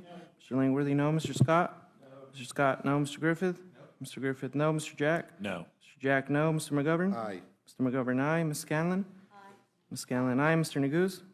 Aye. Mr. Neguse, aye. Ms. Ledger-Fernandez? Aye. Ms. Ledger-Fernandez, aye. Madam Chair? No, Madam Chair, no. no. The clerk will report the tally. 4 yeas, 8 nays. The amendment is not agreed to. Madam Chair, I have another amendment to the rule. I move the committee make an order amendment number 233 offered by Democratic Leader Jeffries, which strikes all provisions that would cause millions of Americans to lose health care and food assistance. Leader Jeffries testified passionately before this committee about the devastating effect that this bill would have on American families. And out of respect for his position as the leader of the Democratic Caucus and for the millions of Americans who will be hurt by this bill, Republicans should allow Leader Jeffries to offer his amendment on the floor for an up or down vote. And I urge a yes vote on my amendment, and I yield back. Thank you, Mr. McGovern. Is there any further discussion on Mr. McGovern's amendment for including Mr. Jeffries' amendment? Hearing none, the question is on the motion from Mr. McGovern. All those in favor say aye. Aye. All those opposed say no. No. In the opinion of the chair, the noes have it. The amendment's not I ask agreed for a to. roll call. Mr. McGovern requests a roll call. The clerk will call the roll. Mrs. Fishbach? No. Mrs. Fishbach, no. Mr. Norman? No. Mr. Norman, no. Mr. Roy? Mrs. Houchin? Mrs. Houchin, no. Mr. Langworthy? No. Mr. Langworthy, no. Mr. Scott? No. Mr. Scott, no. Mr. Griffith? No. Mr. Griffith, no. Mr. Jack? No. Mr. Jack, no. Mr. McGovern? Aye. Mr. McGovern, aye. Ms. Scanlon? Aye. Ms. Scanlon, aye. Mr. Neguse? Aye. Mr. Neguse, aye. Ms. Ledger-Fernandez? Aye. Ms. Ledger-Fernandez, aye. Madam Chair? No. Madam Chair, no. The clerk will report the tally. 4 yeas, 8 nays. The amendment is not agreed to. Mr. McGovern, you're recognized. I have an amendment to the rule. I move the committee make an order amendment number 245 offered by Representative Underwood, which makes the enhanced premium tax credits that lower the costs of health insurance plans offered on the ACA marketplace permanent. This amendment is simple. It will prevent millions of working Americans from losing their health care coverage and keep health care costs from skyrocketing. Thank you, Mr. McGovern. Is there any further discussion on Mr. McGovern's amendment? Hearing none, the question is on the amendment. All those in favor signify by saying aye. Aye. All those opposed, no. No. In the opinion of the chair, the noes have it. The noes have it. The amendment's not agreed to. I ask for a recorded vote. Mr. McGovern asked for a recorded vote. Clerk will call the vote. Mrs. Roll. Fishbach? No. Mrs. Fishbach, no. Mr. Norman? No. Mr. Norman, no. Mr. Roy? Mrs. Houchin? No. Mrs. Houchin, no. Mr. Langworthy? No. Mr. Langworthy, no. Mr. Scott? No. Mr. Scott, no. Mr. Griffith? No. Mr. Griffith, no. Mr. Jack? No. Mr. Jack, no. Mr. McGovern? Aye. Mr. McGovern, aye. Ms. Scanlon? Aye. Ms. Scanlon, aye. Mr. Neguse? Aye. Mr. Neguse, aye. Ms. Ledger-Fernandez? Aye. Ms. Ledger-Fernandez, aye. Madam Chair? No. Madam Chair, no. The clerk will report the tally. 4 yeas, 8 nays. The amendment is not agreed to. Madam Chair. Mr. McGovern, you're recognized. I have an amendment to the rule. I move the committee make an order amendment number 267 offered by Representative Del Bene, which makes the child tax credit fully refundable and increases the credit amount from $2,000 per child to $6,360 for newborns, $4,320 for children ages 1 through 6, and $3,600 for children aged 6 through 17. The Democrats passed an historic change to the child tax credit in 2021, cutting child poverty in half. Under the Republican bill today, families making $400,000 a year get the full child tax credit, but lower income families may get nothing or just a fraction of that due to how the Republicans structured the credit. The official nonpartisan Joint Committee on Taxation estimated that next year, if the Republican bill were to pass, 17 million children who are American citizens would be blocked from getting the full value of the child tax credit. So I urge a yes vote on my amendment, and I yield back. Is there any further discussion on the amendment? Hearing none, I call for the vote. All those in favor say aye. Aye. Those opposed say no. No. In the opinion of the chair, the noes have it. That's for roll call. Mr. McGovern requests a roll call. The clerk will call the roll. Mrs. Fishbach? No. Mrs. Fishbach, no. Mr. Norman? No. Mr. Norman, no. Mr. Roy? Mrs. Houchin? Mrs. Houchin, no. Mr. Langworthy? No. Mr. Langworthy, no. Mr. Scott? No. Mr. Scott, no. Mr. Griffith? No. Mr. Griffith, no. Mr. Jack? No. Mr. Jack, no. Mr. McGovern? Aye. Mr. McGovern, aye. Ms. Scanlon? Aye. Ms. Scanlon, aye. Mr. Neguse? Aye. Mr. Neguse, aye. Ms. Ledger-Fernandez? Aye. Ms. Ledger-Fernandez, aye. Madam Chair? No. Madam Chair, no. Clerk will report the tally. 4 yeas, 8 nays.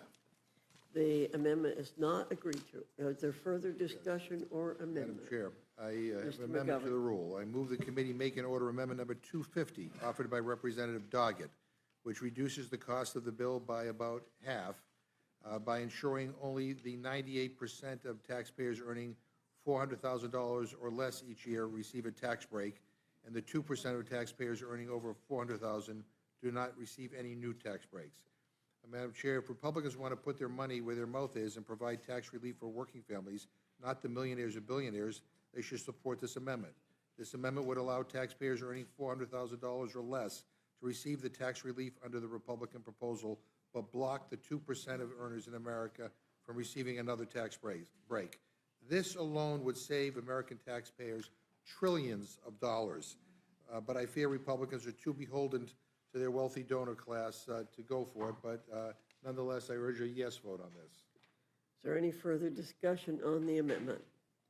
Hearing none, the question's on the amendment. All those in favor signify by saying aye. Aye. Those opposed say no. No. In the opinion of the chair, the noes have it. The amendment's not Ask for agreed to. roll call, Madam. Mr. McGovern requests a roll call. The clerk will call the roll. Mrs. Fishbach? No. Mrs. Fishbach, no. Mr. Norman? No. Mr. Norman, no. Mr. Roy? Mrs. Houchin? No. Mrs. Houchin, no. Mr. Langworthy? No. Mr. Langworthy, no. Mr. Scott? No. Mr. Scott, no. Mr. Griffith? No. Mr. Griffith, no. Mr. Jack? No. Mr. Jack, no. Mr. McGovern? Aye. Mr. McGovern, aye. Ms. Scanlon? Aye. Ms. Scanlon, aye. Mr. Neguse? Aye. Mr. Neguse, aye. Ms. Ledger-Fernandez? Ms. Ledger-Fernandez, aye. Madam Chair? No. Madam Chair, no. The clerk will report the total. 4 yeas, 8 nays. The amendment is not agreed to. Madam Chair? The noes have it. Mr. McGovern. Madam Chair, so we got the manager's amendment, about a half an hour ago, and we're still trying to, comb through it to see, what the changes are and what the impacts are going to be. But there seems to be tens of billions of additional health care cuts in this manager's amendment. So you're rushing it in the dark of night, and it'll kick people off their health care. And I find that, not only concerning, quite frankly, I find that disgusting. Again, all to give tax breaks to billionaires. So I have another amendment to the rule. I move the committee make an order amendment number 40, offered by Representative Chu, which ensures that no one earning more than $10 million per year receives a tax cut. So Republicans just voted down a motion to protect tax relief for families making under $400,000 a year. This new amendment would ensure that those making over $10 million per year would not get a tax cut. So under this bill, people making over $1 million a year would get an average $82,000 tax cut compared to those making less than $50,000 who will get less than $1 per day. So the Republicans want to spend hundreds of billions of dollars on tax giveaways to those making over $10 million a year. I think we'll just wait and see. So I urge a yes vote on this. Is there any further discussion on the amendment? I will just point out that, Mr. McGovern, in a similar situation, we have a 40-page manager's amendment. The the Democrats dumped on us a 309-page manager's amendment, and we voted on it immediately. I don't think that had anything to do with tax cuts for millionaires and billionaires, but. Well, it was a 309-page manager's amendment. Any further discussion? Okay. All those in favor of Mr. McGovern's amendment, say aye. Aye. All those opposed, say no. No. In the opinion of the chair, the noes have it. Yes, for a roll call. Mr. McGovern requests a roll call. The clerk will call the roll. Mrs. Fishbach? No. Mrs. Fishbach, no. Mr. Norman? No. Mr. Norman, no. Mr. Roy? No. Mrs. Houchin? No. Mrs. Houchin, no. Mr. Langworthy? No. Mr. Langworthy, no. Mr. Scott? No. Mr. Scott, no. Mr. Griffith? No. Mr. Griffith, no. Mr. Jack? No. Mr. Jack, no. Mr. McGovern? Aye. Mr. McGovern, aye. Ms. Scanlon? Ms. Scanlon, aye. Mr. Neguse? Mr. Neguse, aye. Ms. Ledger Fernandez? Ms. Ledger Fernandez, aye. Madam Chair? No. Madam Chair, no. The clerk will report the total. 4 yeas, 8 nays. The noes have it. The amendment is not agreed to. Madam Chair, Mr. McGovern, you're recognized. I have an amendment to the rule. I move the committee make an order amendment number 283 offered by Representative Gomez, which establishes a 39.6% tax bracket for income over $1 million. So, okay, so for those following along at home, Republicans have just voted down our amendment to limit tax cuts to those making under $400,000 per year. And they blocked another amendment to ensure people making over $10 million a year won't get a tax cut. So let's see how far they'll take this. This amendment would block Republicans from giving another tax cut to Americans making over $1 billion per year in income. That's billion with a B. Republicans are kicking millions of Americans off their health care and SNAP benefits in order to finance tax cuts,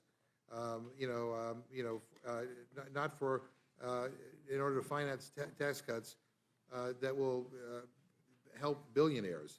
So I'm giving Republicans one last chance to redeem themselves by voting in favor of this amendment. Any further discussion? But I will point out, Mr. McGovern, this is the only, you're the only one who's pushing for a tax increase in billionaires, yeah, piece of legislation. Yeah. We will be voting no. You will be voting yes on a tax increase. So the I think is Trump in favor of giving billionaires a tax cut. I don't know. The motion. He went to be heard. Madam Chair. I'm sorry, Mr. Ingles. Thank you, Madam Chair. Just with respect to the ranking member's amendment, and certainly something I support. But again, just to clarify, and we had this discussion previously, the ranking member proposed an amendment that would have deleted the exemption to the 3/5 rule that you all defeated. So if you did not intend to increase income taxes, then you would not have needed to include a waiver of that rule. The House rules are very clear that any income tax increase requires 3/5 support of the full House. So if you want to increase income taxes, you have to get 3/5 of the House to support it. You all decided that you did not want that rule to apply to this bill. And the only reason why you would do so is because you know that your bill does in fact increase income taxes. Otherwise, there would be no point in seeking that waiver. So yes, Mr. McGovern's amendment seeks to increase taxes on billionaires, and that is very different than the middle income tax increases that you all have, or at least are concerned about in being embedded within your bill, given the pursuit of the exemption to that rule that you pursued. Mr. McGovern, I'm happy to yield to you. Yeah, no, and I would just say, as we pointed out multiple times, the CBO letter that we all received showing how this bill would impact the bottom 10% and the top 10%. As you can see here, the top 10% do really well. The bottom 10% actually get hurt under this bill. So maybe if you voted for this, we could take some of that money and help the bottom 10% so they don't get screwed like they're getting in this letter here. So I'd urge a yes vote on this. Yeah. And I would just simply conclude by saying, we didn't have enough time to go through the historical record, but I actually do think that vote y'all took a few minutes ago was unprecedented. I don't know that Mr. Norman has ever voted to waive the income tax 3/5 vote requirement in this House. I mean, I don't, and I certainly know Mr. Roy has not done that, which I suspect is why he's not here right now, because he didn't want to be on record on that particular vote, and I understand why. But in any event, I digress. I'll yield back. You all digress a lot, and you're supposing something. We're voting on facts. Okay. So, I'd like to be heard on the Ms. amendment. Ledger-Fernandez, are you seeking recognition? Yes, Madam Chair, I'd like to be heard on Mr. You're O'Brien. recognized. Thank you so very much. I think that a really key thing is, one is you just voted to allow you to increase taxes with a simple majority. And unlike what you are doing, Mr. McGovern is being very clear. Mr. Gomez is being very clear about who he thinks should pay a teeny bit more in taxes. And that is the ultra wealthy. So it's a very clear vote. I mean, if you want to argue, because we've heard Republicans argue that this does not benefit the wealthy more than others, well, this is a way to actually allow it to go to a vote. It's very clear, very transparent. I have a similar amendment, and I'm going to yield some time to my Again, ranking member. we're looking at this print. I mean, Does Ms. Ledger-Fernandez? I just yielded some time right. to my ranking I member. mean, Yes, thank at you. the bottom of page 16, the manager's amendment strikes 10 pages from your bill that was the REINS Act. And if I remember correctly, Mr. Norman, as I recall, you said that that was the most important bill to curtail federal regulations. And that's your quote. And I don't know whether you know this or not, but the REINS Act was stricken from the bill. We are aware of that because of the bird bath issue. It has been not completely stricken, but redone. I think it has. I can't. It has been redone in order to survive a bird bath. So we are aware of that. That's one of the technical changes in the 40 pages. Yeah, whatever. Anyway, I urge a yes vote on my amendment.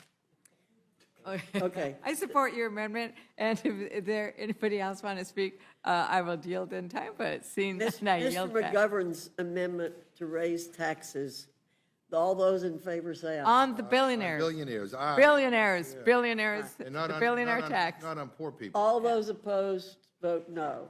No. That's for a roll call. Okay, Mr. McGovern requests a roll call vote. The clerk will call the roll. Mrs. Fishbach? No. Mrs. Fishbach, no. Mr. Norman? No. Mr. Norman, no. Mr. Roy? Mrs. Houchin? No. Mrs. Houchin, no. Mr. Langworthy? No. Mr. Langworthy, no. Mr. Scott? No. Mr. Scott, no. Mr. Griffith? No. Mr. Jack? No. Mr. Griffith, no. Mr. Jack, no. Mr. McGovern? Yes. Mr. McGovern, aye. Ms. Scanlon? Aye. Ms. Scanlon, aye. Mr. Neguse? Aye. Mr. Neguse, aye. Ms. Ledger-Fernandez? Aye. Ms. Ledger-Fernandez, aye. Madam Chair? No. Madam Chair, no. Clerk will report the tally. 4 yeas, 8 nays. The amendment is not agreed to. Madam Chair, Mr. McGovern. I have an amendment to the rule. I move the committee make an order amendment number 29, offered by Ranking Member Craig, which strikes harmful provisions that would slash $300 billion in food assistance for children, seniors, and veterans. Madam Chair, as I said earlier, this bill is a disaster. It is a disaster for the 16 million children, 8 million seniors, 4 million people with disabilities, and over 1 million veterans who rely on SNAP to put food on the table. This bill that you have here will cut the modest food benefits of about $2 per meal for millions of people in this country who need a little extra help to get by. The SNAP cuts contained in this bill also threaten access to school meals because if kids get kicked off of SNAP, they are no longer directly certified to receive school meals. SNAP supports the people who matter the most to us, our moms and dads, our kids and grandparents. Cutting benefits means families will go hungry, farmers will suffer, and health care costs will go up. Support this amendment if you want to protect nutrition assistance for regular people. I urge a yes vote. You've heard the motion from Mr. McGovern. All those in favor say aye. Aye. All those opposed say no. No. In the opinion of the chair, the noes have it. The amendment's not agreed to. Madam Chair, I have an amendment to the rule. I can have a recorded vote, please. Mr. McGovern requests a recorded vote. The clerk will call the roll. Mrs. Fishbach? No. Mrs. Fishbach, no. Mr. Norman? No. Mr. Norman, no. Mr. Roy? Mrs. Houchin? Mrs. Houchin, no. Mr. Langworthy? No. Mr. Langworthy, no. Mr. Scott? Mr. Scott, no. Mr. Griffith? No. Mr. Griffith, no. Mr. Jack? No. Mr. Jack, no. Mr. McGovern? Aye. Mr. McGovern, aye. Ms. Scanlon? Aye. Ms. Scanlon, aye. Mr. Neguse? Aye. Mr. Neguse, aye. Ms. Ledger Fernandez? Aye. Ms. Ledger Fernandez, aye. Madam Chair? No. Madam Chair, no. The clerk will report the tally. 4 yeas, 8 nays. The amendment is not agreed to. Madam Chair, Mr. McGovern. I have an amendment to the rule. I move the committee make an order amendment number 32 offered by Representative Hayes, which prevents any cuts to the Supplemental Nutrition Assistance Program from taking effect until certification. These provisions will not result in a reduction of benefits. Madam Chair, throughout the course of this debate and in the Agriculture Committee, Republicans insisted that they aren't taking benefits away from people who need them. Agriculture Committee Chairman Thompson said over and over again there wouldn't be cuts to benefits. And yet, we are considering a bill that would cut SNAP benefits by $300 billion. This isn't about integrity or any other nonsense that the Republican spin machine is trying to sell to people back home. This bill will take food away from kids, working families, and people with disabilities, full stop. There's no way to achieve the kind of cuts Republicans are making without cutting benefits for those populations of people. And if you really do believe that this bill doesn't cut benefits, then this amendment should be a no-brainer. Protect SNAP for the millions of Americans who rely on modest food benefits to feed their families by voting yes on this amendment. Is there further discussion? I say only that integrity means a lot to Republicans. And integrity of programs is key to us, and that's what we're doing in this legislation, is we are going to do everything we can to get integrity in programs to save the programs. All those in favor of Mr. McGovern's amendment, say aye. Aye. Those opposed, say no. No.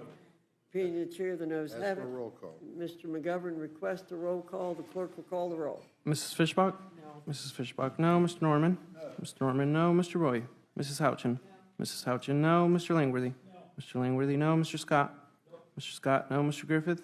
No. Mr. Griffith, no. Mr. Jack? No. Mr. Jack, no. Mr. McGovern? Aye. Mr. McGovern, aye. Ms. Scanlon? Aye. Ms. Scanlon, aye. Mr. Neguse? Mr. Neguse, aye. Ms. Ledger Fernandez? Ms. Ledger Fernandez, aye. Madam Chair? No. Madam Chair, no. Please, the clerk will report the tally.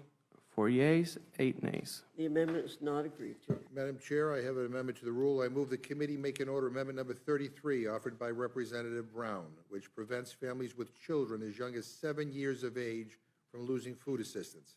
Madam Chair, families with kids who are 7 face barriers to child care. Many in rural areas may face transportation issues and a lack of jobs, which makes finding employment tough. Cutting parents with kids as young as 7 off of food assistance decimates the entire family's food budget. It means the whole family will have less money for food. So if you want to protect kids from losing access to nutritious food, please vote yes on this amendment. If you think it's more important to give billionaires another tax break at the expense of hungry kids, then you can vote no. Further discussion on Mr. McGovern's amendment. Madam Chair, I just want to point out that this is in the provisions dealing with the able-bodied adults without dependents of the law. And I want to just make sure that everybody knows that you don't have to meet all of the requirements. You can meet any of the requirements and you receive the exemption. Any of the requirements and you receive the exemption. The age 7 has absolutely nothing to do with the child. It has to do with an automatic waiver for the adults in the household. That's it. Anything else that they tell you is simply not true. Well, no, with due respect, we heard that from the chairman, and he's wrong, and you're wrong as well. So, I mean, that somehow, that lowering the age to 7 doesn't... A person is not, I can read it from a person is not subject to the ABOD work requirement if they are any of the following. younger than age 18 or age 63 or older, the 63 or older is the change, exempt from the general work requirement rules, pregnant, experiencing physical, mental barriers to work, experiencing homelessness, a veteran age 24 or younger in the foster care when you turn 18, living with someone under the age of 7 in their SNAP household. You can meet any of those and you're exempt. That's it. You're taking food away from the, parent, and therefore you're taking food away from the family. I mean, I don't understand why this is so hard to get your mind around. I mean, the bottom line is you're decreasing the amount of food assistance going to a family that loses a 7-year-old child. With all due respect, Mr. McGovern, all you have to meet is one of these to get the automatic waiver, and if you don't get the automatic waiver, you can still apply for the other waiver. With that, I yield. Thank you, Mr. Scott. You've heard the motion from Mr. McGovern. All those in favor say aye. Aye. Those opposed say no. No. In the opinion, Chair, the noes. Ask for a roll call vote on that. All right. Mr. McGovern requests a roll call. The clerk will call the roll. Mrs. Fishbach? No. Mrs. Fishbach, no. Mr. Norman? Mr. Norman, no. Mr. Roy? Mrs. Houchin? Mrs. Houchin, no. Mr. Langworthy? No. Mr. Langworthy, no. Mr. Scott? No. Mr. Scott, no. Mr. Griffith? Mr. Griffith, no. Mr. Jack? No. Mr. Jack, no. Mr. McGovern? Aye. Mr. McGovern, aye. Ms. Scanlon? Aye. Ms. Scanlon, aye. Mr. Neguse? Aye. Mr. Neguse, aye. Ms. Ledger-Fernandez? Ms. Ledger-Fernandez, aye. Madam Chair? No. Madam Chair, no. Clerk will report the total. 4 yeas, 8 nays. The amendment is not agreed to. Madam Chair, I have an amendment to the rule. I move the committee make an order amendment number 25 offered by Representative McClen Delaney, which prevents sections 1001 through 100012 from taking effect until certification. These provisions will not result in a decrease in benefits for households with children under the age of 18. And if, Mr. Scott is so confident that there's all these waivers, then this should be something he should vote for. This bill cuts the food budgets of families with kids in 2 ways. First, it imposes new time limits on SNAP for parents with kids over the age of 7. Second, it shifts the cost of benefits over to the states, who simply do not have the hundreds of millions of dollars, in some cases up to $1 billion, laying around to pay for the benefits. So if states can't meet their cost share, then they will have no choice but to reduce the benefit for the people who receive SNAP in their states. So again, this should be an easy amendment for Republicans to vote for, and I would urge a yes vote. Any further discussion on the amendment? If not, hearing none, the question's on the amendment. All those in favor signify by saying aye. Aye. Those opposed say no. No. In the opinion of the chair, noes have it. The amendment is not Ask agreed for a to. roll call. Mr. McGovern requests a roll call. The clerk will call the roll. Mrs. Fishbach? No. Mrs. Fishbach, no. Mr. Norman? No. Mr. Norman, no. Mr. Roy? Mrs. Houchin? No. Mrs. Houchin, no. Mr. Langworthy? No. Mr. Langworthy, no. Mr. Scott? No. Mr. Scott, no. Mr. Griffith? No. Mr. Griffith, no. Mr. Jack? No. Mr. Jack, no. Ms. Montgomery? Aye. Mr. McGovern, aye. Ms. Scanlon? Aye. Ms. Scanlon, aye. Mr. Neguse? Aye. Mr. Neguse, aye. Ms. Ledger-Fernandez? Ms. Ledger-Fernandez, aye. Madam Chair? No. Madam Chair, no. Clerk will report the tally. 4 yeas, 8 nays. The amendment is not agreed to. Madam Chair, I have an amendment to the rule. I move the committee make and order amendment number 184 offered by Ranking Member Scott and myself, which prohibits the bill from going into effect unless cuts to Medicaid and SNAP would not result in fewer families being eligible for free school meals. Madam Chair, a new report by the Urban Institute warned that up to 18.3 million kids could lose access to free school meals because of this awful bill. For many kids, free school meals provides them with the most nutritious food that they are able to access on any given day. Because of the way SNAP interacts with school meals in many states, children who lose SNAP benefits also lose direct eligibility for free and reduced meals at school. When we last considered the budget, members on this committee insisted that Republicans were not going to cut school meals. And yet we have a report right here telling us that millions of kids may lose access because of the changes. So Republicans, the changes that Republicans are making to nutritional assistance. So vote yes on this amendment if you want to protect school meals for kids. And I yield back. Is there any further discussion? Madam Chair. Ms. Ledger Fernandez. Thank you, Madam Chair. And I think this really goes to what do we expect of our children when they go to school? And we know that there's study after study that says that children who are hungry cannot learn as well. And when we invest in our children, we are investing in our future. And to deprive school children of school meals is simply not consistent with what I think we should be as a nation.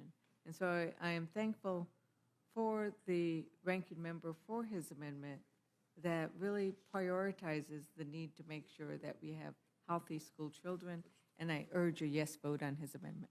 Thank you, Ms. Ledger Fernandez. You've heard the motion. All those in favor say aye. Aye. All those opposed say no. No. In the opinion of the chair, the noes have it. I ask for a roll call, Madam Chair. Mr. McGovern requests a roll call. The clerk will call the roll. Mrs. Fishbach? No. Mrs. Fishbach, no. Mr. Norman? No. Mr. Norman, no. Mr. Roy? Mrs. Houchin? No. Mrs. Houchin, no. Mr. Langworthy? No. Mr. Langworthy, no. Mr. Scott? No. Mr. Scott, no. Mr. Griffith? No. Mr. Griffith, no. Mr. Jack? No. Mr. Jack, no. Mr. McGovern? Aye. Mr. McGovern, aye. Ms. Scanlon? Aye. Ms. Scanlon, aye. Mr. Neguse? Aye. Mr. Neguse, aye. Ms. Ledger Fernandez? Aye. Ms. Ledger Fernandez, aye. Madam Chair? No. Madam Chair, no. The clerk will report the tally. 4 yeas, 8 nays. The amendment is not agreed to. Madam Chair, I have an amendment to the rule. I move the committee make an order amendment number 68, offered by Representative Vasquez, which inserts the text of the Affordable Insulin Now Act from the 118th Congress, which was H.R. 1488, which limits cost sharing for insulin under private health insurance for a month's supply of selected insulin products at $35 or 25% of a plan's negotiated price after any price concessions, whichever is less. You've heard the amendment by Mr. McGovern. Is there any further discussion? Ms. Ledger Fernandez? Madam Chair, the $35 a month insulin cap was so important, especially in Native American communities where there's high diabetes rate, especially in Latino communities, which also have a high diabetes rate. We actually have something similar in New Mexico, and it really did make a difference. It helped people to make sure they took their insulin and didn't ration it, because you need to take that insulin. And when it gets too expensive, people can't afford it. So this was, I think, a wonderful thing that the Democrats did in the 118th.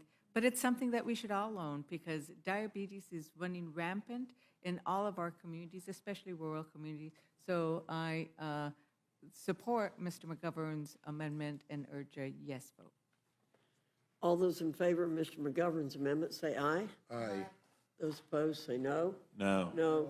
In the opinion of the chair, the noes have it. Ask for roll call. Mr. McGovern requests a roll call. The clerk will call the roll. Mrs. Fishbach? No. Mrs. Fishbach, no. Mr. Norman? No. Mr. Norman, no. Mr. Roy? Mrs. Houchin? No. Mrs. Houchin, no. Mr. Langworthy? No. Mr. Langworthy, no. Mr. Scott? No. Mr. Scott, no. Mr. Griffith? No. Mr. Griffith, no. Mr. Jack? No. Mr. Jack, no. Mr. McGovern? Aye. Mr. McGovern, aye. Ms. Scanlon? Aye. Ms. Scanlon, aye. Mr. Neguse? Aye. Mr. Neguse, aye. Ms. Ledger Fernandez? Aye. Ms. Ledger Fernandez, aye. Madam Chair? No. Madam Chair, no. The clerk will report the tally. 4 yeas, 8 nays. The amendment is not agreed to. Madam Chair, I Yes, have an Mr. amendment to the McGovern. rule. I move the committee make an order amendment number 42, offered by Representative Chu, which strikes the provisions in the bill that increase costs, increase red tape, and make it harder for people to get coverage, and cause coverage loss on the ACA marketplace. You've heard the amendment by Mr. McGovern. All those is further discussion? All those in favor say aye. Aye. All those opposed, no. No. In the opinion of the chair, the noes have it. Ask for a roll call. Mr. McGovern requests a roll call. The clerk will call the roll. Mrs. Fishbach? No. Mrs. Fishbach, no. Mr. Norman? No. Mr. Norman, no. Mr. Roy? Mrs. Houchin? No. Mrs. Houchin, no. Mr. Langworthy? No. Mr. Langworthy, no. Mr. Scott? No. Mr. Scott, no. Mr. Griffith? No. Mr. Griffith, no. Mr. Jack? No. Mr. Jack, no. Mr. McGovern? Aye. Mr. McGovern, aye. Ms. Scallon. Aye. Ms. Scallon, aye. Mr. Neguse. Mr. Neguse, aye. Ms. Ledger-Fernandez. Aye. Ms. Ledger-Fernandez, aye. Madam Chair. No. Madam Chair, no. The clerk will report the tally. 4 yeas, 8 nays. The amendment is not agreed to. Madam The Chair. Further, Mr. McGovern, you're recognized. I have an amendment to the rule. I move the committee make an order amendment number 242, offered by Representative Gomez, which extends eligibility for the ACA premium tax credit to include children and pregnant women, including those losing Medicaid coverage. This amendment is simple. It ensures that children and pregnant women are not harmed by the Republican attack on health insurance coverage. It will prevent millions of children and pregnant women from losing their health care coverage and mitigate Republicans' deliberate health care cost increases. Is there any further discussion to Mr. McGovern's amendment? All those in favor say aye. Aye. Those opposed say no. No. In the opinion of the chair, the noes have it. The amendment's not I ask for a agreed to. roll call, ma'am. Mr. McGovern requests a roll call. The clerk will call the roll. Mrs. Fishbach? No. Mrs. Fishbach, no. Mr. Norman? No. Mr. Norman, no. Mr. Roy? Mrs. Houchin? Mrs. Houchin, no. Mr. Langworthy? No. Mr. Langworthy, no. Mr. Scott? No. Mr. Scott, no. Mr. Griffith? No. Mr. Griffith, no. Mr. Jack? No. Mr. Jack, no. Mr. McGovern? Aye. Mr. McGovern, aye. Ms. Scallon? Aye. Ms. Scallon, aye. Mr. Neguse? Aye. Mr. Neguse, aye. Ms. Ledger-Fernandez? Ms. Ledger-Fernandez, aye. Madam Chair? No. Madam Chair, no. Clerk will report the tally. 4 yeas, 8 nays. The amendment's not agreed to. Are there further amendments? Madam Chair, I have an amendment to the rule. I move the committee make an order amendment number 215 offered by Representative Rivas, which strikes the provision creating a moratorium on states or a political subdivision from enforcing any law or regulation limiting, restricting, or regulating artificial intelligence models, artificial intelligence systems, or automated decision systems entered into interstate commerce. Madam Chair, this amendment would strike the awful provision in this bill that makes sure that AI companies continue to operate lawlessly. As it is currently written, the Republican budget reconciliation package will place a 10-year moratorium on state-level AI regulations. This is wrong, and it must be removed. I hear from my constituents every single day that they are worried about AI. They're worried about how it will affect their jobs, their families, their government, their health care, and their children. People are scared and excited about what AI will do to the world around them.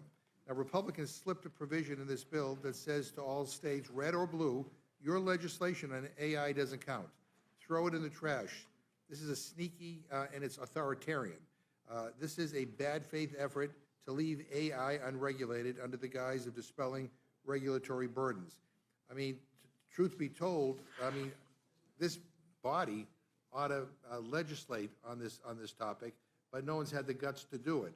So the states have stepped up, and they have taken this matter into their hands.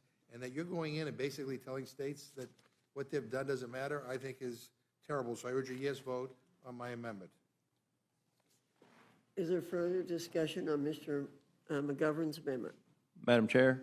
Yes, sir. I agree. Congress needs to legislate on this, but it's not possible to do it at the state level, so I'm opposed to this. Okay, Okay, thank you very much, Mr. Scott. The vote is on Mr. McGovern's amendment. All those in favor say aye. Aye. All those opposed say no. No. Roll call. Mr. McGovern requests a roll call. Clerk will call the roll. Mrs. Fishbach? Mrs. Fishbach, no. Mr. Norman? No. Mr. Norman, no. Mr. Roy? Mrs. Houchin? No. Mrs. Houchin, no. Mr. Langworthy? No. Mr. Langworthy, no. Mr. Scott? No. Mr. Scott, no. Mr. Griffith? No. Mr. Griffith, no. Mr. Jack? No. Mr. Jack, no. Mr. McGovern? Aye. Mr. McGovern, aye. Ms. Scallon? Aye. Ms. Scallon, aye. Mr. Neguse? Aye. Mr. Neguse, aye. Ms. Ledger-Fernandez? Ms. Ledger-Fernandez, aye. Madam Chair?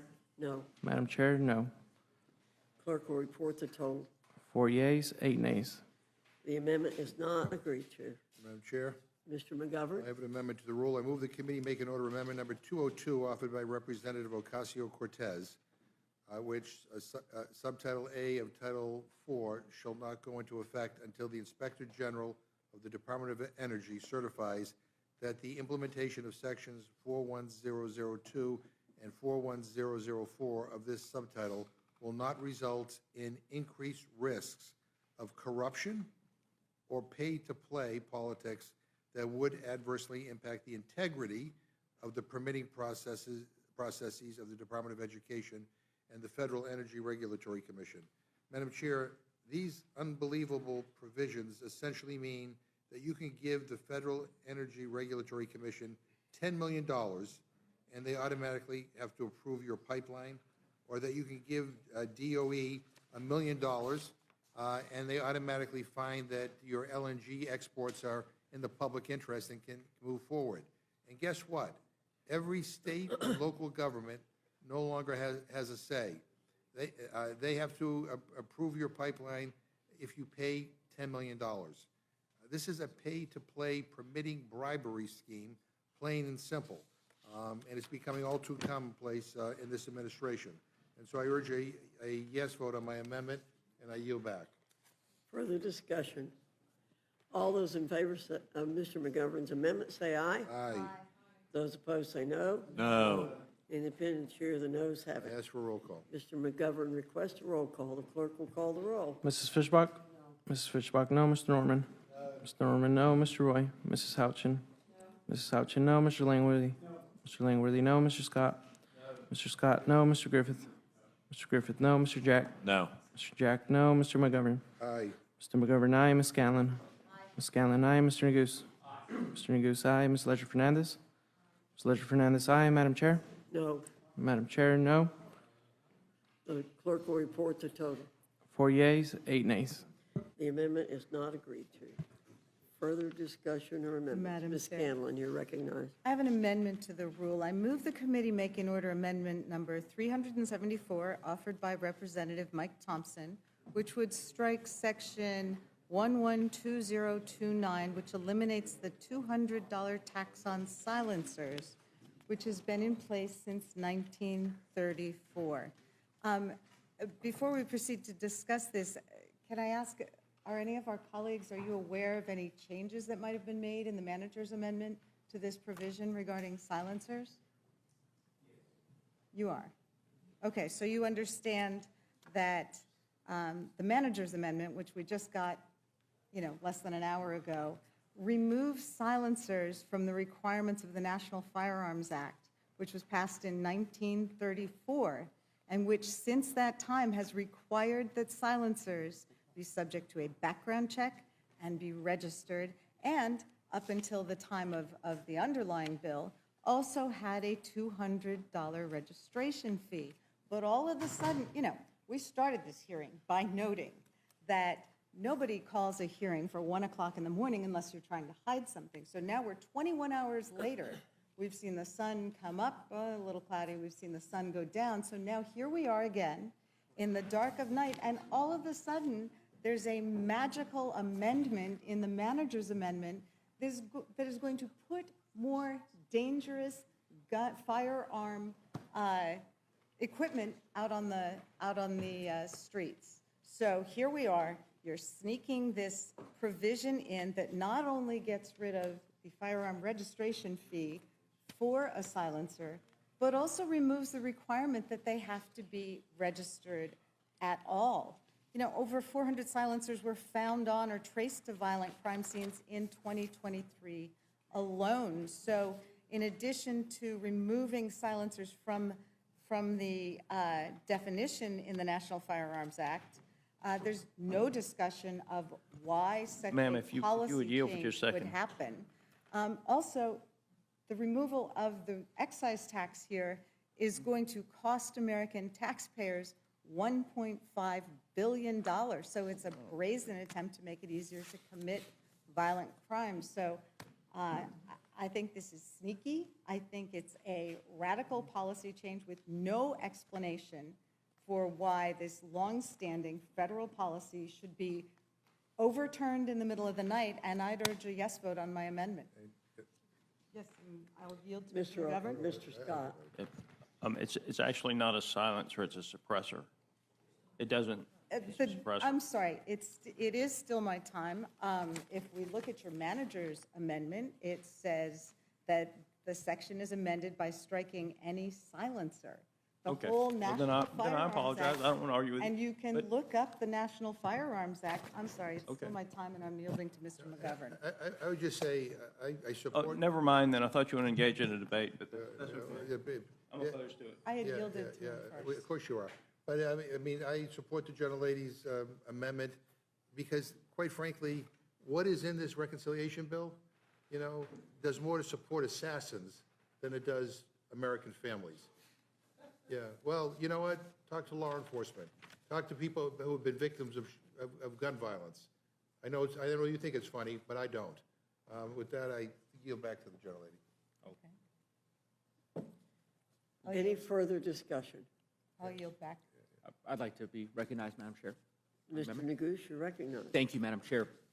I guess, and I'm happy to engage in a debate with my colleague. I always enjoy debating with Mr. Scott. The confusion I have about this particular provision, obviously for all the reasons that Ms. Scanlon and Ranking Member McGovern stated, I think this is a dangerous, deeply problematic provision that you all have put into this piece of legislation. The question I have is, this was not in the bill that we were marking up.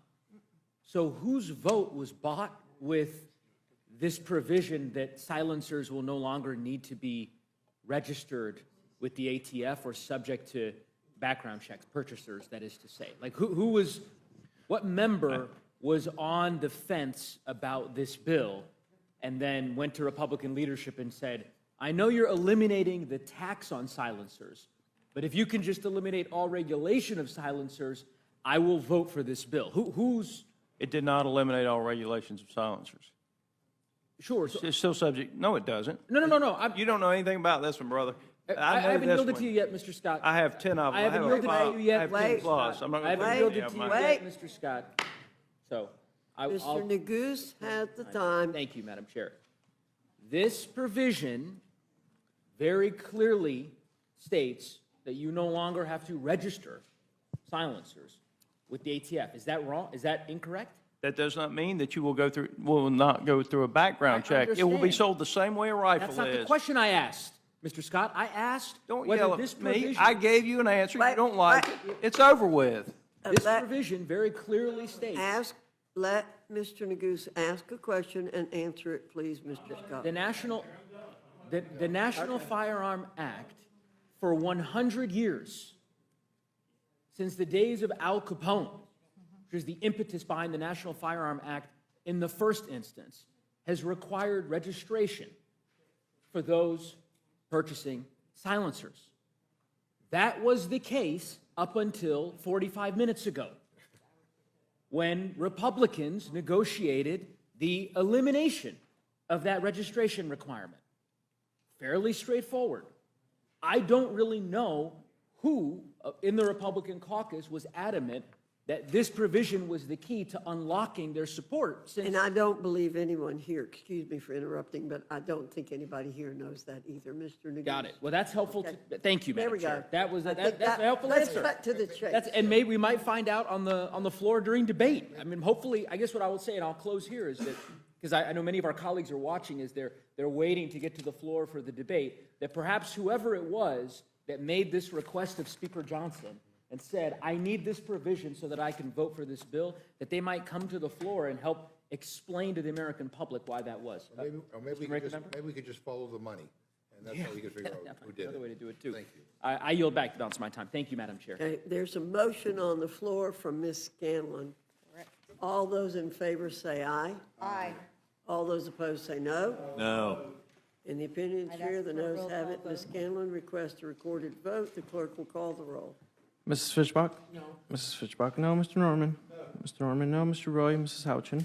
Mrs. Houchin, no. Mr. Langworthy? No. Mr. Langworthy, no. Mr. Scott? No. Mr. Scott, no. Mr. Griffith? No. Mr. Griffith, no. Mr. Jack? No. Mr. Jack, no. Mr. McGovern? Aye. Mr. McGovern, aye. Ms. Scanlon? Aye. Scanlon, aye. Mr. Neguse? Aye. Mr. Neguse, aye. Ms. Ledger Fernandez? Ms. Ledger Fernandez, aye. Madam Chair? No. Madam Chair, no. Clerk will report the total. 4 yeas, 8 nays. The amendment is not agreed to. Ms. Madam Scanlon, you're recognized. I have an amendment to the rule. I move the committee make in order amendment number 27 offered by Representative Johnson, which strikes bill text that would prevent the courts from enforcing a contempt citation against the government for failure to comply with an injunction or a temporary restraining order. As we discussed previously when some of our colleagues were here, certainly Representative Johnson, this is a critical part of separation of powers that the courts be able to effectuate their decisions. So I'd urge a yes vote. Any further discussion? All those in favor of the motion by Ms. Scanlon say aye. Aye. Those opposed say no. No. No. In the opinion I'd of the ask chair, for a roll call vote. Ms. Scanlon requests a roll call. The clerk will call the roll. Mrs. Fishbach? No. Mrs. Fishbach, no. Mr. Norman? No. Mr. Norman, no. Mr. Roy? Mrs. Houchin? Mrs. Houchin, no. Mr. Langworthy? No. Mr. Langworthy, no. Mr. Scott? No. Mr. Scott, no. Mr. Griffith? Mr. Griffith, no. Mr. Jack? No. Mr. Jack, no. Mr. McGovern? Aye. Mr. McGovern, aye. Ms. Scallon? Aye. Ms. Scallon, aye. Mr. Neguse? Aye. Mr. Neguse, aye. Ms. Ledger-Fernandez? Aye. Ms. Ledger-Fernandez, aye. Madam Chair? No. Madam Chair, no. Clerk will report the total. 4 yeas, 8 nays. The amendment is not agreed to. Ms. Scanlon, you're recognized. I have an amendment to the rule. I move the committee make in order amendment number 150 offered by myself, which prohibits funds from Title VII, Subtitle A, Immigration Matters, from being used to implement or defend Executive Order 14160 entitled Protecting the Meaning and Value of American Citizenship. President Trump has executed a blatantly unconstitutional executive order which purports to revoke the 14th Amendment's guarantee of birthright citizenship, a right that reflects the foundational American value that we don't define our nationhood by bloodlines or parentage, but by our shared democratic values, and therefore no funds under this bill should be used to enforce it. In the U.S., birthright citizenship is guaranteed by the Citizenship Clause in the 14th Amendment to the U.S. Constitution. It was ratified in 1868. The clause, very first sentence in the 14th Amendment, provides that all persons born or naturalized in the United States and subject to the jurisdiction thereof are citizens of the United States and of the state where they reside.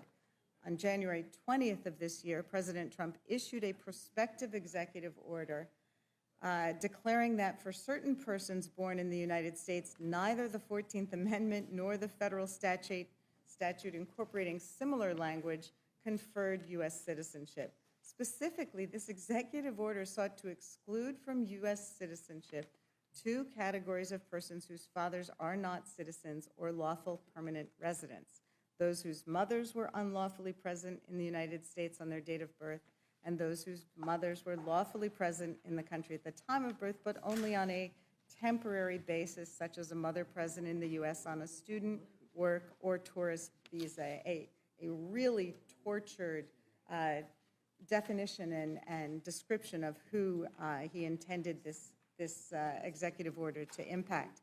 Every court which has looked at this executive order has found it to be unconstitutional and unenforceable. The executive order has been enjoined by 4 different judges appointed by Presidents Reagan, Bush, Obama, and Biden. 2 circuits have agreed to keep the executive order enjoined, and now implementation is pending before the Supreme Court.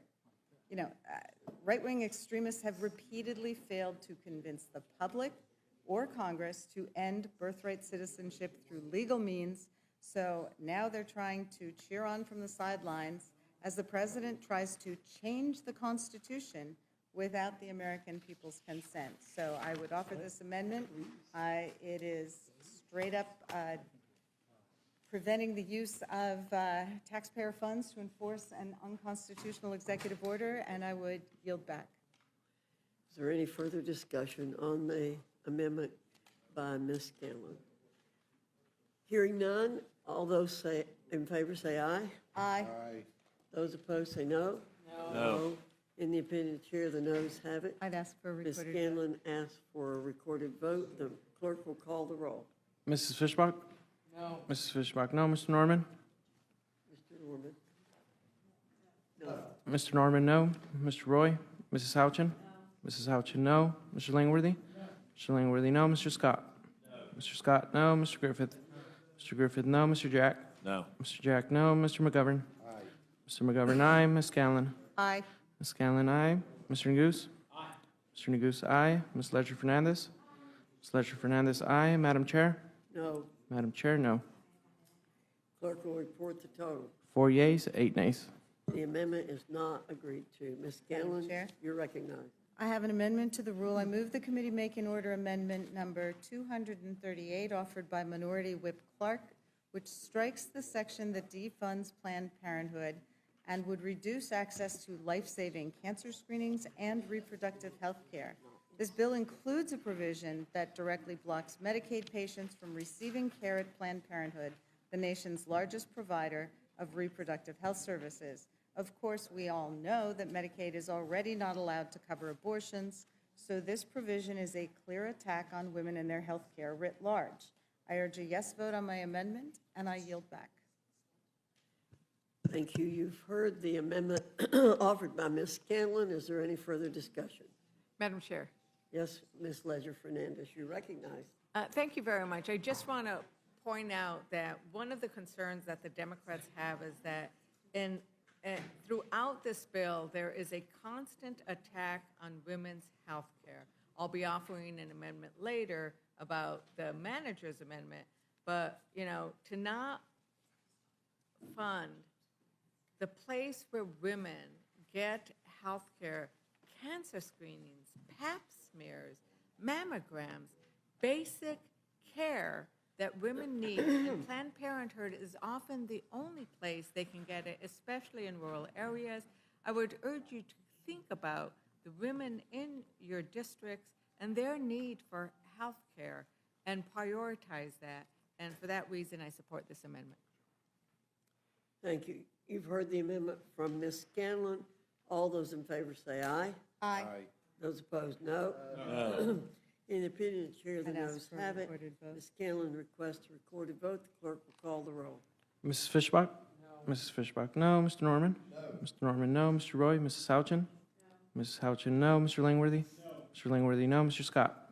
No. Mr. Scott, no. Mr. Griffith? No. Mr. Griffith, no. Mr. Jack? No. Mr. Jack, no. Mr. McGovern? Aye. Mr. McGovern, aye. Ms. Scanlon? Aye. Ms. Scanlon, aye. Mr. Neguse? Mr. Neguse, aye. Ms. Ledger Fernandez? Ms. Ledger Fernandez, aye. Madam Chair? No. Madam Chair, no. The clerk will report the total. 4 yeas, 8 nays.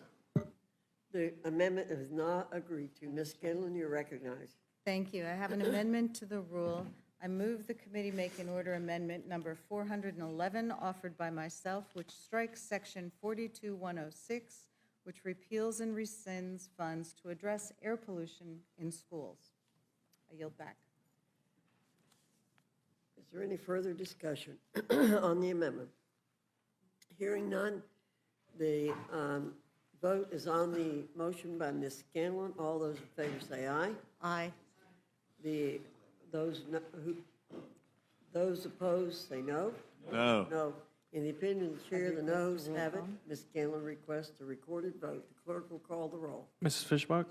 Mrs. Fishbach, no. Mr. Norman? No. Mr. Norman, no. Mr. Roy? Mrs. Houchin? No. Mrs. Houchin, no. Mr. Langworthy? No. Mr. Langworthy, no. Mr. Scott? No. Mr. Scott, no. Mr. Griffith? No. Mr. Griffith, no. Mr. Jack? No. Mr. Jack, no. Mr. McGovern? Aye. Mr. McGovern, aye. Ms. Scanlon? Aye. Ms. Scanlon, aye. Mr. Neguse? Mr. Neguse, aye. Ms. Ledger Fernandez? Ms. Ledger Fernandez, aye. Madam Chair? No.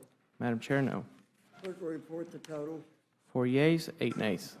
The amendment is not agreed to. Ms. Scanlon, you're recognized. Madam Chair, I have an amendment to the rule. I move the committee make in order amendment number 71 offered by Representative Raskin, which prevents Title VII from taking effect until the Attorney General certifies that any grant administered by the Office of Justice Programs of the Department of Justice that was terminated after January 20th, 2025 has been reinstated. Last month, President Trump's Department of Justice abruptly cut hundreds of millions of dollars in grant funding that had previously been awarded to support law enforcement, crime prevention, and public safety programs across the country.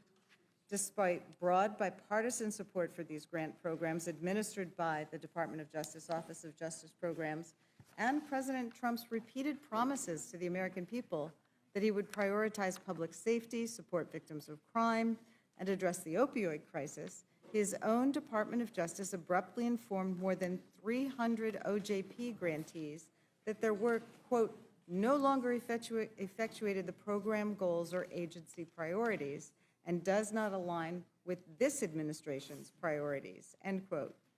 Organizations in at least 37 states across the country lost funding, red states and blue states and urban, suburban, and rural areas, and the work of those organizations, which benefits jurisdictions all across our country, would help ensure that all citizens have access to effective systems of safety and justice, regardless of where they live. The terminated grants totaling an estimated $500 million provided federal support for violence reduction, policing and prosecution, victim services, juvenile justice and child protection, substance use and mental health treatment, corrections and reentry, justice system enhancements, research and evaluation, and other state and local level public safety functions. During the House Judiciary Committee's consideration of the reconciliation bill on April 30th, Ranking Member Raskin and committee Democrats tried to restore that funding. Our Republican colleagues rejected it, but cutting funding for these vital programs threatens public safety, harms victims and survivors of violent crime, and hinders crime prevention efforts. So I urge a yes vote on the amendment, and I yield back. You've heard the motion by Ms. Scanlon. All those in favor say aye. Aye. Those opposed say no. No. In the opinion of the chair, the noes have it. Ms. Scanlon requests a roll call. The clerk will call the roll. Mrs. Fishbach? No. Mrs. Fishbach, no. Mr. Norman? No. Mr. Norman, no. Mr. Roy? Mrs. Houchin? No. Mrs. Houchin, no. Mr. Langworthy? No. Mr. Langworthy, no. Mr. Scott? No. Mr. Scott, no. Mr. Griffith? No. Mr. Griffith, no. Mr. Jack? No. Mr. Jack, no. Mr. McGovern? Aye. Mr. McGovern, aye. Ms. Scanlon? Aye. Scanlon, aye. Mr. Neguse? Aye. Mr. Neguse, aye. Ms. Ledger Fernandez? Ms. Ledger Fernandez, aye. Madam Chair? No. Madam Chair, no. The clerk will report the total. 4 yeas, 8 nays. The amendment is not agreed to. Ms. Scanlon, you're recognized. Thank you. I have an amendment to the rule. I move the committee make in order amendment number 35, offered by Representative Jayapal, which prohibits the use of funds in Subtitle A of Title VII from being used by Immigration and Customs Enforcement to detain or deport U.S. citizens. The amendment is straightforward. It should be uncontroversial. It would ensure that none of the funds in this bill are used to detain U.S. citizens for immigration enforcement. Reports of U.S. citizens being wrongfully arrested and detained started coming out just days after this administration was sworn in. Some citizens have been detained for merely speaking Spanish. Others were held for days despite consistently telling the Department of Homeland Security that they were citizens. ICE detention of U.S. citizens because of reckless and lawless immigration enforcement is both unconstitutional and dangerous. Even ICE acknowledges that it has no authority to arrest and detain U.S. citizens. Their internal guidance says, as a matter of law, ICE cannot assert its civil immigration enforcement authority to arrest or detain a U.S. citizen. Nevertheless, we've seen detentions of U.S. citizens occur. We've heard about deportation of children, U.S. citizens. So Congress has a duty to act. We have to ensure that government funding, taxpayer dollars, doesn't support illegal or unconstitutional actions. Therefore, I offer this amendment and urge a yes vote. I yield back. Any further discussion on the amendment? Hearing none, all those in favor say aye. Aye. Those opposed, no. No. In the opinion of the chair, the noes have it. Ms. Scanlon requests a recorded vote. Mrs. Clerk Fishbach? will call the vote. No. Mrs. Fishbach, no. Mr. Norman? No. Mr. Norman, no. Mr. Roy? Mrs. Houchin?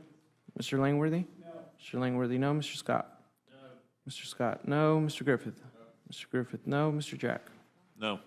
Mr. Jack, no. Mr. McGovern? Aye. Mr. McGovern, aye. Ms. Scanlon? Aye. Ms. Scanlon, aye. Mr. Neguse? Aye. Mr. Neguse, aye. Ms. Ledger Fernandez? Aye. Ms. Ledger Fernandez, aye. Madam Chair? No. Madam Chair, no.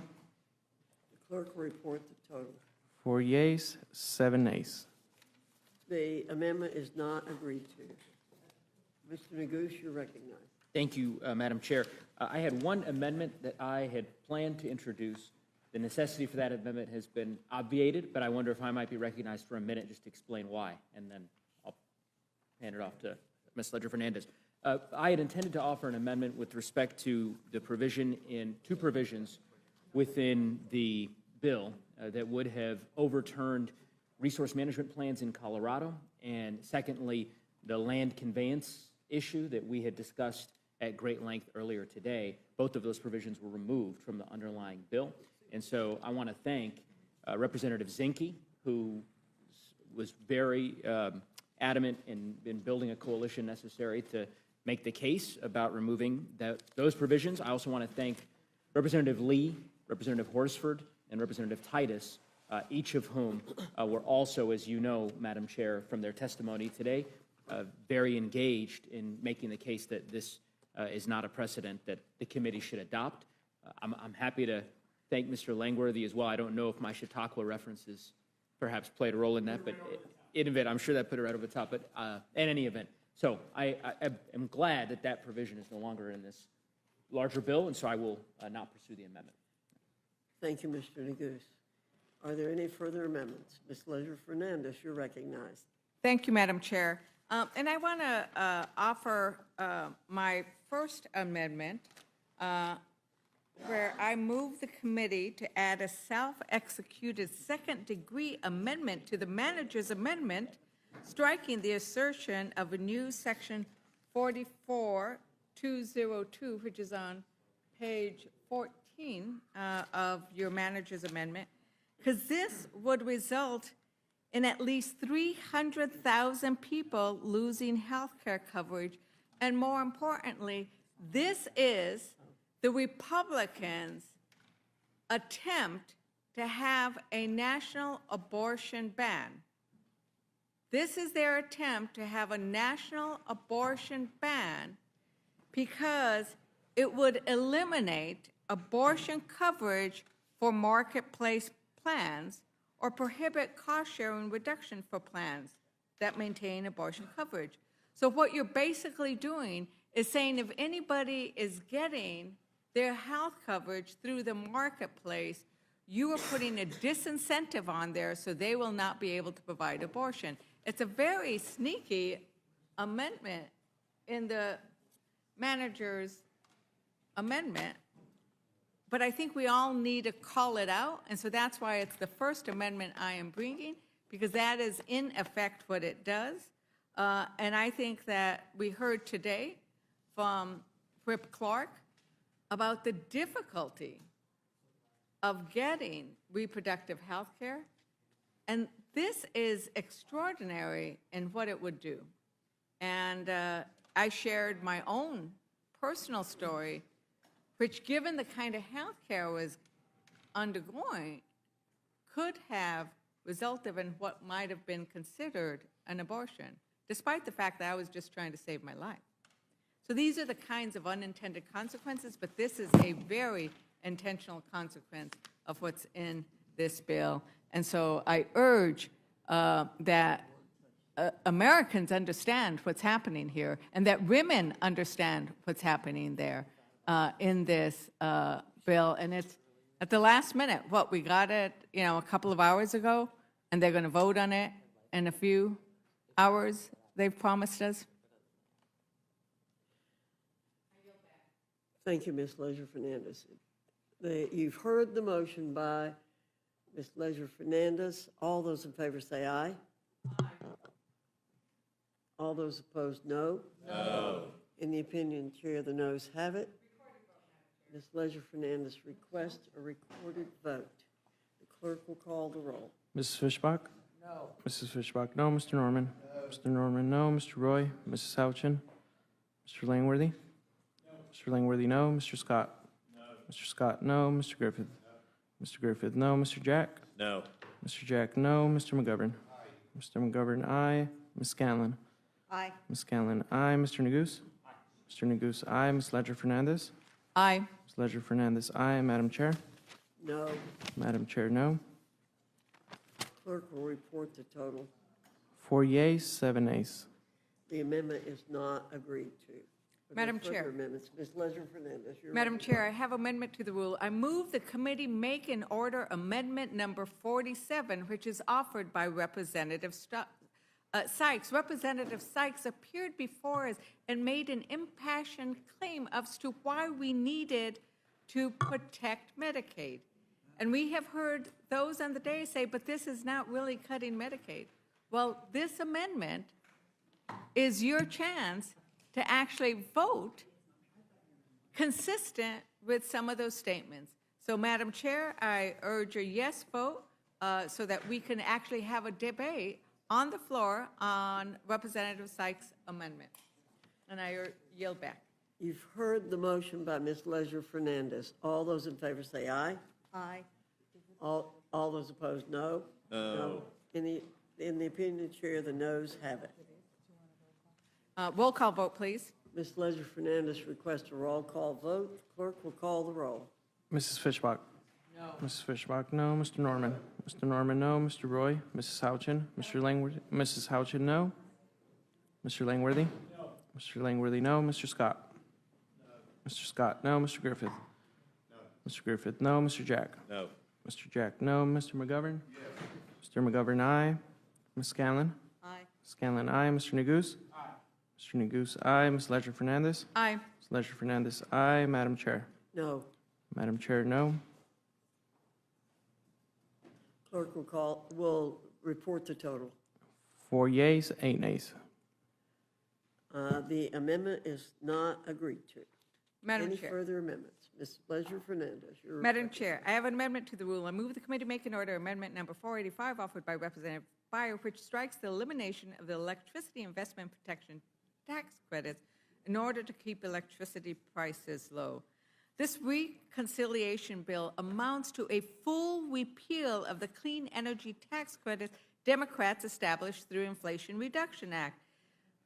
But the thing is, this is a way of lowering costs for American families. According to the Department of Energy, in just the last 10 years, costs have declined significantly for many technologies, including distributed solar, down 26%, land-based wind, down 41%, utility-scale solar, down 73%. What other kind of energy is going down in these kinds of degrees? So the Inflation Reduction Act, the renewable energy, the clean energy that Americans want, it is also saving Americans money. In fact, in New Mexico, where, as you know, I've explained, we also are a fossil fuel producing state, we're developing clean energy power plants, manufacturing facilities, we're creating jobs, we're lowering costs. People want us to keep doing this, but Republicans want to go back in time. You know, I feel like we're in the 19th century and Republicans are arguing that gas lamps are better than electric light bulbs, and Gesundheit and God bless, Madam Chair. So when Republicans talk about energy dominance, why are they giving up on the energy of the future? If we want to be truly energy dominant and compete in what is expected to be, listen to this, a $2 trillion global clean energy market. If you do not keep these credits in existence, you are basically saying, China, take it all. You lead the world. Well, I don't think we should do that. We have the resources here. Let's vote in favor of the amendment, or at least let our members decide whether they should keep it. With that, Madam Chair, I urge a yes vote and yield back. Thank you, Ms. Leisure-Fernandez. You've heard the motion from Ms. Leisure-Fernandez. All those in favor say aye. Aye. All those opposed say no. No. In the opinion of the chair, the noes have it. Noes have it. Ms. Leisure-Fernandez requests a recorded vote. The clerk will call the roll. Mrs. Fishbach? No. Mrs. Fishbach, no. Mr. Norman? No. Mr. Norman, no. Mr. Roy? Mrs. Houchin? No. Mrs. Houchin, no. Mr. Langworthy? No. Mr. Langworthy, no. Mr. Scott? No. Mr. Scott, no. Mr. Griffith? No. Mr. Griffith, no. Mr. Jack? No. Mr. Jack, no. Mr. McGovern? Aye. Mr. McGovern, aye. Ms. Scanlon? Aye. Ms. Scanlon, aye. Mr. Neguse? Aye. Mr. Neguse, aye. Ms. Ledger Fernandez? Aye. Ms. Ledger Fernandez, aye. Madam Chair? No. Madam Chair, no. The clerk will report the total. 4 yeas, 8 nays. The amendment is not agreed to. Madam Chair, Ms. Leisure Fernandez. I have an amendment to the rule. I move the committee make an order amendment number 483 offered by myself, which protects state budgets and education and healthcare funding from reductions in oil and gas revenues. So basically, what we did in the House Natural Resources is we reduced oil and gas royalty rates. Now, the problem is that oil and gas producing states share in the federal royalty rates. So for those states who have federal lands, they're going to be receiving less royalties. And let's look at how this happened. Act 1, Trump promised to scrap climate laws and to do what oil and gas wanted if U.S. oil bosses donated $1 billion to the Trump campaign. Act number 2, Trump starts living up to that promise. He takes aim at city and state climate laws in an executive order. And now act number 3, cuts to oil and gas royalty rates in the budget reconciliation. And they are going to reduce the money flowing to states. And, you know, my colleague across the aisle pointed out that New Mexico does receive oil and gas, but what this would do, and our land commissioner, whose job it is to try to make sure we get as much money off of those oil and gas leases, wrote us a letter in House Natural Resources pointing out that this would be almost a almost a $500 billion hit to our state because of what we will be doing here. So on behalf of my state, of Colorado, of North Dakota, of all of those other states that have oil and gas producing, I urge a yes vote on my amendment, and I yield back. You've heard the amendment from Ms. Leisure Fernandez. All those in favor say aye. Aye. Those opposed say no. No. In the opinion of the chair, the noes have it. The noes recorded have it. vote. Ms. Leisure Fernandez requests a recorded vote. The clerk will call the roll. Mrs. Fishbach, no. Mr. Norman? No. Mr. Norman, no. Mr. Roy, Mrs. Houchin? No. Mrs. Houchin, no. Mr. Langworthy? No. Mr. Langworthy, no. Mr. Scott? No. Mr. Scott, no. Mr. Griffith? No. Mr. Griffith, no. Mr. Jack? No. Mr. Jack, no. Mr. McGovern? Aye. Mr. McGovern, aye. Ms. Scanlon? Aye. Ms. Scanlon, aye. Mr. Neguse? Aye.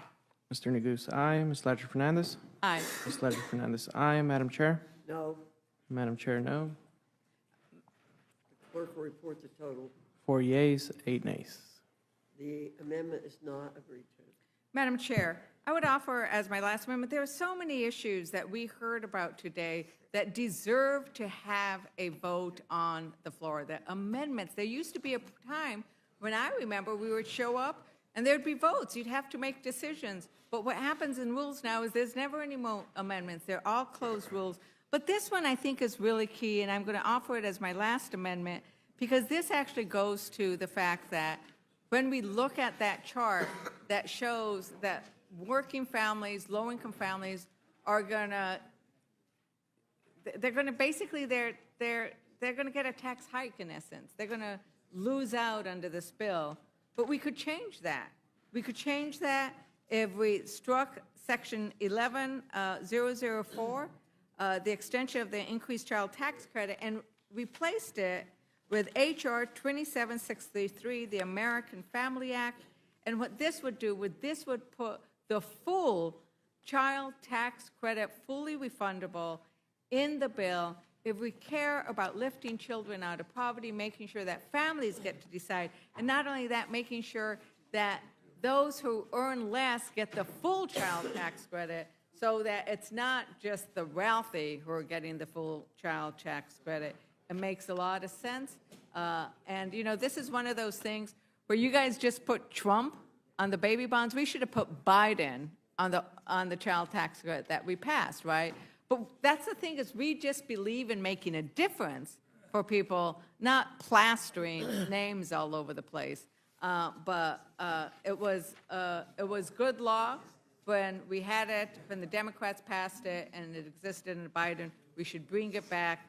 And with that, Madam Chair, I yield back.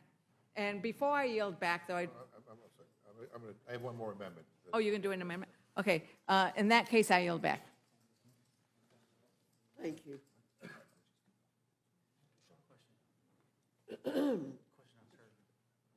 Good. Oh, question on your amendment. Yes. I didn't think you made it. You made an amendment. Right. Thank you. Yes. Okay. All those in favor of Ms. Ledger Fernandez amendment, say aye. Aye. Those opposed, say no. No. In the opinion of the chair, the noes have it. You want a roll call? Roll call. Ms. Ledger Fernandez requests a roll call. The clerk will call the roll. Mrs. Fishbach? No. Mrs. Fishbach, no. Mr. Norman? Mr. Norman? No. Mr. Norman, no. Mr. Roy? Mrs. Houchin? Mrs. Houchin, no. Mr. Langworthy? No. Mr. Langworthy, no. Mr. Scott? No. Mr. Scott, no. Mr. Griffith? No. Mr. Griffith, no. Mr. Jack? No. Mr. Jack, no. Mr. McGovern? Aye. Mr. McGovern, aye. Ms. Scanlon? Aye. Ms. Scanlon, aye. Mr. Neguse? Mr. Neguse, aye. Ms. Ledger Fernandez? Ms. Ledger Fernandez, aye. Madam Chair? No. Madam Chair, no. The clerk will report the tally. 4 yeas, 8 nays. The amendment is not agreed to. Mr. McGovern, you recognize. Madam Chairman, I just have another amendment to the rule. I move the committee make an order amendment number 2 offered by Representative Gillen, which strikes the limitation on the state and local tax deduction. But before we vote on this last amendment, I just want to recap some of what just happened here tonight. So Republicans on this committee voted against raising taxes on billionaires, voted against following a House rule that requires a 3/5 vote to raise income taxes, just in case this great, beautiful bill of theirs raises taxes on regular working people, which I think we all believe it does. But they're insulating themselves by voting by basically waiving the 3/5 requirement. And Republicans voted against protecting Medicaid benefits. They voted against protecting SNAP benefits for children. So I guess more children will have to go hungry. And they voted against an amendment to restore NIH funding for critical cancer research and other important medical research. And I think this is all shameful. So these votes basically show us where your priorities and your values are. And as I said at 1 o'clock in the morning, when you vote for this, you own it. And so with that, Madam Chair, I urge a yes vote on my amendment and urge you to call the question. Okay. You've heard the motion by Mr. McGovern. All those in favor say aye. Aye. Those opposed say no. No. In the opinion of the chair, the noes have it. Ask for a roll call. Mr. McGovern requests a roll call vote. Clerk will call the roll. Mrs. Fishbach? No. Mrs. Fishbach, no. Mr. Norman? No. Mr. Norman, no. Mr. Roy? Mrs. Houchin? No. Mrs. Houchin, no. Mr. Langworthy? No. Mr. Langworthy, no. Mr. Scott? No. Mr. Scott, no. Mr. Griffith? No. Mr. Griffith, no. Mr. Jack? No. Mr. Jack, no. Mr. McGovern? Aye. Mr. McGovern, aye. Ms. Scanlon? Aye. Scanlon, aye. Mr. Neguse? Aye. Mr. Neguse, aye. Ms. Ledger Fernandez? Aye. Ms. Ledger Fernandez, aye. Madam Chair? No. Madam Chair, no. Clerk will report the total. 4 yeas, 8 nays. The amendment is not agreed to. Hearing no further discussion, the question is on the motion from the gentlewoman from Indiana. All those in favor signify by saying aye. Aye. Those opposed say no. No. In the opinion of the chair, the ayes have it. The motion is agreed to. Ask for a roll call. Mr. McGovern requests a roll call. The clerk will call the roll. Mrs. Fishbach? Yes. Mrs. Fishbach, aye. Mr. Norman? Mr. Norman, aye. Mr. Roy? Mrs. Houchin? Mrs. Houchin, aye. Mr. Langworthy? Aye. Mr. Langworthy, aye. Mr. Scott? Aye. Mr. Scott, aye. Mr. Griffith? Aye. Mr. Griffith, aye. Mr. Jack? Aye. Mr. Jack, aye. Mr. McGovern? Hell no. Mr. McGovern, no. Ms. Scanlon? No. Ms. Scanlon, no. Mr. Neguse? No. Mr. Neguse, no. Ms. Ledger-Fernandez? Ms. Ledger-Fernandez, no. Madam Chair? Aye. Madam Chair, aye. The clerk will report the total. 8 yeas, 4 nays. The ayes have it. The motion to report is agreed to. Accordingly, the gentlewoman from Indiana, Ms. Houchin, will be managing this rule for the majority. And I will for the minority. Can I ask just one question? What is the schedule? We will be going to the floor You gotta do it, right? right now. Are we doing just the rule tonight, or are we doing the rule and the bill tonight? I am not clear, but I believe there's a chance we'll do the bill tonight. All right. Okay? So, Aren't you glad we started at 1 o'clock? without, usually about 20 minutes. 20, 30 minutes usually. Right. Without objection, the committee is adjourned.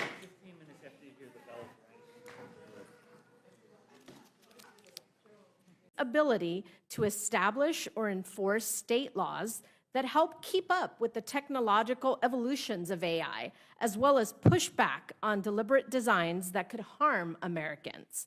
Under this ban, state and local governments won't be able to enforce current, new, or updated regulations around AI use in the workplace, in procurement, guidelines, or in eliminating biases, even regulations that only impact their specific locality.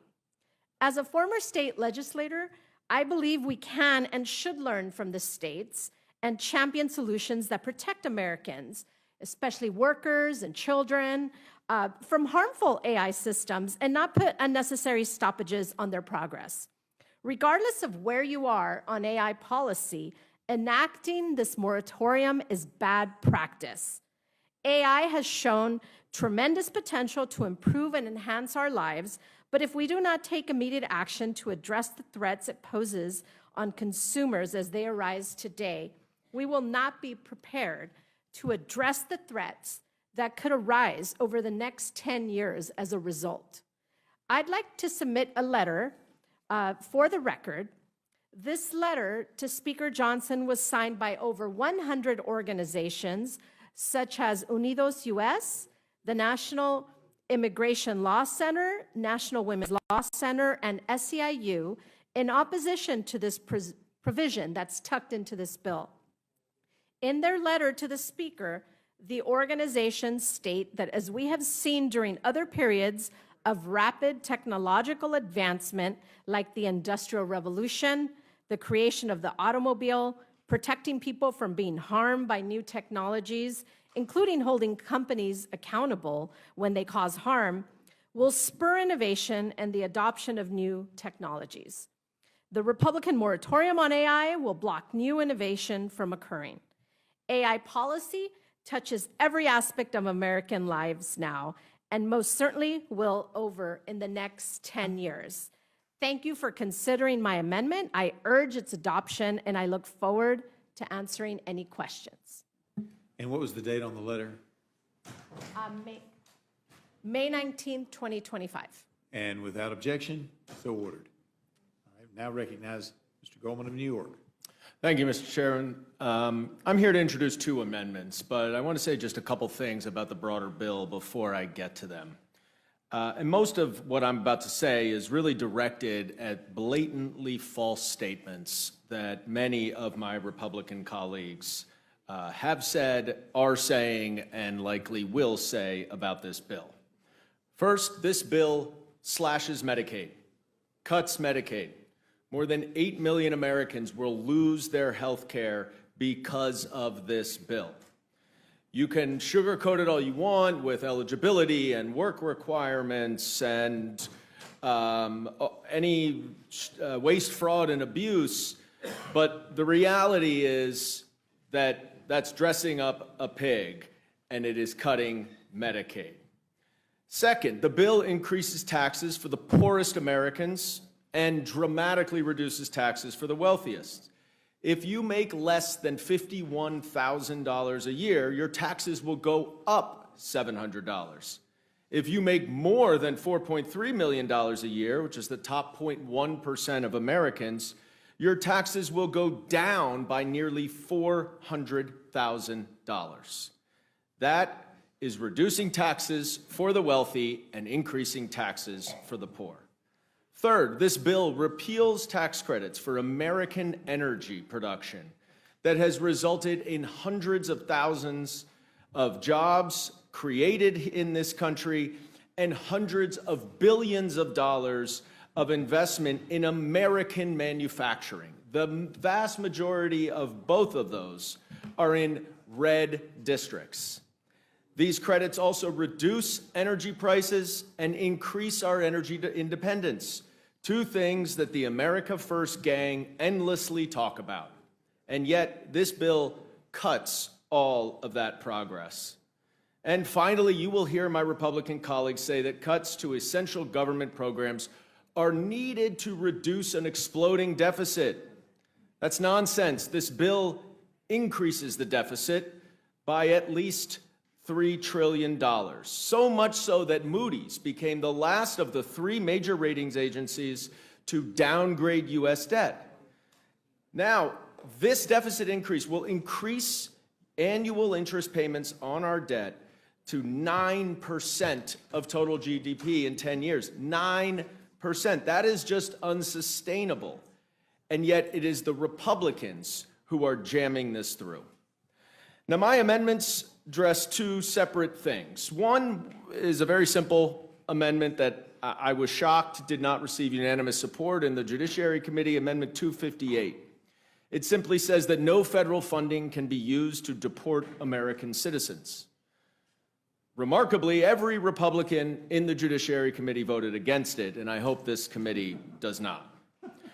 My second amendment, Amendment 135, addresses what is truly a cruel and cynical attempt to make America hungry again. This bill does not trim SNAP around the edges. It does not cut waste, fraud, and abuse. It cuts SNAP to its core, to the tune of approximately $250 billion, which may sound like an abstract number, but there are human lives at stake. There are children who will go hungry. There are seniors who have to choose between prescription drugs and food. There are working parents who rely on that few $100s a month to put food on their table. My amendment would strike one of the most damaging provisions of this bill, a provision that would shift 75% of the administrative